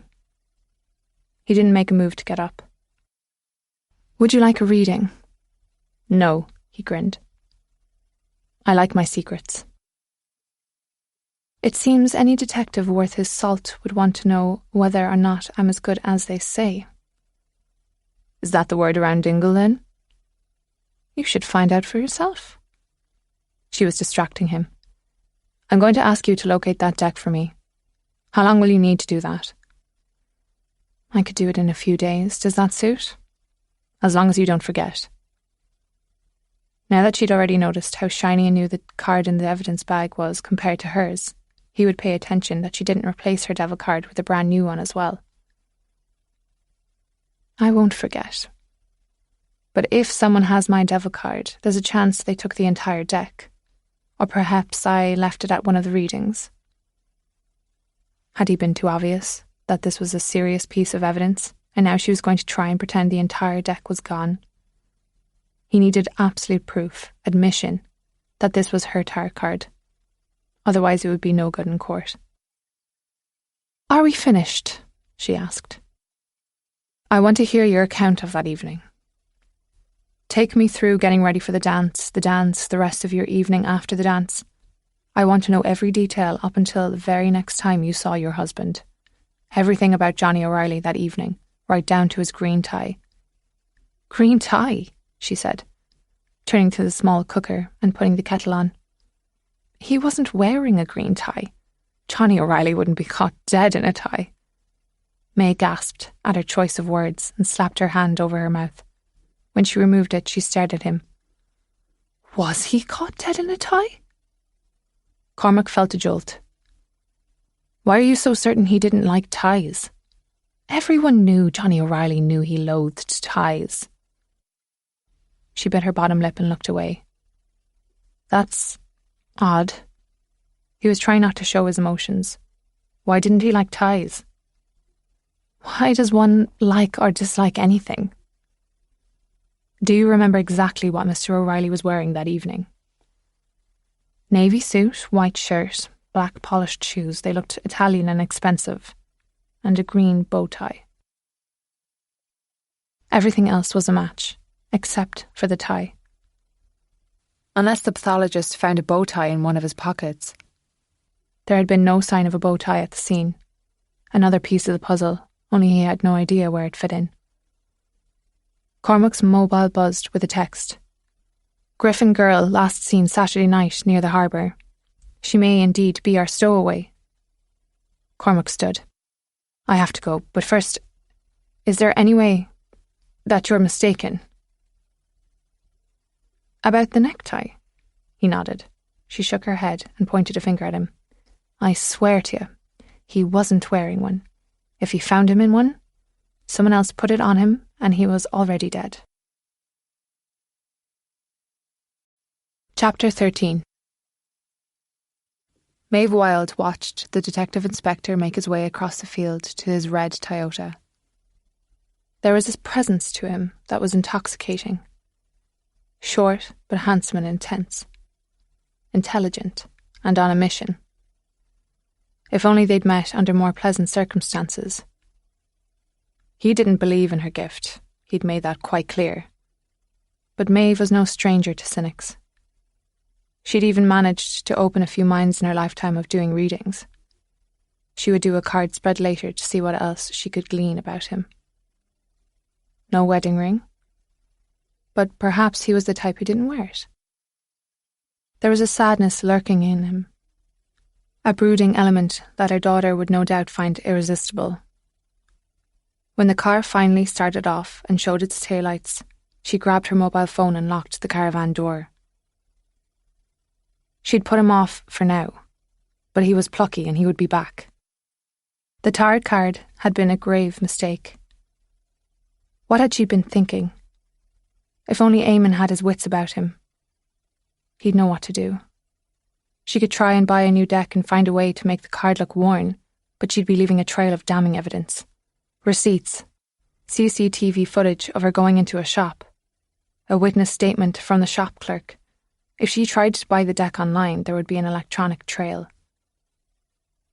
Nothing one did with technology these days was safe, including sending a text.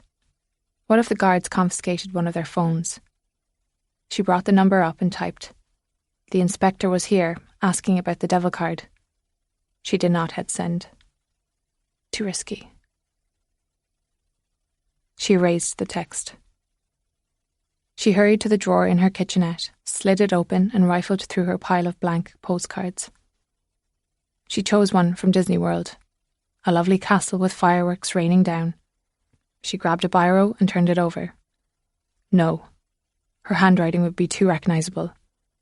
And what if someone told him about her proclivity to send postcards? She slipped it into her handbag and she mulled it over. She'd have to use the computer and printer in the clinic. Did printers leave fingerprints? She was at a sudden loss. She had to do something, and that was the safest bet. Type the letter on the computer, erase history, print it out and pray. At least there was no staff there to poke their noses in her business. She could use computer and printer somewhere else, but unless she drove out of town, that could be evidence. How aggravating. And she was due at hospital. There was no time to dilly-dally. Dipna would have to reopen the clinic soon, but now it was empty and the best in a sea of bad options. She'd type and print the note, figure out a clever way to deliver it, and then go to hospital. She grabbed her handbag and keys and headed across the field to the clinic. When Dipna returned to the clinic with her pack, including her new pal the sheepdog, whom she decided to name E.T., given his infatuation with Finbar's mobile phone, the animals were still all jumbled up in the courtyard, and there was a postcard from Disney World tacked to the clinic door. The front featured colourful fireworks raining down on a fairy tale castle. Dipna turned it over. At hospital, no need to visit. I will bring your father home. Please do not sleep in your vehicle. Sleep in the caravan or your father's room. God bless. She lives in a caravan and she's putting down my bus, Dipna said. The animals in the courtyard turned and looked at her. Some enthralled, others clearly disinterested. I only slept in it when I was young, she said to E.T. He stuck his tongue out and panted. Hungry? None of them turned down the offer for food. She set about watering and feeding all the gorgeous creatures and then checked the status of the back kennel. To her relief, Sheila was right. Someone had been keeping it up. There were 20 large kennels and they were clean. What the animals really needed were walks and cuddles, but it was getting dark now and Dipna was knackered. So much for Sheila calling in for help. Dipna kennelled as many creatures as they had room for, and only left the ones in the courtyard who were used to sleeping outside. But even the ducks and turtles seemed content to be in the kennel area. But there were a few holdouts. The goat and sheep, and a few stubborn cats, most of whom were already on the prowl. It was not wise to allow dogs to wander around at night, but there was one stubborn black lab who refused to move, and clearly had no intention of ever leaving the yard. She set a dog bed for him next to the door, and he happily slumped into it. Before she even stepped away, the old lab was snoring. She smiled, taking a moment to enjoy the deep rumbles. The sound of dogs snoring was one of the best on earth next to rain falling in a tin roof. Dipna took her now 4-pack into the clinic and flipped on the light. The low mechanical hum was comforting too, and she was thrilled her pack was with her. It was creepy to be here at night by herself. Tonight she would sleep in the flat upstairs, praying her father was still a tidy man and had extra sheets for the bed. Finding a place to live would have to be a priority. She didn't have much savings left, but she didn't need anything fancy. Then again, she was going to be accompanied by 3 dogs and a cat. Never an easy feat as a renter. Maybe she would be out in the kennel. But this was Dingle. There had to be a farmer somewhere who had a place to let. She could even do it in exchange for veterinarian services. And then there was a matter of all the other animals her father had recently collected. The sheep with the purple markings should be easy. The colour markings would correspond with a Kerry farmer. But the others would be more challenging. If they could not find the owners, they were going to have to arrange a local adoption day. She had a feeling folks had taken advantage of her father's condition, seeing as he suddenly allowed all these strays to pile up. It infuriated her. It was common for people to drop off strays at veterinarians, especially sick, injured, and those with behavioural problems, leaving the burden of life and death to them. Dimna had a soft heart, but the harsh reality was that she couldn't save them all. Veterinarians had to have boundaries. If every cent went into saving the animals nobody else wanted, they wouldn't be able to feed and clothe themselves. Their overhead costs included expensive equipment, vet techs, receptionists, assistants, lab work. It was never ending. There was a misconception that vets were rich. Most of them were just keeping afloat. Part of her training had been accepting this reality. That didn't stop her heart from bleeding. She set up pet beds in the waiting room of the clinic and was relieved that her darlings seemed as knackered as she was, for they didn't put up a fuss. E.T. settled near the clinic door with a satisfied sigh. She wondered if he would dream of herding sheep. Spike ignored his little bed and leapt onto a waiting room chair where he curled up into a tight purring ball. Guinness was already snoring, legs splayed out frog-like behind him, and Pickles was flat on his back, all 4 paws in the air, tongue hanging out and to the side. She loved them all more than she could express, and was eternally grateful that the one soft spot in life was the joy of animals. She couldn't understand how not everyone felt that way, and she pitied those who didn't. Even all the horrors that veterinarians had to put up with, for her the good still outweighed the bad. It was only as she turned to go upstairs that she realised there was waste to clean up in the courtyard. She nearly cried in exasperation, and for a second her mind began trying to talk herself out of doing it. Couldn't she put it off until tomorrow? What was a little poo on top of everything else? But she was already in motion, so she grabbed a large plastic bag from the back room and a little scooper and returned to the courtyard. She flicked on the outside light and began her task.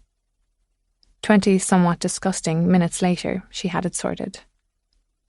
She threw the giant bag of poop in the rubbish bins just beyond the stone wall of the courtyard. She felt a sensation wash over her, as if she wasn't alone. She looked towards the abandoned auto body shop. It took her several seconds to realise there was a man standing across the street watching her. He was so still. She wondered if it was some kind of hallucination, but her body was on high alert, and on a gut level she knew this was no mirage. With only the dim light above the clinic to cut through the darkness, she couldn't make out his features. Half of him was swallowed up, making him more shadow than man. But man he was. Her skin continued to prickle. The old lab was awake and at the gate, his low growl filtering into the air. If this man had a weapon, he could hurt the dog. "Stay," she said. She didn't have her mobile phone on her. Why wasn't the person making a move, either toward or away from her? "What do you want?" The figure shifted his head, looking around as if checking to see if anyone could come to her rescue. Just then she realised she did have a weapon of sorts. She had just thrown it into the rubbish bin. She ran over, opened the lid, and grabbed the hefty bag of dog poo. Luckily, as a veterinarian, she was no longer squeamish. Once you stuck your hand up enough cows' arses, a bag of poop was child's play. She twirled the bag over her head. She saw the figure hesitate, then step left, and then right, as if not sure what in the world she was doing. She let the bag go and it sailed across the road. The figure started to move, but the bag clipped him somewhat on the face. She heard a soft thud as it made contact, and a second as it hit the ground. Fuck! She didn't recognise the voice, but it was definitely a man's. Had she made a terrible mistake by enraging him? Slowly she backed up toward the door. She didn't want to turn her back on him and show fear by running. Man was an animal too, and animals who spied on people in the dark were no doubt excited by fear. But this man didn't come after her. He turned and disappeared around the back of the derelict building. "Come on, pal," she said to the lab. This time she planned on running. She turned to hurry inside, but had only taken a few steps when something shiny flashed in the grass. She bent down and retrieved what appeared to be a child's necklace. Gold letters spelled out the name, Aisling. Although it was a common Irish name, there was only one young lassie in Dingle that she personally knew with this name. Aisling O'Reilly, Sean's daughter. She was 8 years of age. From the photos Dimna had glimpsed online, she had her father's sandy curls and his prominent cheekbones. She was cute as a button, always smiling. It was hard for Dimna to believe that Sean was a good father, but all evidence pointed in that direction. Guilt assaulted her. Ben had an adorable sister, one he would never get to know. She cupped the necklace in her hand as she hurried back inside the clinic, wondering when the lassie had lost it, and what had brought them to the clinic. She locked the door behind her and set the necklace on the counter. The Wilds usually went out to the O'Reilly estate to care for their animals, not the other way around. Half-sister, say it. Aisling is Ben's half-sister. Was she a horrible person for shielding that side of the family from him? No. Aisling was innocent, but the rest of the O'Reillys were corrupt. Fruit rotting on a tree. Dimna wouldn't be surprised if it was suicide and Johnny O'Reilly's last selfish act was to cast Dimna's parents as murderers. What on earth had her mother been doing, cavorting with him of all people?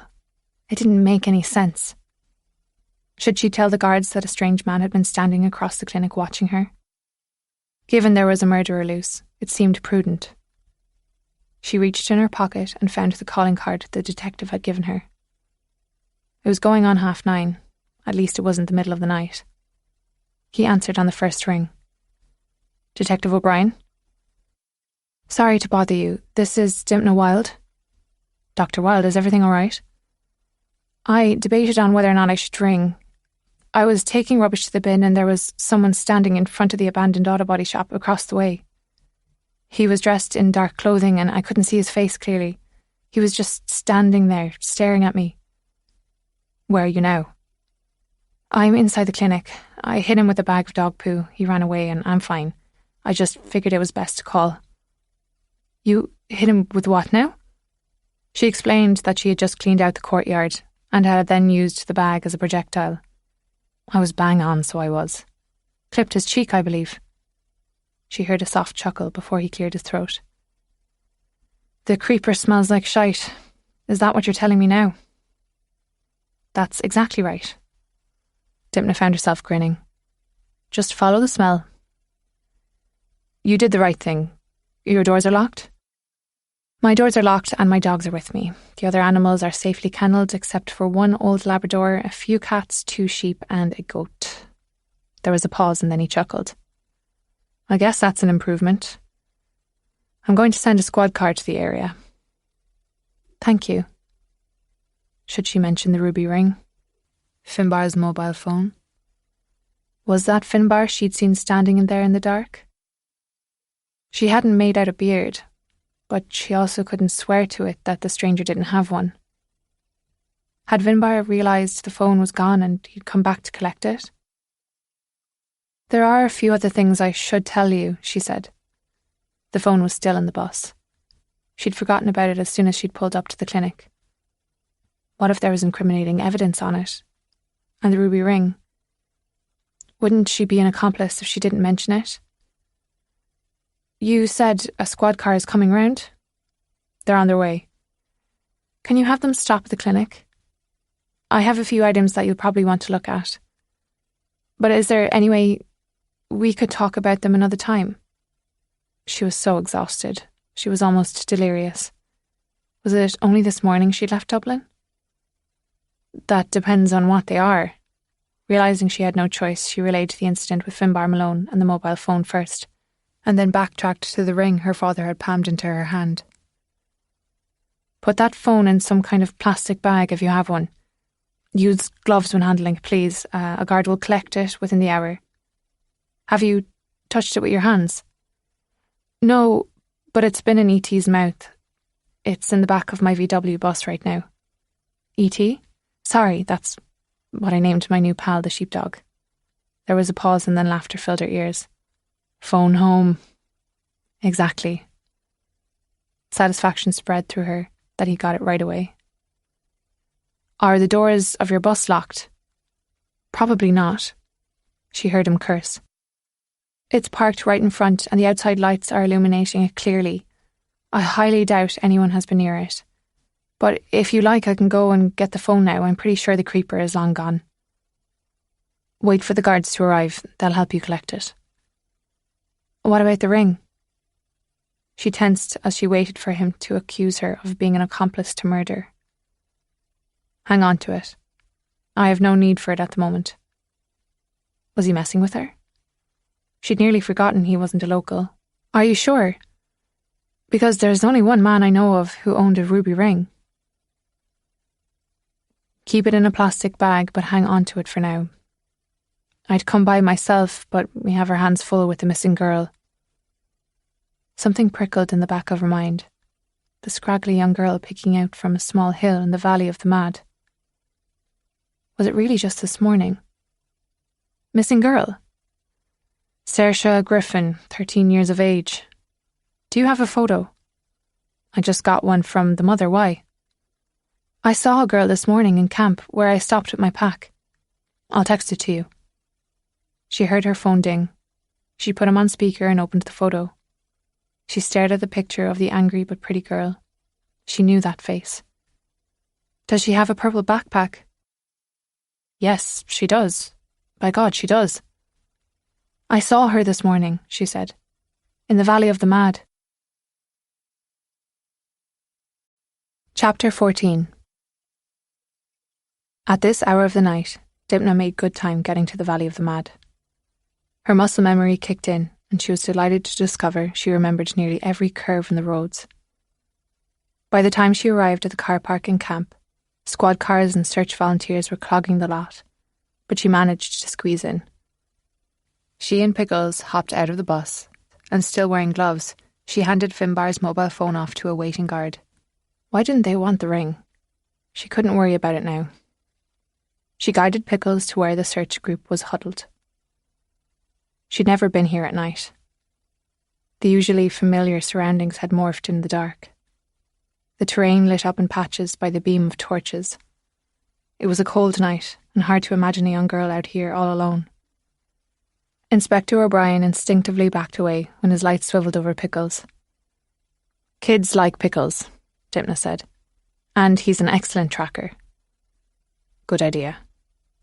He removed an inhaler and breathed in. There's a doctor in town who can help, she said. His pills would be better than the general ones at the chemist. I'll keep that in mind. Dimp? She turned at the sound of a man calling her name and whirled around to find Paul Byrne standing behind her. Still ruggedly handsome. Salt and pepper hair, stubble, strong face, deep brown eyes. He was tall, but he never made Dipna feel small. He stared at her for a long while before embracing her, lifting her off her feet. He set her down and they parted. Dipna had hoped for more of a formal reunion, and seeing him stirred up a chunk of adolescent longing, and oddly, a stray guilty thought about the inspector, wondering if he was watching them. She scolded herself. They were here to find a missing girl. If she hadn't been so preoccupied this morning, trying to suss out what Ben knew, maybe she would have realised that the poor thing had been in distress. Given Dipna used to run wild and dirty around the peninsula, it hadn't set off any alarms. What are you doing here? She hoped he wouldn't take it in the wrong way. "I know Saoirse," he said. "She likes to hang out of the group home." She nodded, not surprised. Paul had always been the type to take care of others. She was glad that he hadn't changed. A few seconds later she remembered the man he'd beat up. And one that cost him his job. Griffin. No wonder Paul was here. She'd heard he'd been watching out for the mother and daughter ever since he'd sent the father to prison. The good deed had cost him his job as a detective sergeant. Dimna led them to the general area near the hedgerows, on a small hill where she had seen Saoirse. When they neared the spot, Pickles, most likely picking up on their adrenaline, strained on the leash. "Do you have anything with her smell?" she asked. The mother nodded and handed Dimna a jumper. She let Pickles sniff it, but kept him on the leash. He went for a nearby tree, sniffing around the base. "It's so dark," Nancy Griffin moaned. "Where's my baby?" She began to call her name, her voice echoing in the shadows. Pickles suddenly faced forward, lunging towards a long grassy road in front of them. "He's leaning in this direction," Dimna pointed. "At the end of the boreen, there's a derelict house," Dimna said. "The glass has long left the windows and it's possible she could have crawled in. If she's still here, that would be the warmest and safest place." Paul cut in before the inspector could speak. "Lead the way." They worked their way across the grassy boreen, torches swinging from left to right. "Saoirse," her mother called out. "Baby, are you here?" "We're here to help," Inspector O'Brien called out. "You're safe now." A sob escaped Nancy Griffin. My baby." Calls for the girl rang out as they picked up speed toward the remains of the old stone house. Finally the road ended in a ford, and their torches illuminated an old stone wall. The guards held everyone back as they stepped around the water and made the first sweep along the perimeter. The door was boarded up tight, but they found the nearest window, and as Dimna had recalled, there was a gaping hole in lieu of glass. Pickles barked. The window was a few metres off the ground, but if she was given a lift, Dimna knew she could squeeze through. "Detective Inspector?" He was at her side in a jiffy. "Find something?" "If you could give me a hand through the window." He swiveled his torch around the stone frame. "Are you sure?" "Unless you're volunteering, I don't see an alternative." He whistled for a guard to shine the torch at the window and laced his fingers together. Dimna stepped into his palms and hoisted herself up. The stone was bone cold, and the smell of mould and earth was pungent. She landed hard on the other side, but kept her balance. "Torch?" she said. A torch was handed through. "Are you all right?" "I'm fine." She shone the torch through the dark crevices, taking small steps and shallow breaths. Something caught her attention just ahead. A lump. Please, God, no. She swiveled the torch, a backpack, purple. Dimna sagged with relief. "Saoirse?" Her voice echoed off the damp stone. "Anything?" the detective called from outside. "A purple backpack," Dimna called back. "Saoirse, Saoirse," the mother cried out. "I'm sorry, baby." Nancy said, 13 is the luckiest number of all. We'll have a proper party, love. I swear on my own grave." Dimna wished she hadn't just heard the word grave. Please let this lassie be alive. Water dripped from somewhere inside. "Saoirse?" Dimna called. "I saw you earlier. I was with my dogs. I've got Pickles here now. He's just outside. Pickles is very friendly. Do you like dogs?" Silence. And then, there it was, faint but audible. The sound of a young girl speaking in a sing-song voice. "I'll never tell, I'll never tell, I'll never tell." The sound echoed off the walls. Dimna aimed her torch. There, rocking back and forth on the ground, was the young girl she'd seen earlier. "I'll never tell, I'll never tell, I'll never tell." Dimna's stomach lurched. "She's here," she called out, Saoirse! Dimna slowly advanced on the girl. We've got you, you're safe. The girl did not turn her head. She continued to rock. I'll never tell, I'll never tell, I'll never tell. Is she hurt? The detective called out. She's alive, that's all I can say right now. The sounds of cheers and sobbing rose from outside. Do you hear that? Dimna said. A lot of people are here, looking for you. The singing ceased. For me? A small voice croaked out. Dimna didn't want to advance too quickly, so she shone the torch on her face, hoping she didn't look too creepy. Yes. Are you hurt? Outside, Pickles barked excitedly. That's your dog? Yes, his name is Pickles. He came to look for you two. Are they here to take me to jail? No, sweetie, we're here to take you home. Mammy is going to be browned off. She's just outside and she's not browned off at all. You're in no trouble, do you hear me? Paul Byrne is here too. Dimna heard a loud sniff and then another. Her heart broke open. Sweetie, she said, can I give you a cuddle? Sobs broke from the girl. Yes. Dimna covered the space between them and took the girl into her arms. You must be freezing. She wore only a thin shirt and denims. Dimna rubbed her arms, trying to warm her up. There's a blanket, water and chocolate out there, just for you. Can you walk? Do you promise I'm not in trouble? I promise, I swear it. You are loved. Another sniff, then a nod. Can you walk? Yes. Dimna helped her up, and keeping her arms around her, they headed for the window. Dimna lifted the backpack on the way. I don't want that, the girl said suddenly. I'll take it, Dimna said. It's all right, love. I'll never tell, she said. I won't. Don't you worry your head. All you need to do is come outside with me, and all those people out there are going to help you, Betel. They reached the window, and just as Dimna was set to help the girl up and out, Saoirse was already clambering up and over herself. She heard more cheers and called out to the inspector. Sending her back through, Dimna said. For some reason she doesn't want to touch it. Ready, the detective said. Dimna hoisted it through the window. What about you? If she can do it, I can do it, Dimna said. She placed her hands outside the sill and pulled herself up, given she needed strength to make up for her size. Dimna was an avid weightlifter. Mostly dumbbells, but they did the trick.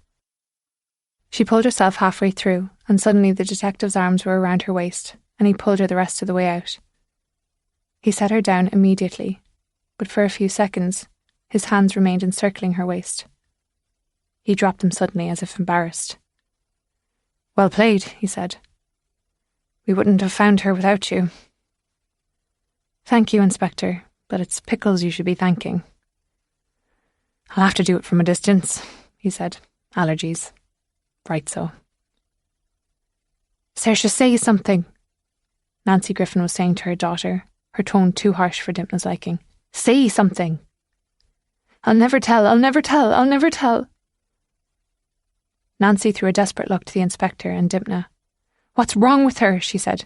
Is she brain damaged? It's trauma, Dimna said. Speak kindly to her. Dimna approached the girl. You're going to be all right, love. I'll never tell, I'll never tell, I'll never tell. Stop saying that, her mother screamed. Mrs. Griffin? The inspector's voice was stern. Why don't you come with me for a minute? He turned around to hand Dimna the backpack when his torch caught words written across it. In thick black marker, 4 words screamed out. You tell, you die. Her mother broke away from the inspector and edged in. What does that say? What does that say? She read the words, then gasped. You won't tell, Nancy said. Will you? Saoirse violently shook her head. That's right, you won't say a word. Paul approached, his hands full with the blanket and a bar of chocolate. You must be cold and starving. We have a blanket and a bottle of water here and a chocolate bar. Just until we can get you a proper supper. Would you like that? There was a pause and then Saoirse nodded. Paul moved in and wrapped a blanket around her. When he held out the water and chocolate bar, she snatched them with both hands. Saoirse, her mother said, why didn't you come home? Not now, the inspector said.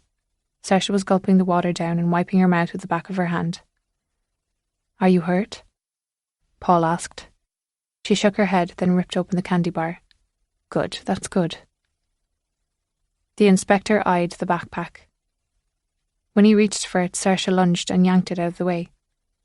All right, he said. He pointed to the menacing words. Did you write that yourself? A pause and then she shook her head. Do you know who wrote it? She took a bite of candy bar, chewing as she stared at him. Then she shook her head. You don't have to say anything now, Paul said. There's plenty of time. We need to get you to hospital, make sure everything is okay. Can't wait until the morning, Nancy Griffin pleaded. It's late, I want to take her home. Home, Saoirse said. No hospital. The inspector stood and gently pulled the mother away. She has to go to hospital. She's dehydrated and needs to be checked out, he paused. An ambulance is on the way. Paul approached Saoirse. I'll go with you to hospital, he said. She shook her head. I bet they give you ice cream. Ice cream? She tilted her head, considering it. Loads of ice cream, Paul said. And I bet the kids at the group home will all make you cards and even throw a birthday party for you. She took another bite. Not my birthday. Dirty tears smeared her face. You get a mulligan, Paul said. You know what that means. She shook her head. A do-over. Saoirse pointed to Pickles, who was sniffing her shoes. Can he come? Dimna joined in. I'm afraid they won't let him at hospital. But he can come to your birthday party. He can even wear a funny hat. She squinted for a moment and then shrugged her compliance. Good, the inspector said, gently taking the backpack once more. That sounds like a very special party for a special lassie. They began the trek back down the grassy road toward the car park. I can't afford a party, Nancy said. You won't have to, Paul said. The centre will take care of it. But I don't have cancer, Saoirse squeaked. Dimna felt a squeeze of sadness. She was glad Paul was a beacon to the girl. She needed one, or 100. You don't need cancer to have a party, Paul said. You deserve it just because of what an amazing girl you are. Dimna wanted to pick her up and take her home, and found her own eyes welling. If this girl was the stowaway she'd been hearing about, she couldn't imagine what she'd been through. You had to be a strong and capable swimmer to make it to the waters of Clogher Strand. In the dark, no less. She could have easily drowned. And the message on the backpack meant the killer had seen her. Spared her life, but not before threatening her, traumatising her. Dimna knew full well the power of trauma to hold someone captive. Her own trauma had erected an impenetrable wall of silence around her, sealed by terror and shame. A single violent act could result in a lifetime of victim re-traumatising themselves, keeping everything bottled in tight. Sirens sounded in the distance. Saoirse let out a shriek and grabbed onto her mother. Nothing to be afraid of, the inspector said. Your mam will ride with you. They fell silent the rest of the walk. By the time they reached the ambulance, Saoirse Griffin climbed into it without a fuss. The inspector was now handling the backpack with gloves. He held it in one hand and gave Nancy Griffin his calling card with the other. I'll need to speak with her as soon as the doctor allows it, he said. I know she's been through an ordeal, but the sooner we find out who did this, the safer she'll be. Nancy took the card. She's not going to say a word, she said. I won't have my daughter in danger. Dimna watched the inspector hold his tongue. We'll keep you both safe, he said, as Nancy Griffin crawled into the back of the ambulance. We'll work it out. The doors shut and the ambulance pulled away, lights and sirens sounding. Hopefully Saoirse would find it exciting. She'd already had enough trauma for a lifetime. D.I. O'Brien watched the ambulance retreat, then turned to Dimna. "Did you hand Finbar Malone's mobile phone to the guards?" "I did. First thing." "Phone?" Paul said. He sounded alarmed, and if Dimna was reading it correctly, somewhat jealous. "Official business," O'Brien said, before Dimna could answer. "That's all we can say." He met Dimna's eyes, staring at her until she nodded. "You and your dog did good," he said. "Hope he gets a treat." "He certainly will," Dimna said. "I'm relieved we found her." "She's in no shape to be interrogated this evening," Paul said. The inspector held up the backpack. "She saw our killer," he said. "She's in danger." Paul continued speaking. "We need guards posted at their house 24/7. She cannot be allowed to wander off on her own." "We could bring the mother up on neglect charges," the inspector said. "Christ," Paul said. "That will only make things worse. She's already had her father taken away. I'll have a word with the mother. This won't happen again." "I know you have a relationship with the girl, and I've heard a lot about you at the station, Detective Sergeant," the inspector said. "I'm more than happy to work with you." "I'm no longer a detective sergeant." Paul was being surly. Was it jealousy? "You are, in my book," the inspector said. "And, as I stated, I welcome your assistance. In fact, I'll need it. It's obvious the lassie trusts you, and she may be our only chance of finding this killer." "Whatever I can do to help, Inspector," Paul said. His jaw was set. This was difficult for him. The inspector nodded and then headed for her red Toyota. Dimna headed for her bus, Pickles on her heels. Paul grabbed her arm. He let go just before Dimna could tell him it hurt.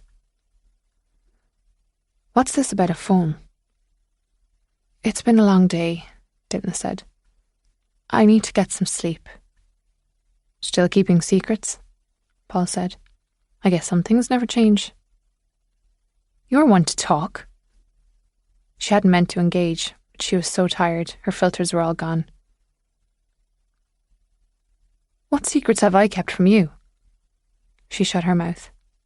He was right. It was all in the past anyway. "I found a lost phone, that's all." "I doubt that's all." He moved in closer.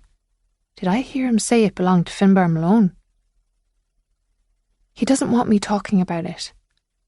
"He also said he needed my help." "Then why don't you ask him?" She was tired and hadn't expected a grilling, especially not from Paul. "Listen," he said, lowering his voice and moving in closer. "You know I'm on your side." "I have a side." "Come on, Dimp." "Come on what?" "We're talking about Johnny O'Reilly here. Roisin and Sean are determined to see someone in your family, probably all of you, go down for this." She exhaled and nodded. "I'm aware." He placed his hand on her arm.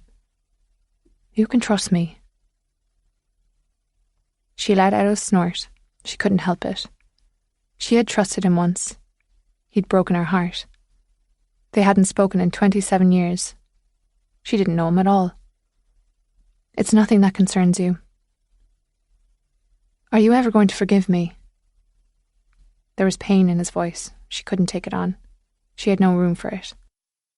"I no longer need to forgive you. We were completely different people then. It's in the past." "We're the same people. At least I am. There hasn't been a day go by that I haven't wished you well." "And I you," Dimna said, feeling her hard edges softening. "But right now, all I want is to sink into bed." She took a few steps away from him. "I don't trust that inspector. You shouldn't either. My parents are subjects of his inquiry. I don't think it's a good idea to get on his bad side." "Don't let him charm you. He's not your friend." What on earth are you getting at?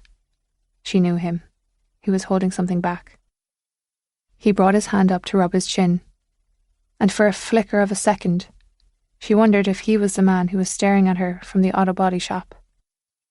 "Have you spoken with Donncha?" he asked. Dymchna hadn't expected him to mention her brother. What now? Not yet. Why? He was being held at the station. He looked back to make sure the inspector wasn't in earshot. I don't know if he's still there. Why was he there?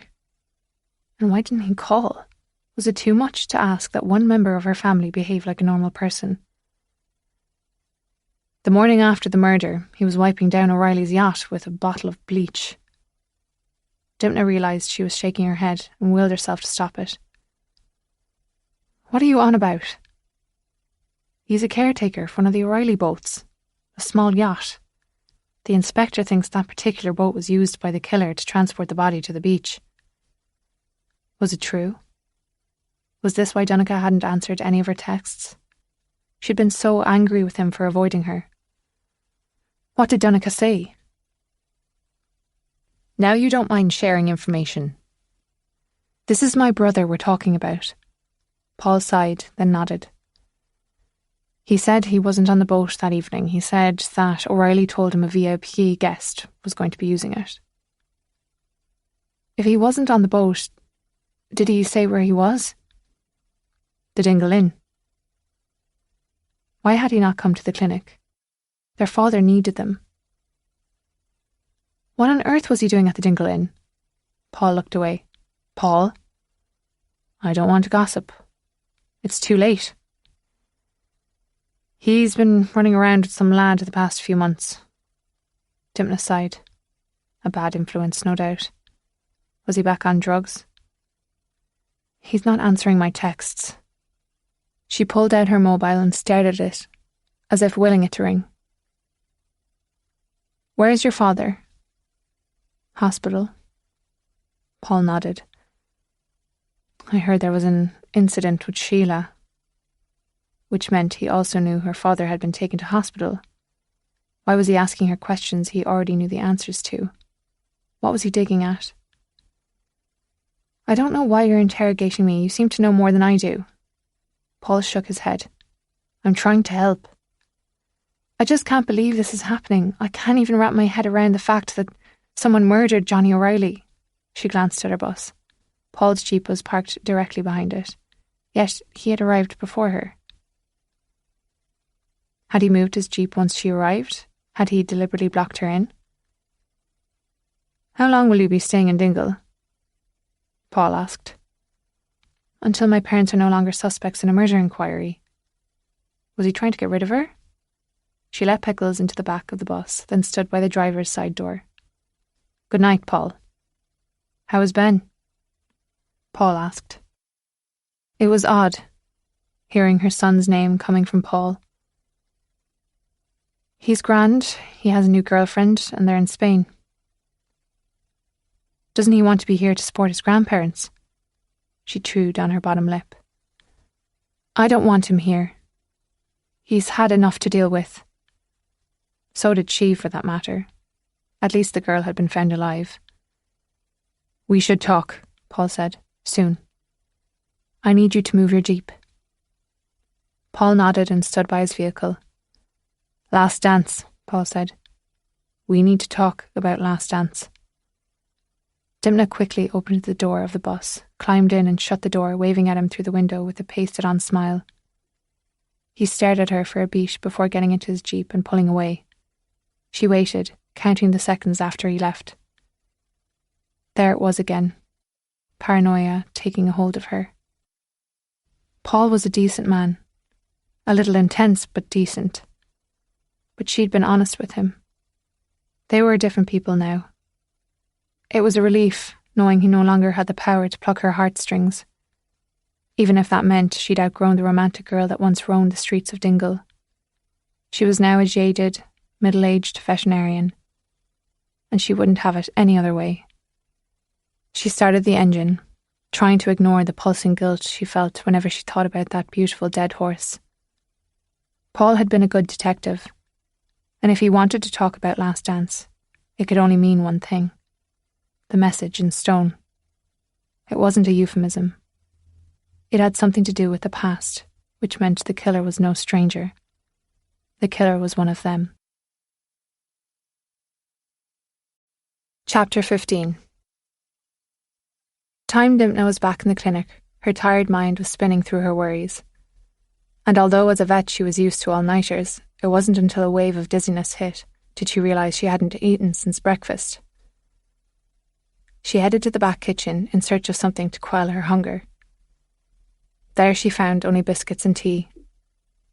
She grabbed the pack of biscuits and climbed the stairs to her father's upstairs flat. She flicked on the light at the top of the stairs, illuminating the large open space. To the left there was a bed, a small leather sofa with 2 chairs and a coffee table. On the right wall sat an ancient entertainment centre with a telly, and the centre of the room was commandeered by her father's large mahogany desk. Behind it loomed 2 floor-to-ceiling bookshelves bulging with large tomes. Books were stacked to the ceiling. Dimna felt the familiar rumble of excitement that occurred when she feasted on her father's books. History, veterinary medicine, biographies, classic literature, travel books and his guilty pleasure, spy novels. His true heart shone through his books, each one a reflection of his cornucopia of interests. She was thrilled to see he had added a little kitchenette tucked into the corner, and she nearly cried with joy to discover the mini-fridge stocked with ham, cheese and brown sauce. On the counter, a decanter of whiskey gleamed. She poured a small dose and made a generous sandwich, then situated herself at her father's desk. The surface held another stack of books: biology, veterinarian manuals, industry newsletters. Next to it lay a magnifying glass and a highlighter. It was a familiar memory of him, leaning over a book, furiously highlighting sections late into the night. She used to love sitting and spinning in his chair, opening anatomy books, marvelling over the body parts of cows and dogs and horses and cats. It was a fascinating world to her, the world of blood and bones and organs and muscle. She'd not only spent her childhood naming and colouring the various body parts and their functions, she'd memorised enough gory details to horrify teachers and delight classmates. A jar of biros and a letter opener were the only other contents on the top of the desk. Her sandwich and whiskey went down easy, but soon she was drowsier than ever. Mostly out of childhood habit, Dimna placed her hand on the middle desk drawer that her father had always kept locked. She used to conjure up all the secret things she was convinced he kept in there. Mainly, given some of the history books on his shelf, she'd imagined her father was a spy, and the drawer held foreign money and passports, and pens that doubled as poison darts. To her shock, the usually locked drawer slid open. A plain folder with a yellow sticky note on top stared at her. 2 words blared from the sticky note in red biro: Last Dance. Oh my God. This time, when Dimna talked out loud, there were no animals nearby to make her feel less crazy. She stared at the words, her eyes blurring, her heart tap-dancing. She opened the folder. The first item was an old newspaper article. The headline screamed out at her: Colt bolts. Local veterinarian's daughter releases £1 million thoroughbred from stall and it races to its death. Her stomach seized and she regretted the sandwich. She turned the article over. The next item in the folder was a photograph. It took her a moment to realise she was looking at the trailer that hit Last Dance, skewed sideways on the road. In front of it, the body of her beloved horse on the asphalt, blood pooling around him. A low moan came from Dimna as she flipped the photo over. A sentence was scrawled on the back in black ink: Forget everything you think you know. What in the world? It wasn't her father's handwriting. What did it mean? Was someone making a cruel jab at her father's dementia? How long had this been stuffed in her father's drawer?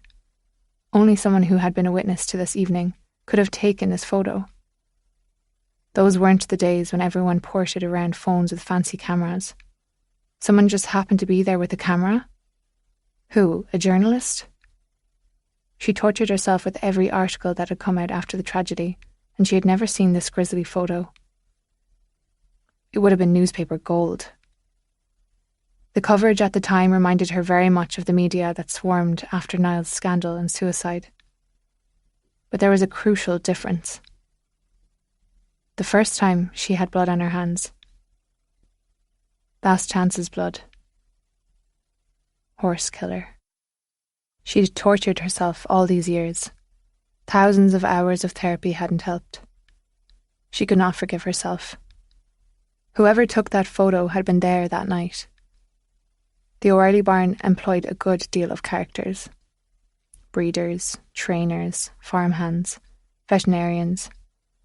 Had Tommy Healy been there? She'd been so drunk. There was so much she couldn't remember about that night. Paul was right. They needed to meet sooner than later. There was one more item in the folder. Another newspaper article. This one was a feature on Tommy Healy. The photo showed him sitting proudly on top of a horse in jockey attire, wearing the same colours as any other O'Reilly jockey. Navy blue, white and green. Another attention-grabbing headline.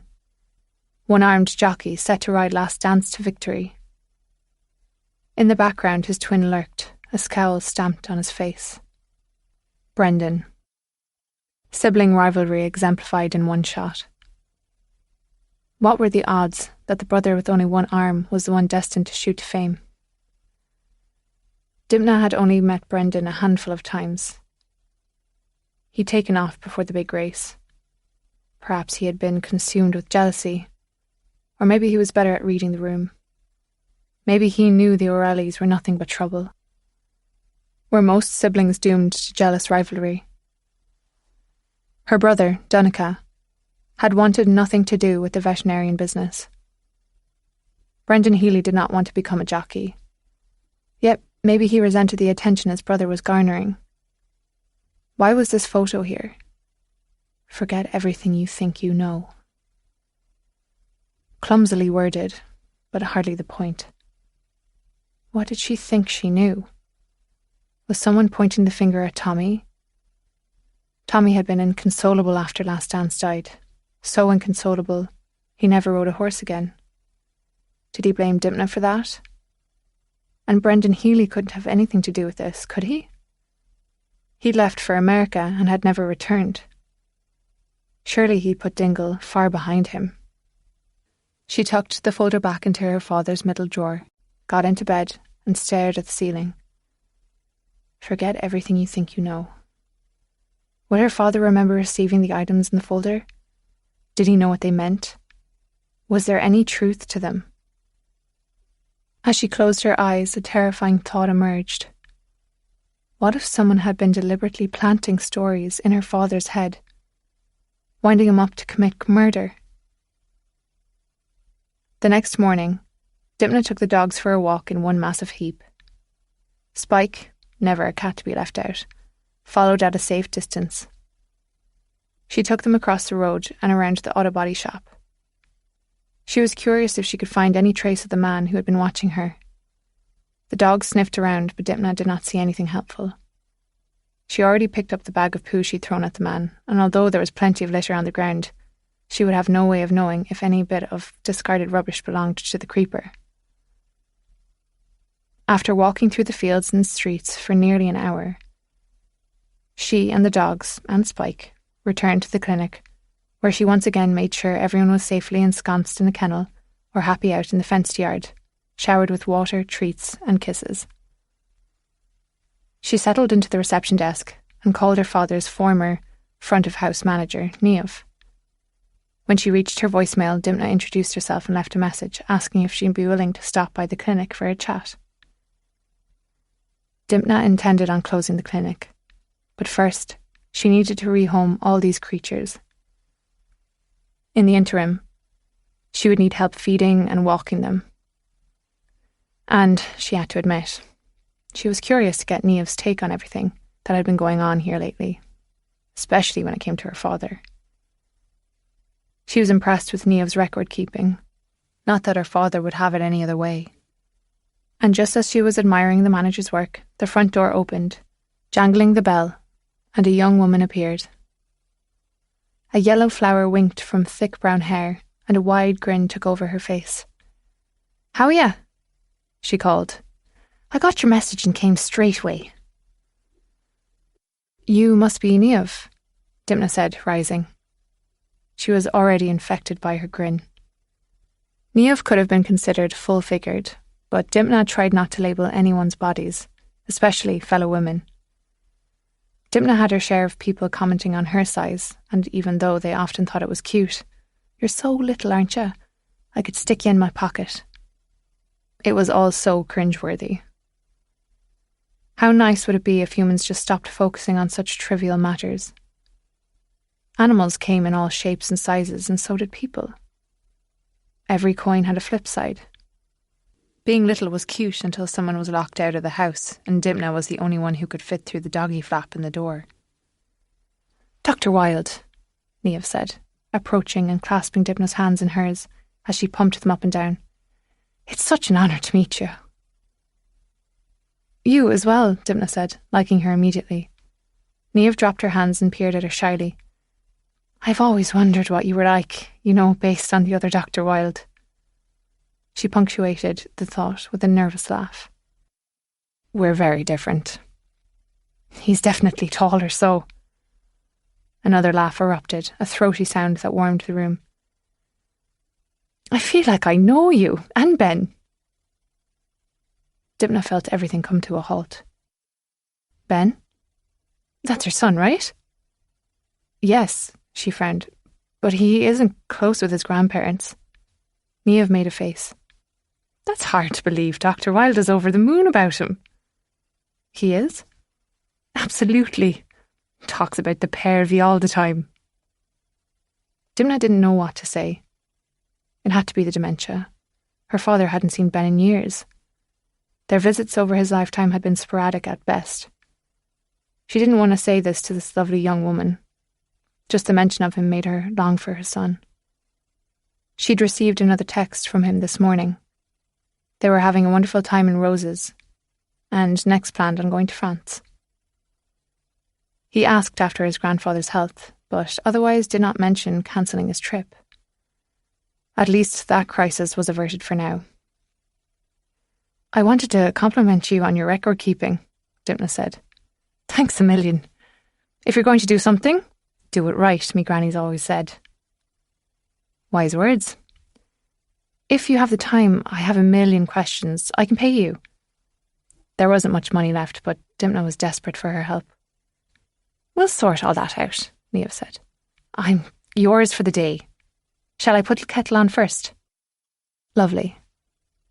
Dimna nearly cried with relief that finally someone was willing to help her. Maeve set about making tea and soon returned to the reception area with 2 cups and a tin of biscuits. They sat behind the receptionist counter in front of the computer monitor, taking a few minutes to sip tea and chat. Once the pleasantries were behind them, Dimna began with her most pressing question. "Would you mind telling me when you first noticed that Dr. Wilde wasn't quite himself?" "I can go through my personal records if you like." Maeve gestured to the computer monitor on the left.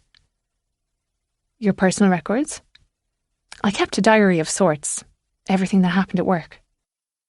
"Wow, yes, brilliant." Dimna gestured for Maeve to pull up and take the reins. She watched her efficiently click through the screens on the computer. "I had to give some of my records to the guards." "Oh?" Dimna felt her heartbeat tick up. "When was this?" "When Miss Maguire reported the bottle of release missing, the next day we were swarmed with guards." Miss Maguire. Dimna nearly laughed.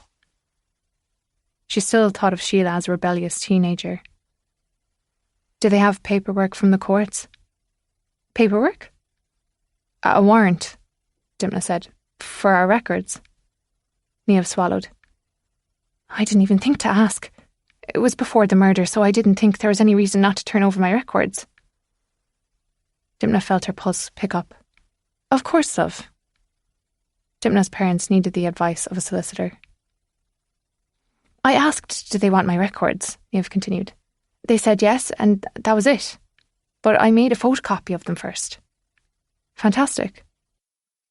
It wasn't fantastic that she offered, but it was fantastic that she made a copy, and Dimna couldn't afford to alienate everyone. I think from now on we'll get the advice of a solicitor. Do you want the name of Dr. Wilde's solicitor? It was a relief, someone who knew what needed to be done. Yes, please. He handles any problems at the clinic. He may not be the right person if Dr. Wilde needs other legal help, but it's a start. Maeve rifled through a contact list on the computer, then jotted something down on a sticky note and handed Dimna the name and number of the solicitor. You're fantastic. Dimna took a deep breath. I'm also wondering if you can pull the records for all calls my father had in the past 2 months.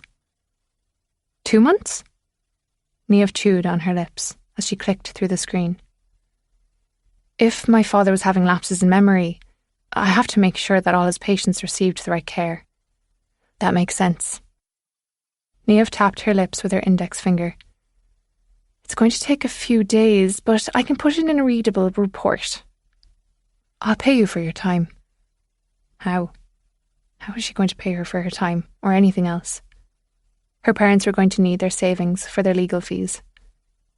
Just the thought of their retirement being suctioned out to defend themselves against murder charges was enough to make Dimna want to make it a whiskey morning.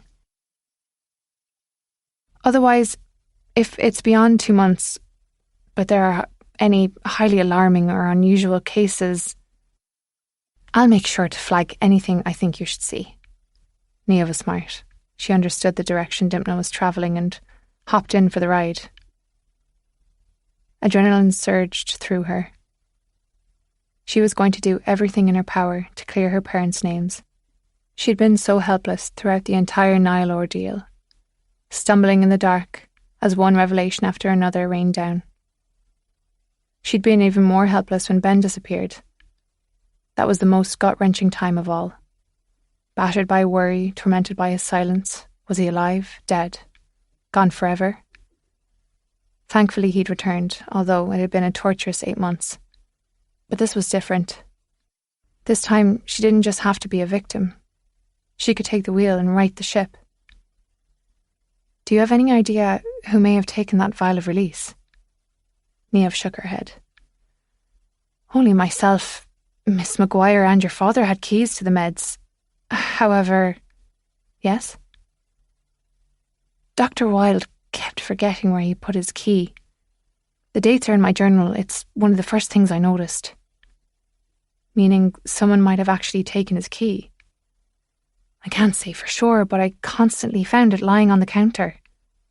Her eyes flicked to the counter. Dimna watched her take an Ashling's gold necklace. She'd forgotten all about it. Maeve seemed mesmerised by it. I found it in the courtyard, Dimna said. The little darling would be thrilled to get it back. I can take it if you like. Dimna felt her heart squeeze. I didn't realise any O'Reillys came into the clinic. Just the Mrs. Helen O'Reilly and Aisling. A wee dote she is. She has a pet. Aye, a golden retriever puppy. A birthday gift from her da. More evidence that Sean was a doting father. It was dawning on Dimna that the rumours she'd been hearing might be true. Maybe Sean O'Reilly had outgrown his bullying ways. Perhaps fatherhood had changed him. That didn't mean he was ever going to know he had a son. Did you mention the key situation to the guards? I haven't been formally questioned. I hear the guards are making house-to-house inquiries, so I expect a visit from them soon.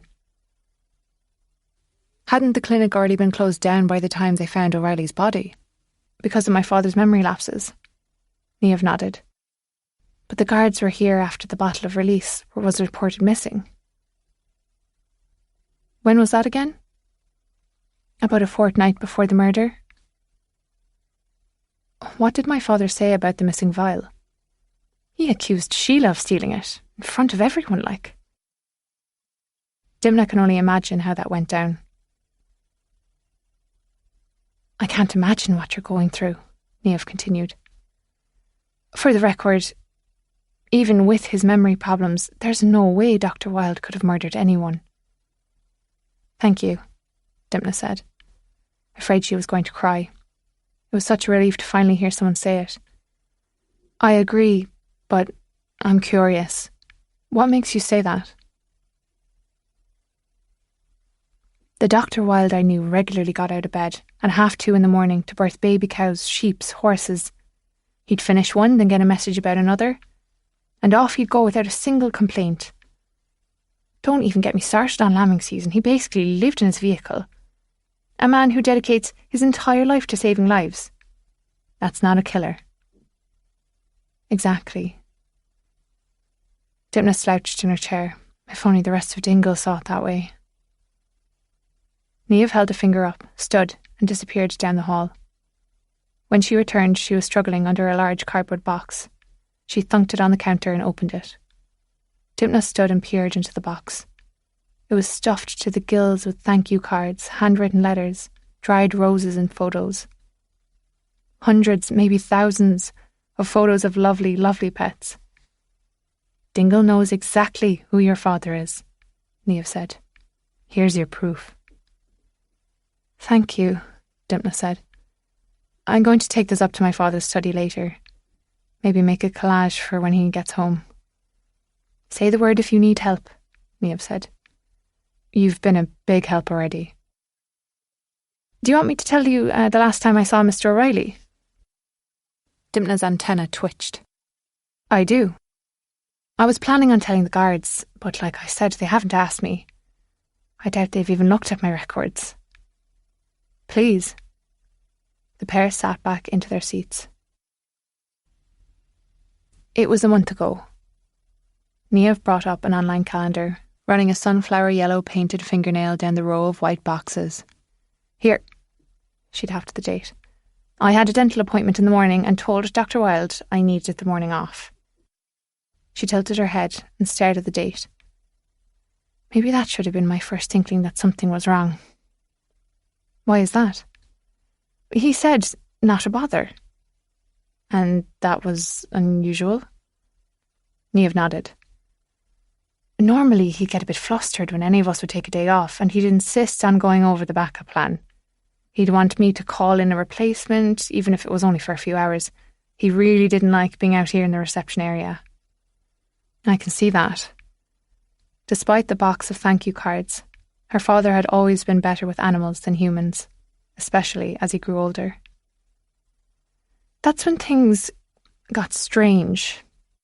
Instead of asking for a replacement, he asked me to cancel all his appointments that morning. This got Dimna's attention. In her entire life, her father had never cancelled an appointment. Did he say why? He did not. However, I got the feeling he was waiting for someone. A shiver thrilled through Dimna. What made you think that? He stood out here in the reception area, constantly looking out the window, checking his watch. He definitely wanted me out of here, as if he was worried about me and his visitor crossing paths. A client? I don't think so. I know all the clients. This was someone he didn't want me to know about. And he seemed very intent. That's the word for it. Did you ask him about it? Of course. He said, it's none of your goddamn business. I see. He'd never cursed in front of me before. I know, he isn't the type. As hard as it was to hear, it was helpful, like the doctor said, to pinpoint the changes. At the time, I didn't know what to make of it, other than that he was either really looking forward to this visit or really dreading it. Go on, so. Maeve swallowed. I know who he was meeting. A pulse of dread began to throb in Dimna's neck. Who? It was barely a whisper. Maeve lowered her head. I haven't told anyone this, I swear. I believe you. It was none other than Johnny O'Reilly himself. Chapter 16. It was none other than Johnny O'Reilly himself. Dipna wanted Niamh to take it back. She waited for the young woman to laugh, even smile, anything to indicate Niamh was messing with her. Johnny O'Reilly, Dipna said slowly, came here to the clinic. Niamh nodded. It turns out my appointment was cancelled. Since Dr. Wilde seemed intent on privacy, I did my messages before returning to work. Apparently I didn't stall long enough. A black BMW was parked in front of the clinic. Could it have been someone else? Niamh shook her head. I saw him. Mr. O'Reilly was hurrying out the front door. He nearly knocked me over on his way out. My God, he was flying it. Jumped into his car and screeched out. Dipna just could not process it. Had Johnny O'Reilly ever come to the clinic before? Not once. Did you ask my father about the visit? A look of horror came over Niamh's pretty face as she shook her head. I wouldn't dare. Dipna suddenly thought of the ruby ring. What if O'Reilly had dropped it during the visit? Or planted it? No, that didn't make any sense. Detective O'Brien was in no hurry to get his hands on the ruby ring her father had slipped her. The only explanation she could think of was that Johnny O'Reilly's ruby ring wasn't missing. Was there a second one? To whom did it belong? Was it Sean's? What happened after you passed Mr. O'Reilly in the courtyard? All the lights were off. I found Dr. Wilde standing in the exam room, in the dark. An echo of how Dipna had recently found him. Was he recreating that moment? Why on earth had they needed a secret meeting? How could Dipna find out when one of the men was dead and the other one was having problems with his memory? Had Johnny O'Reilly said something to upset her father? And even more worrying, what did her father decide to do about it? That's odd, Dipna finally said. I didn't know what to say, Niamh said. He didn't notice me there. The way Niamh dropped the sentence made it obvious she was debating whether or not to say the rest. Dipna wasn't sure she wanted to hear this, but if she wanted to help her parents, she had no choice. Yes? He was sobbing. Sobbing. She'd only seen him shed a tear once. Not when she told him she was pregnant, not when she told him who got her pregnant, and not when he found out she'd been accused of killing Last Dance. But she did see him cry once, when he saw Ben for the first time, when he held him in his arms and counted all his tiny fingers and tiny toes. Her father had locked eyes with her, tears streaming down his face. You can never tell him, he said. Not ever. And he still didn't know that Dipna had been raped. She'd let him think she'd been a foolish girl. All these years later, she wanted to talk to the younger her. Explain that it wasn't her fault. Tell her that one day women would start telling the truth and put the blame where it belonged, on the perpetrator. But that night she blamed herself. The worst night of her life, bookended by Sheila and Paul making love, then the death of that beautiful horse, one she loved like he was her own. She'd told herself she deserved all of it, everything that happened, and even that wasn't enough to pay for her sins. But even without knowing the ugly truth about what Sean had done, her father had hated the O'Reillys. He'd worked too close to their animals. He knew what they were like. Profit came before everything. Horses were a means to an end, a commodity to be used. Why on earth had he been meeting with Johnny O'Reilly? She needed answers. Can you gather all the records for the O'Reillys? Niamh nodded. They are our largest account, including upcoming appointments. Upcoming? If you're taking over, that is. No, I'm going to close the clinic. Just then the front door flew open, jangling the bell. An elderly couple struggled in, the woman cradling something in a blanket. "Doc! Doc!" she cried. "She's dying! Her baby is dying!" The woman wore an orange hat and matching lipstick. Dipna hurried over to see a skinny white cat. She had black socks on all 4 paws, as well as the tips of her ears. She was emaciated, but Dipna could tell she was probably a gorgeous cat. But right now she was struggling to breathe. Her chest was rattling, her eyes rolling back in her head. "Is she diabetic?" Dipna asked, gently prying the struggling cat out of the woman's arms. "Not that I'm aware of," the woman said. "She's not been eating and didn't go to the bathroom all day yesterday." Yesterday, and they were just bringing her in today. Dipna refrained from reprimanding them. Piling guilt on top of them would not help them in this moment. If the cat died, they would regret that decision the rest of their lives.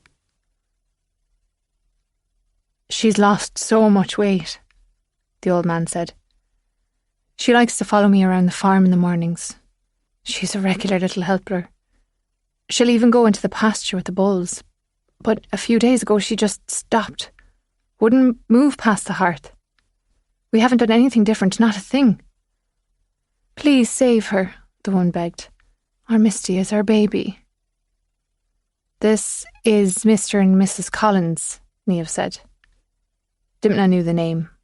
Although the land belonged to the O'Reillys, the auto body shop across the street was a business owned by Mr. Collins. Apparently, this Mr. Collins. She'd only met him a few times when she was young. "They just celebrated their 50th wedding anniversary," Maeve said. "Hello, Mr. and Mrs. Collins," Dipna said. "Congratulations. We've met you before, but it was a lifetime ago and you wouldn't recognise me now," Mr. Collins said. "But my wife, she hasn't changed a bit now, has she?" He managed a wink. "As lovely as ever," Dipna agreed, watching the old woman blush and smile shyly. She touched the top of her hat as if making sure it was still there.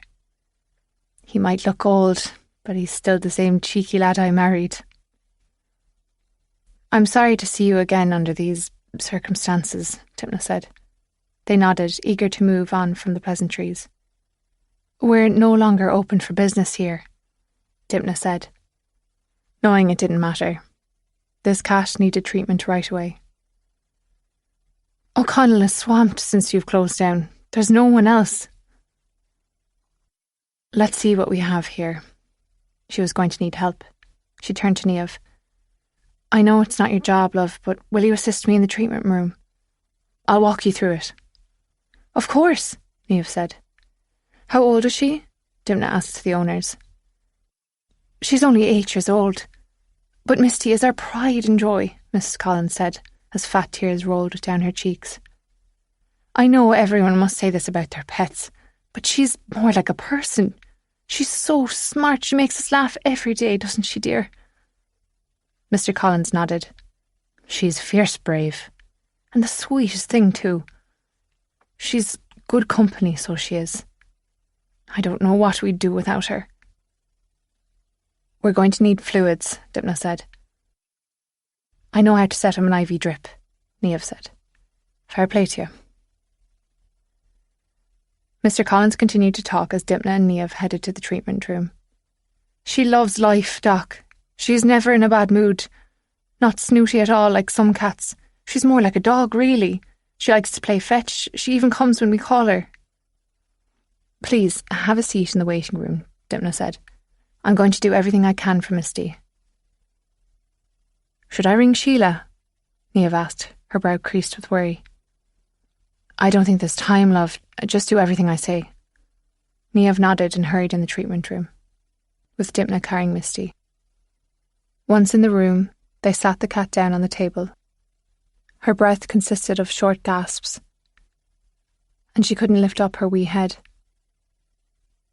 Maeve already had tears in her eyes. Mrs. Collins adores this cat, she said. They celebrate her birthday every year.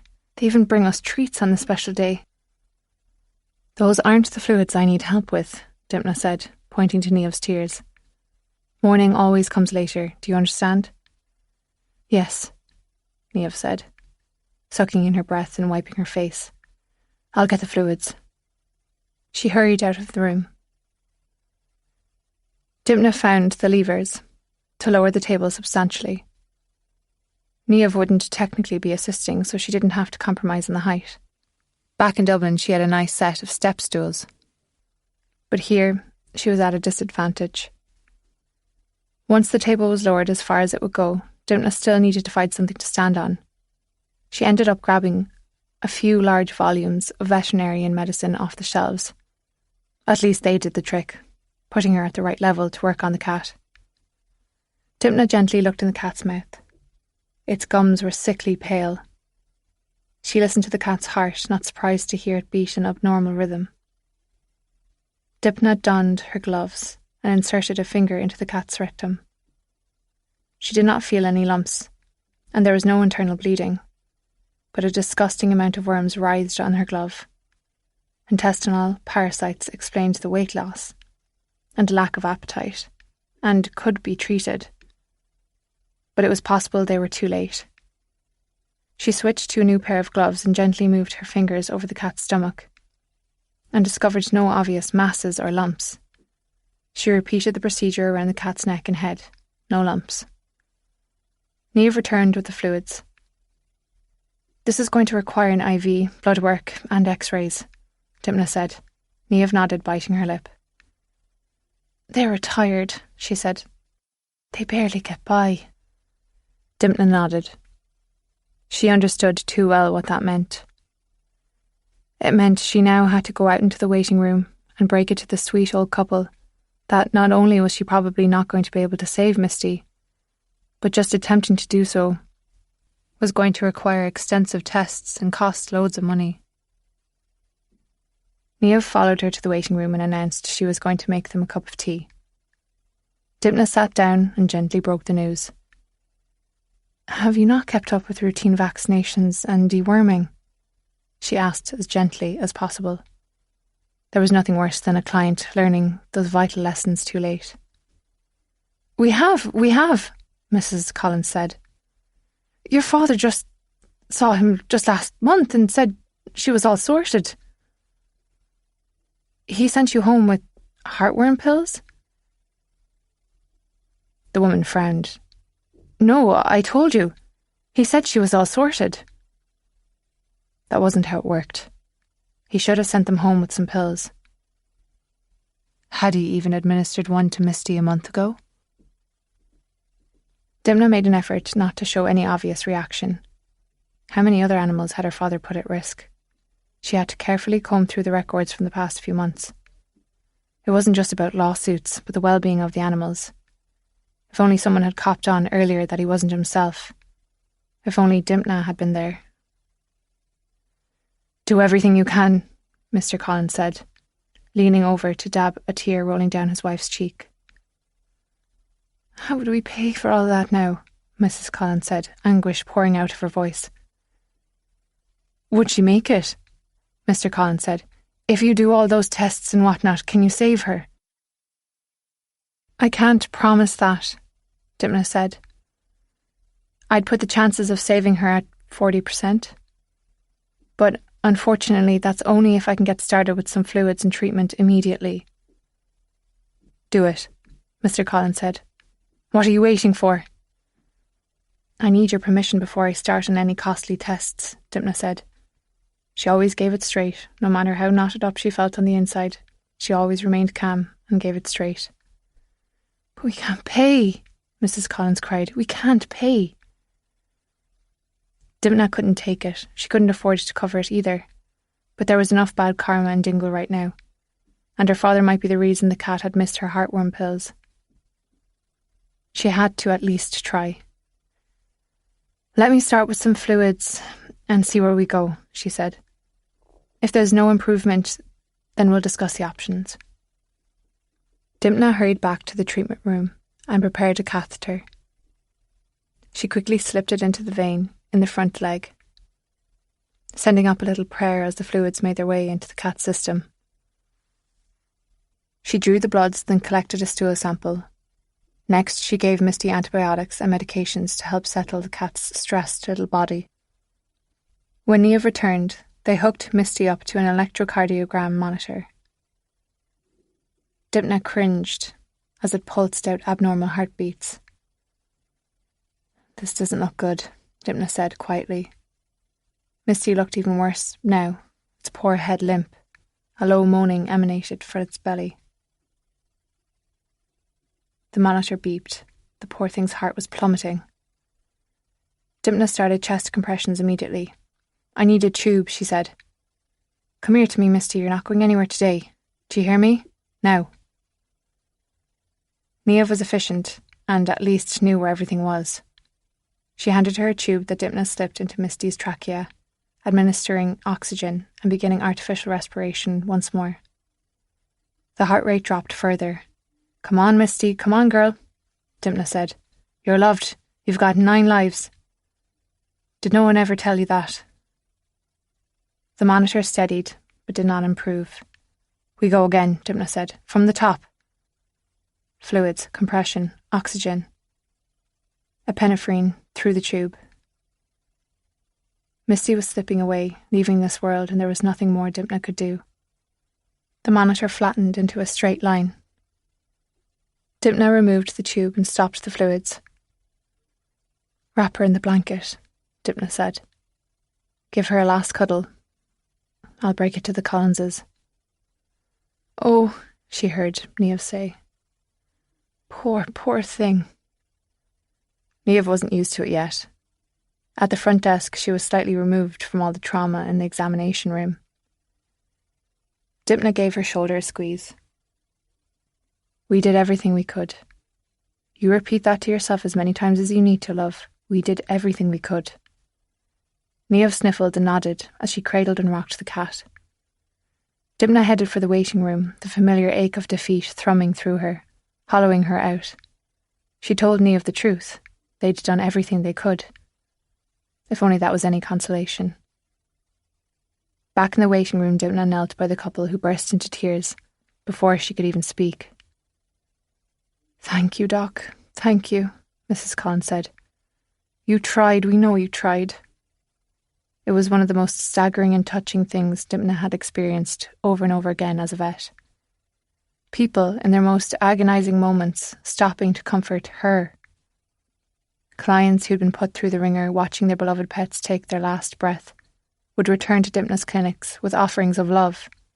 Wine and flowers and chocolates and sweet little photos of their pets in better times. Grief not only brought out the worst in people, it brought out the best. She was reminded of that now as Mrs. Collins stroked Dipna's head. "It's all right, Dr. Wilde, it's all right." "Dipna?" Niamh appeared at the end of the hallway, her voice pinched. "Just a minute." The old couple had their arms around Dipna. They were having a moment. "Can you come back here for a minute?" Niamh said, a little louder. "Just give me a moment. Misty came back." The couple dropped their arms and Dipna shot up. "What? She's alive!" Dipna hurried after Niamh into the treatment room, Mr. and Mrs. Collins at their heels. Misty was sitting up on the exam table, eyes open and alert. She meowed when she spotted the Collinses. Dipna stared, gobsmacked. Clips from the EKG hung off her like she was a science experiment. She let out another pitiful meow, but it was the most beautiful sound Dipna had ever heard. She was breathing on her own. "You lied to us," Mr. Collins said, sounding furious. "You made us think she was dead." He balled up his fist. "What kind of person does that?" "I swear to you," Niamh said, "I thought Misty was dead too. She fooled both of us. But Dr. Wilde did everything, I mean everything in her power to save her, in lightning speed. Only looks like Misty here needed a minute to catch up, didn't you, love? Dr. Wilde is the only reason she's alert and looking at us like we're a bunch of blubbering idiots." Mr. Collins's mouth dropped open. He released his fist. I'm sorry, he said, wiping a tear off his face with the back of his hand. Thank you, Doc. Thank you. We're forever grateful, Mrs. Collins said. I think this is as close to a miracle as I've ever witnessed, Dipna said. She really does have 9 lives. That's who she is, don't you know? She does everything on her own timetable, so she does, Mrs. Collins said, clasping her hands together. You saved her. I don't care what they say about you or your father, you saved our Misty. We're not quite in the clear yet, Dipna said, making a concerted effort to ignore Mrs. Collins's last statement. I want to get Misty here overnight, Dipna said. She'll need extensive deworming, and I'm obligated to warn you, given the amount of time she was flatlined, she may have some brain damage. She looks like our Misty to me, Mr. Collins said. Misty was now enthusiastically licking herself. She took a few wobbly steps forward. Those are the medications making her woozy, Dipna said. She massaged the cat's little head. You're going to need a long cat nap after this. We owe you, Mr. Collins said. I'll think of some way to pay you. Dipna held up her finger. She wanted to check the cat against the monitors. She hooked Misty back up to the EKG. Perfect heartbeat. Next, she checked her oxygen. Perfect saturation. Dipna let out a laugh. I think this cat must have a few angels watching over her, Dipna said, but she's definitely used up one of those 9 lives. There's only one angel here today, Mrs. Collins said, taking Dipna's hand. I'm going to tell everyone you're a miracle worker. I think you'd better make that 2 angels, Dipna said, throwing a grateful look to Niamh. Turns out she's one hell of a cat cuddler. Niamh laughed, her cheeks filling with a rosy glow. I tell you one thing I can do for you, Mr. Collins said. I couldn't help but notice you have some strays in your courtyard. We've had an influx lately, Dipna said. What did you have in mind? It needs cleaning up, but I could let you use my auto body shop across the way. If you can pay to have all the old paint cans and whatnot disposed of properly, and have any scraps of tools hauled away to the junkyard, she's all yours. It could serve as an extra kennel and yard for your creatures. That is a very generous offer, Mr. Collins. If I say yes, and I'm only thinking about it at this stage, I'd like to eventually start paying you rent. It might just take a while. Here. Mr. Collins removed a fat set of keys from his pocket and took one off the ring. Have a poke around, and when we come back to collect Misty, you can let us know what you think. Chapter 17. You have to keep this clinic open, Niamh said to Dipna. It had only been an hour since the Collinses left, and they were still feeling the buzz of Misty coming back to life. Dingle needs you. I don't know. But even as she said it, Dipna had a sudden urge for the work. Misty was an outlier. The cat should have been dead, but she wasn't. And Dipna had learned that you couldn't just wallow in the bad. You had to actively embrace the good. And if she was being honest, she needed the work, the routine, the hyper-focus. The quirky pets and their equally, if not more, quirky humans. Not to mention the money. She couldn't afford to take care of all these animals herself, and she couldn't let harm come to them. Niamh's eyes lit up as she leaned in. You would go a lot of places, talk to a lot of people. I hear a lot of things too. People come in. They can't help but gossip. That is true, Dipna said. Maybe she could get answers. Answers like why her father had secretly met with Johnny O'Reilly. They wouldn't be found unless she had access to the O'Reilly estate. Would Tommy Healy speak with her? If anyone knew about this meeting between Johnny and her father, it would either be Tommy or Sean. She would need a legitimate reason to be near them. Not to mention the obvious, Maeve said, interrupting Dimna's mental maze. What's that? The animals need you. We couldn't even fill all the requests when we were open full-time, unless you don't need the money. She was smart, Maeve. Whether she was trying to preserve her own job or honestly wanted to help, the answer was obvious. Dimna would do better if she kept busy. Her parents needed her. Correction. They needed them. Both of their children. Where the hell was her brother? She was going to have to find him, even if she did have to personally search every single boat at the harbour. Do you think clients will accept me as the new vet? Absolutely, Maeve said. Not all of them. There was plenty of sexism in the field. Male and female farmers would still specifically request male vets only. Add in Dimna's size and she had to make triple the effort to prove herself. People doubted her around horses and cattle and bulls. Seeing their sheer size next to Dimna's made others fearful, until they saw her work. She did have to make accommodations, but she made them. She'd had close calls, but so had all vets that worked with animals. It was a little easier in Dublin, in a small animal clinic. Owners thought it was adorable watching little Dimna with their kitties and puppies and rabbits and hamsters, and once a chinchilla.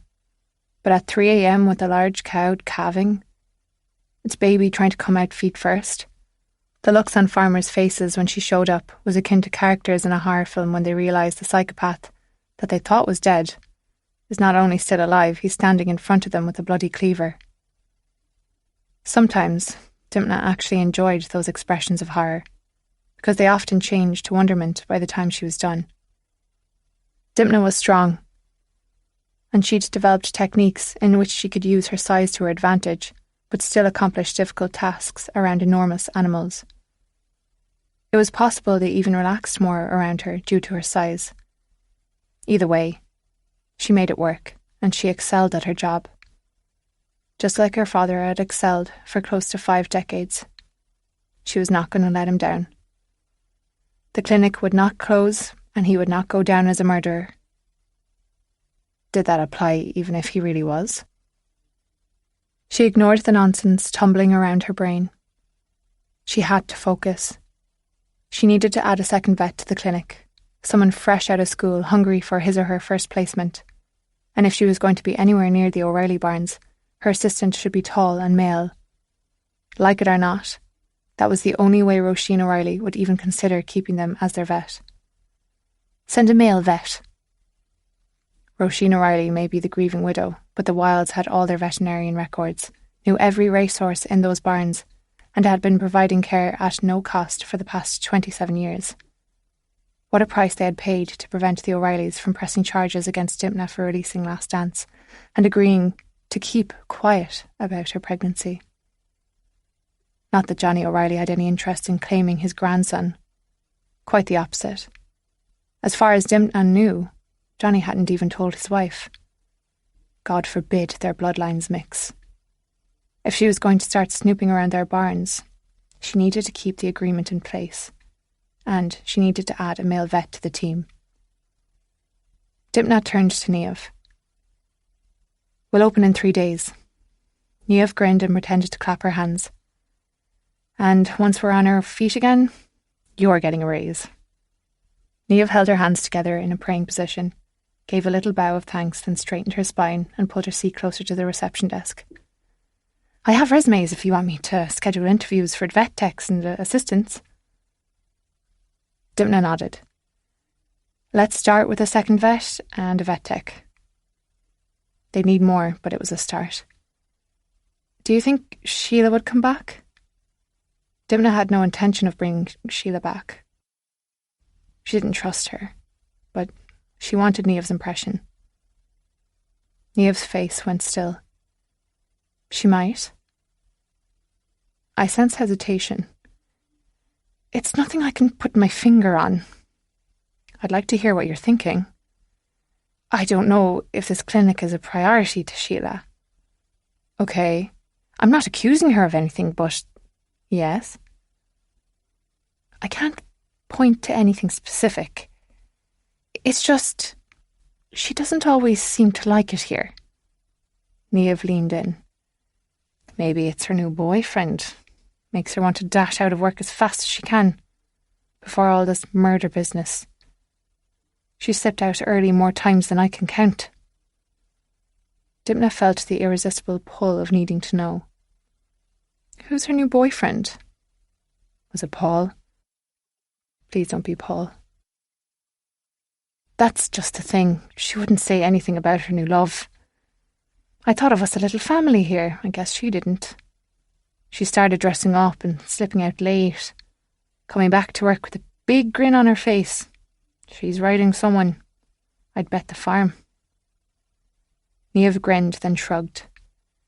I just don't know if she wants to work here anymore. Was it true? Was Sheila in a relationship? Wasn't Dipna too old to feel jealous? How was it possible that being back here stripped away all those years in between, and suddenly she was thinking and feeling like a teenager again? Dipna hadn't made love in a long time. Even before Niall took his own life, he'd been distant, and she'd been overwhelmed with work. It was nearly impossible to admit, but she hadn't had sex in well over a year, and counting. There had been one last time with Niall, months before the news broke. Had she known it was going to be the last time, maybe she would have made more of an effort. There was nothing remarkable about their last time, just a day they'd found themselves going to bed at the same time and turning to each other in the dark. Pleasant but quick. There were times she thought she may never be with a man again. She wasn't getting any younger. She'd secretly wondered if seeing Paul again would awaken her desires. Instead, she found herself thinking of the inspector. There was something about him, a charisma, an intensity that beckoned her. He seemed lost, and so was she. The intense way he studied her was something she hadn't experienced in a long time. Or perhaps it was just a thing she did, fall for inappropriate men. But sleeping with the inspector, investigating her parents for murder, was not just foolish. It would be dangerous. Now was not the time to indulge in fantasy. There was something about the mention of Sheila that brought back all her old insecurities and petty jealousies. My father did throw a book at her face, and accuse her of being a thief, Dipna said. I can see how that would be a deal-breaker. Shall I line up interviews? Yes, and if we eventually open a facility across the street, we'll need workers to help clear it out. But one thing at a time. I want to get the other vet first. On it, Maeve said. And could you start calling clients to see if they're willing to book? That will give us an idea of whether or not we can pull this off. I'll start now. Good woman.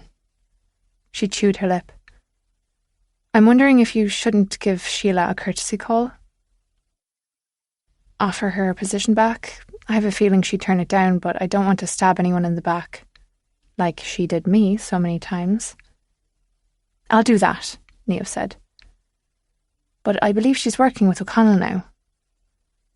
Dipna nodded. It made sense that Sheila would go to the other vet in town. Let me know what she says. Dipna stepped into the courtyard. The skies were grey and starting to spit. She called her father's solicitor. He told her he had already spoken to her mum and had recommended another solicitor, one that dealt with criminal matters. He hung up before she could even say goodbye. At least her mum was on top of things. Dipna called her next. Her mother picked up right away. I'm waiting to speak with his doctor, love. Hopefully we're going home today. Should I join you? Not at all. You can visit your father when we're back at the house. I'll see you at the house later then, Dipna said. Have you heard from Donncha? You know your brother, her mum said, and then she hung up. Did her mother know that Donncha had been taken into the station? That he had been cleaning the boat that the inspector believed had been used in the murder?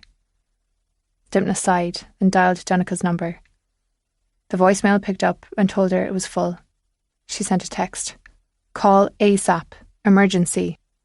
She went back inside, wondering when she was going to have time to check out the auto body shop. The reception desk was empty. Dimna came around to log into her email, but when she did, she caught sight of a notebook near the monitors. It was open, the handwriting neat and elegant. It must belong to Niamh.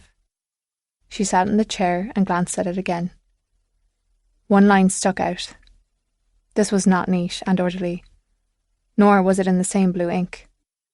This was in red, the letters large and slashed, as if the writer had gone over and over and over it, obsessively. Dimna stared at the message, wondering what on earth it was all about. I hate him.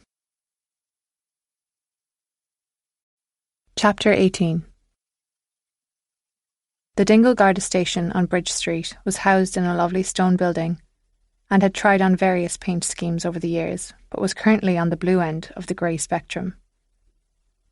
Cormac studied the walls of his small makeshift office, annoyed at smudges mocking him. This had previously been a storage room, evident by the pile of cardboard boxes shoved to one side. He was the first to admit he could be a bit neurotic. Stacks of books needed to be lined up just so. Biros couldn't roll willy-nilly on a desk. They needed to be placed in a holder, ink facing down. Wet marks on restaurant tables drove him mental to the point where he couldn't even focus on conversation until they were dabbed up. Daily life was a struggle to accept nagging imperfections. He'd certainly tried. Meditation, meds, a few reluctant sessions with a therapist. No drink, more drink, no drink, moderate drink, more sleep, less sleep, no sleep, more sleep. Eat your veggies, that's what you need. Vitamins, that's the trick. He'd even tried feckin' yoga. Only two things had ever eased the chaos in his mind: playing the squeeze box and working a case. And this case did not disappoint. He hadn't been this hyped up in ages, but the theatrics Paul Byrne had played at Nancy Griffin's house this morning still burned in his mind, and he'd been replaying them like a film, trying to suss out the man's angle. Cormac had been thrilled when the young girl was released from hospital with a clean bill of health, and he'd been as accommodating as he could, going out to the house instead of having her come to the station. It was bad enough they'd all been jammed into the table in that tiny, depressing kitchen. Dishes piled in the sink, every surface loaded with clutter, open food containers, the smell of cigarettes and alcohol choking the air. He had a sinking feeling this wasn't due to the fact that a daughter had been missing, that this was how the place had always looked. He'd started sneezing, and then, when that was finally under control, he'd gotten absolutely nothing out of the girl, and it was all Paul Byrne's fault. First, Byrne kept delaying the questioning, insisting he let her eat her breakfast in peace, and then when Cormac gently started his questioning, "Tell me about the night of your birthday," Paul Byrne cut in. "You don't have to answer any of those questions," he said. "You can ask for a solicitor." The girl looked to her mother. "We can't afford a solicitor," Nancy Griffin said. "We can find one who'll represent her pro bono," Paul said. "This case is on everyone's radar. There's no use mucking it up." "There's no need for a solicitor," Cormac said. "Saoirse, I promise, you're not in trouble for anything you did that night. I don't care if you nicked things, I don't care if you trespassed on a yacht." Saoirse looked to Paul. "Snuck onto a boat," Paul translated with a pointed look at Cormac. Cormac nodded and did his best imitation of a smile. "I just need to know what happened." She looked at him with big eyes. She'd seen something that night. Someone. And he needed to know who it was. It had been a mistake allowing the ex-detective to accompany them, and he saw clearly now. Paul Byrne had set him up. What was he so afraid of? "Did you sneak onto the big white boat in the harbour? Dreamscape?" She nodded, I saw someone come off it. He was dressed in morning clothes, so I thought I had time. Morning clothes? You mean he was wearing dark clothing? She nodded. It could have been a girl. To be honest, I couldn't see a face. Just a black hat, black gloves, and a long black coat. She was a bright girl. That's very good, Saoirse. Very smart. Do you have any idea who this man or woman was? Paul leaned in. If you don't know something, it's okay to tell him you don't know. He doesn't want you to make up anything. Cormac felt his jaw clench, and he threw a look to D.S. Neely. Detective, she said, why don't we get a spot of fresh air? Ex-detective, Cormac bit back. That's a good idea. He stared at Byrne until the man finally stood up. It's okay if there's anything you don't want to answer, Byrne said again. Save your energy for planning your party. He grinned at Cormac. It's this weekend. Consider yourself invited. I think I'll join you for that fresh air, Cormac said, pushing back his chair. We'll be right back. Out in the front yard, which was also cluttered and dirty, Cormac didn't hold back. I'm trying to catch a killer, and she may be our only witness. What the hell do you think you're doing? Paul Byrne squared off with him. You're making a big mistake, putting her directly in the killer's crosshairs. Cormac didn't need to be schooled in how to do his job. We'll put protection on her. Byrne shook his head, as if that was exactly the wrong answer. For how long? A day or two? What happens after that? If she tells us who did this, we'll go and arrest the person, and then we won't have to worry about this, will we?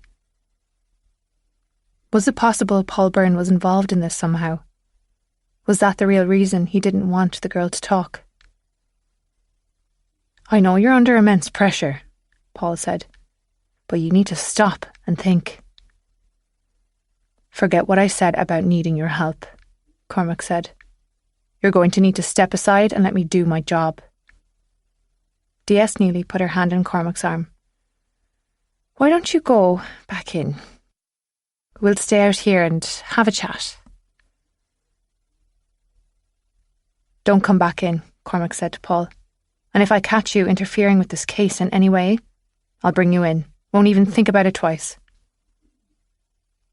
He headed back in, determined to find out what the girl knew. She was no longer at the table. She needs her rest, her mother said. We'll have to do this another time. Cormac brought his thoughts back to the present. Saoirse was scheduled to come into the station this afternoon. He had his doubts about whether or not her mother would bring her in. It had been a huge blow not being able to speak to her last night or this morning. It had already been days since the murder, and eyewitness accounts often changed as time passed. Then again, she had been exhausted. He'd insisted that she be taken to the doctor this morning, and only if she was given the clear be brought back into the station. That way, Paul Byrne couldn't accuse him of not looking after the girl. Besides the figure dressed all in black, she had to have something given the writing on her backpack. You tell, you die. Cormac wanted to strangle the bastard who wrote that with his bare hands. Sparing a child's life just to torture her. Scars that would last the rest of her life. Even if she dealt with it properly, which she probably wouldn't. And should Cormac add Paul Byrne to his list of suspects? His behaviour was beyond the pale. Either he was so filled with jealousy that he wasn't on the case and trying to sabotage Cormac, or he was hiding something sinister. Cormac had a feeling that there had been something romantic between Paul Byrne and Dimna Wilde. He'd watched their interactions, and he was sure of it. He was also highly aware that he was thinking about her a little too much. No matter how unique and interesting she was, he was here on official capacity. Besides, the only time she seemed interested in him at all was when she was poking at him, She seemed downright pleased every time she clocked his frustrations. She was an enigma, not to mention the tension he'd felt between her and Sean O'Reilly. What was all that about? There was no time to stew over it. He had to get through today's briefing. One thing was for sure. This station was still loyal to Paul Byrne, and they weren't quite sure what to make of him. His team was polite and they were hard workers, but they were a long way away from being warm and fuzzy. He'd still walk into a room previously filled with laughter and nattering, only to have it come to a screeching halt when he entered. He'd tried going out for pints with the crew, but all that resulted was a massive pain in his head the next day, and a bin full of empty Lucozade bottles and headache tablets. The house-to-house inquiries were ongoing. He had a pile of interview questionnaires on his desk to read through. He planned on doing the O'Reilly interviews personally, but the family solicitor was still giving him the runaround. He'd finally nailed an appointment for tomorrow afternoon with the widow and her son. Was this only Wednesday? Happy hump day. What a world. Johnny O'Reilly's funeral would be held on Friday. At least he had made some progress, and he was eager to share it with the rest of the team at the upcoming briefing. He was clicking through his presentation on his laptop when a figure materialised in the doorway. Superintendent McGraw, all the way from Dublin. Christ. The man was likely feeling the heat from above, and he was here to beam it down on Cormac, Inferno style. Chapter 19. Superintendent McGraw, Cormac said, scrambling to his feet and feigning as much positivity as he could. I didn't know you were coming. I hear you're updating the team on your progress today, McGraw said.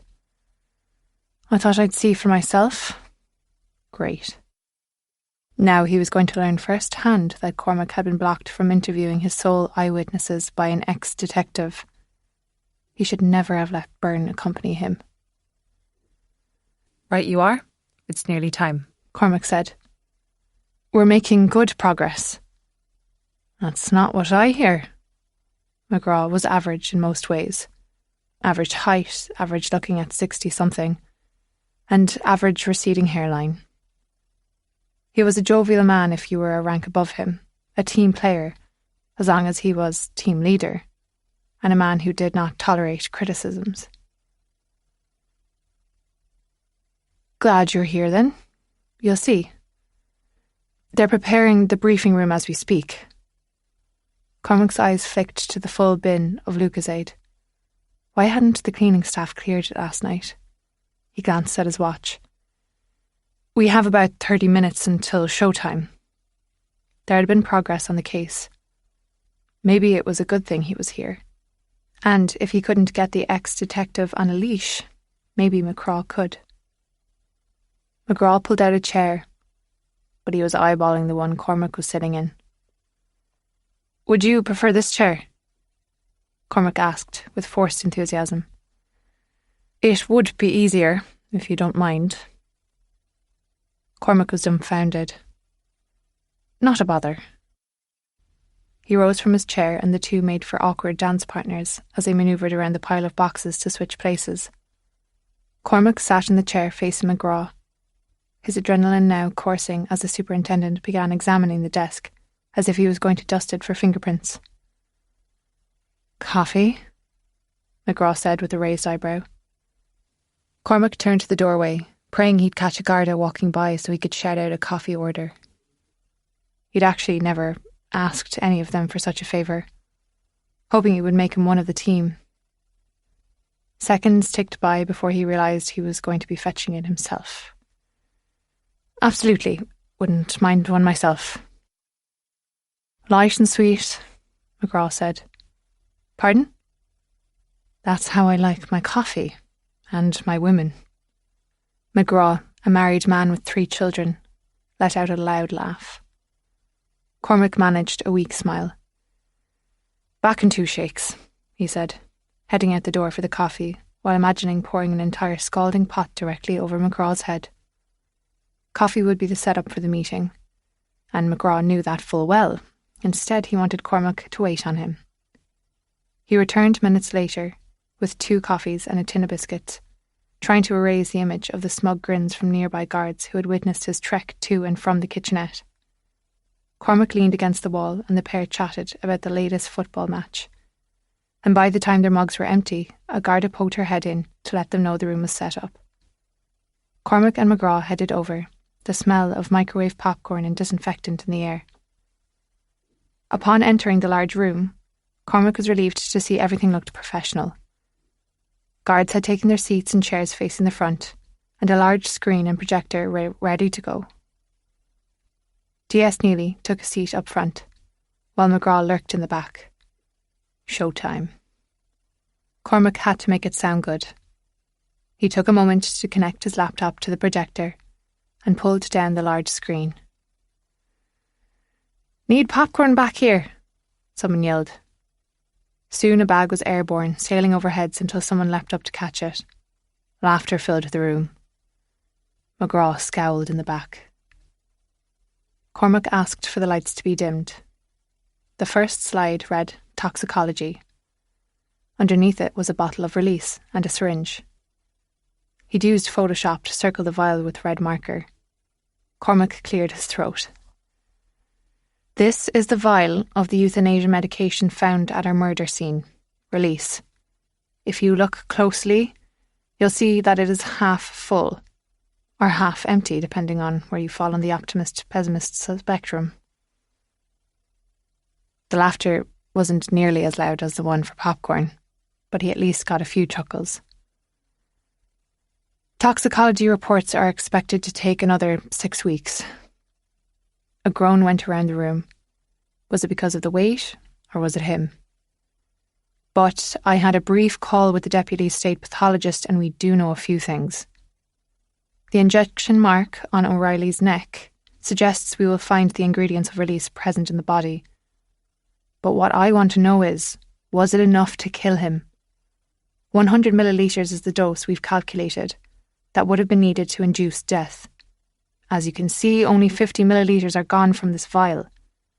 Either there's a vial somewhere on that beach that we missed, or release is not what killed him." The back of his neck felt hot from repeating Dipna Wild, nearly verbatim, but the pathologist had backed up her assertions. Due to the injection mark found on his neck, the state pathologist has concluded this was homicide. Given there is going to be a long wait for toxicology, she's releasing the body to the family. He scanned the room. No one had any follow-up questions. "We'll have a presence at the funeral. There's a good chance our killer will make an appearance." "And what?" McGraw said. "Wave his hands about and announce he's the killer?" More laughter. "Probably not until the wake," Cormac said, after a few jars. Heads swiveled as if everyone was waiting to see whether or not it was okay to laugh. When McGraw finally chuckled, they joined in. Cormac flicked to the next slide. Guards shifted in their seats and made jokes under their breath as the smiling devil was up next. "We've sent the tarot card found in O'Reilly's suit pocket to the Technical Bureau for fingerprints, although I'm not counting on gleaning anything from that angle." "Does the card belong to Maeve Wild?" McGraw piped up. "I'm assuming it does." "Assuming." The superintendent shook his head. "Tell me you've interviewed her." Cormac nodded. "I brought a duplicate of the tarot card to show Mrs. Wild. Turns out she has hundreds of decks. She couldn't produce the card, said it was her winter deck, so she's going to check the family home." "Winter deck?" D.S. Neely said with a laugh. "What a load of bollocks." She also suggested someone might have nicked the card off her without her knowledge. He waited for more comments, but the peanut gallery kept mum. "According to Mrs. Wild, the meaning of the card is not about the actual devil. It's about temptations." "And you fell for that?" McGraw again. He wasn't here to listen. He was here to humiliate. "Our killer deliberately placed every single item at the murder scene. He or she is telling a story. I'm not drawing any conclusions at this point, Superintendent. I'm simply laying out the facts. On with it then, Holmes, McGraw said, enjoying another round of laughter. Cormac flicked to the next slide, gleaming black stones shouting, "Last dance." We had a quick answer on this one. These stones are all common to the Dingle area beaches. Sandstones, if you hadn't already guessed. But they were coated with a black gloss. Once again, we're waiting for a definitive report from the Technical Bureau, but I was given a heads up that they believe it's automotive paint. The next slide showed an abandoned auto body shop. McGraw sat up straight. Cormac felt a flush of satisfaction go through him. This abandoned auto body shop is located across from the Wilds Clinic. "Hoo boy," McGraw said. "Now we're sucking diesel." They probably wanted the Wilds for this. It disgusted Cormac how blatant they all were. His instincts were screaming that they were being set up. He had a feeling the O'Reillys were working behind the scenes, getting all their little soldiers in line against the declining veterinarian. Cormac hated piling on, but he also had to follow the facts wherever they led. The shop has been closed down for 5 years now, and the owner, a Mr. Collins, hasn't returned our calls to enter the building. "Have you put in for a warrant?" McGraw asked. Cormac shook his head. "Not enough evidence for a judge's warrant, and we're still waiting on one to enter the Wilds Clinic, despite having traced the batch number to it." "Are you joking me?" Eamon Wilde is having medical issues, and despite a recent 999 call from a previous employee, Sheila Maguire, for a dust-up that occurred, she's not pressing charges. The DPP knows this is going to be a high-profile case. I'm assuming that's the reason for the abundance of caution. "It's too late," McGraw said. "Whatever evidence they had in that clinic is long gone. I bet the minute your daughter has been cleaning up, or should I say, cleaning down." Cormac clenched his fists and waited while hearty laughter bounced around the room. At least Detective Sergeant Neely wasn't one of them. "To be frank, Superintendent McGraw, I find that kind of language belittling and unnecessary," Cormac said. McGraw sat up. "Excuse me." "She's a whip-smart doctor and highly admired. I find digs at her height to be beneath us." McGraw's head bobbed, as if in agreement. He then gave Cormac the once-over. "I can see why you sympathise." More laughter. "Touché." He could only grin, show he wasn't bothered. Had he given McGraw leverage by defending Dimpna Wilde? He could not lose this case. Cormac turned back to his presentation. The land the Autobody resides on is owned by the O'Reillys. We've directed several requests to the family, including permission to enter the shop without the warrant, but so far the solicitors are throwing up roadblocks to every request. Cormac flicked to the next slide. It was the best photo he'd found so far of the esteemed cult, Last Dance. He was standing tall in front of a large white barn, the sun shining down on him, all muscles and beauty. Even a layman like Cormac could tell there was something special about the horse. "What is this?" McGraw sounded annoyed. "Meet Last Dance," Cormac said. "I believe our painted stones refer to this racehorse." "Based on what?" McGraw again. "Do you know how automotive paint differs from other types of paint?" McGraw folded his arms across his chest. "Enlighten me."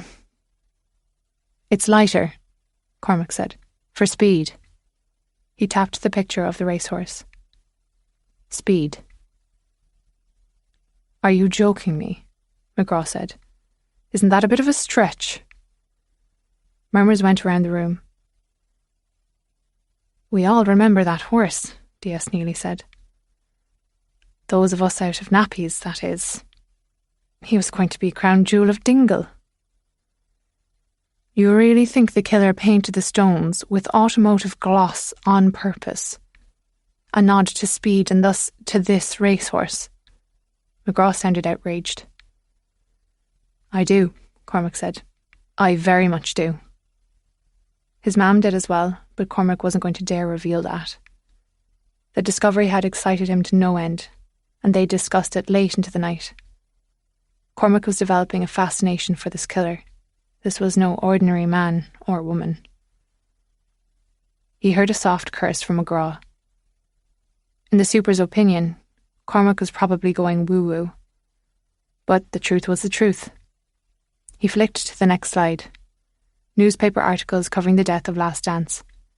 And then more covering Tommy Healy, the one-armed jockey who was supposed to ride him to glory. Tommy Healy was an aspiring, or should I say rising, jockey back in the day. He and his twin, Brendan Healy, had been abandoned by their parents. They were taken in and sponsored by the O'Reillys. The brother Brendan, born with both arms, had no interest in racehorsing and left for America before his twin's big race. But once Last Dance was killed, Tommy Healy never rode a horse again. He's remained with the O'Reillys all these years. You're telling me he's been their right-hand man? McGraw asked. The biggest laugh yet. It was common knowledge that humour helped with the horrific side of murder, but coming from McGraw, it didn't feel like stress reduction humour. Just a pathetic man trying to get a laugh. But if Cormac came down too hard on it, then he'd lose respect. He couldn't afford to alienate his team. Diversity lectures would have to wait for another time. Cormac paused so they could take in a photo of a much younger Tommy Healy in his jockey attire. Notice the colours. Navy blue, white and green. He clicked to a photo of O'Reilly dead on the beach. Navy blue, white and green, he said.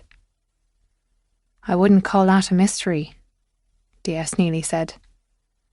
Anyone in the O'Reilly racing world would have been in those colours. Correct, Cormac said. Our victim lived and breathed horse racing.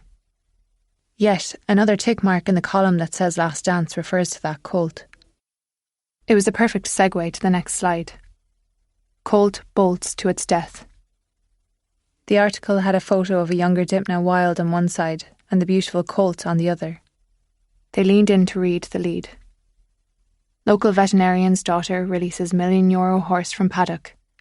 The finish line is deadly and the price heavenly. Jesus, Neely said. I remember that one. Morbid and poetic, Cormac said.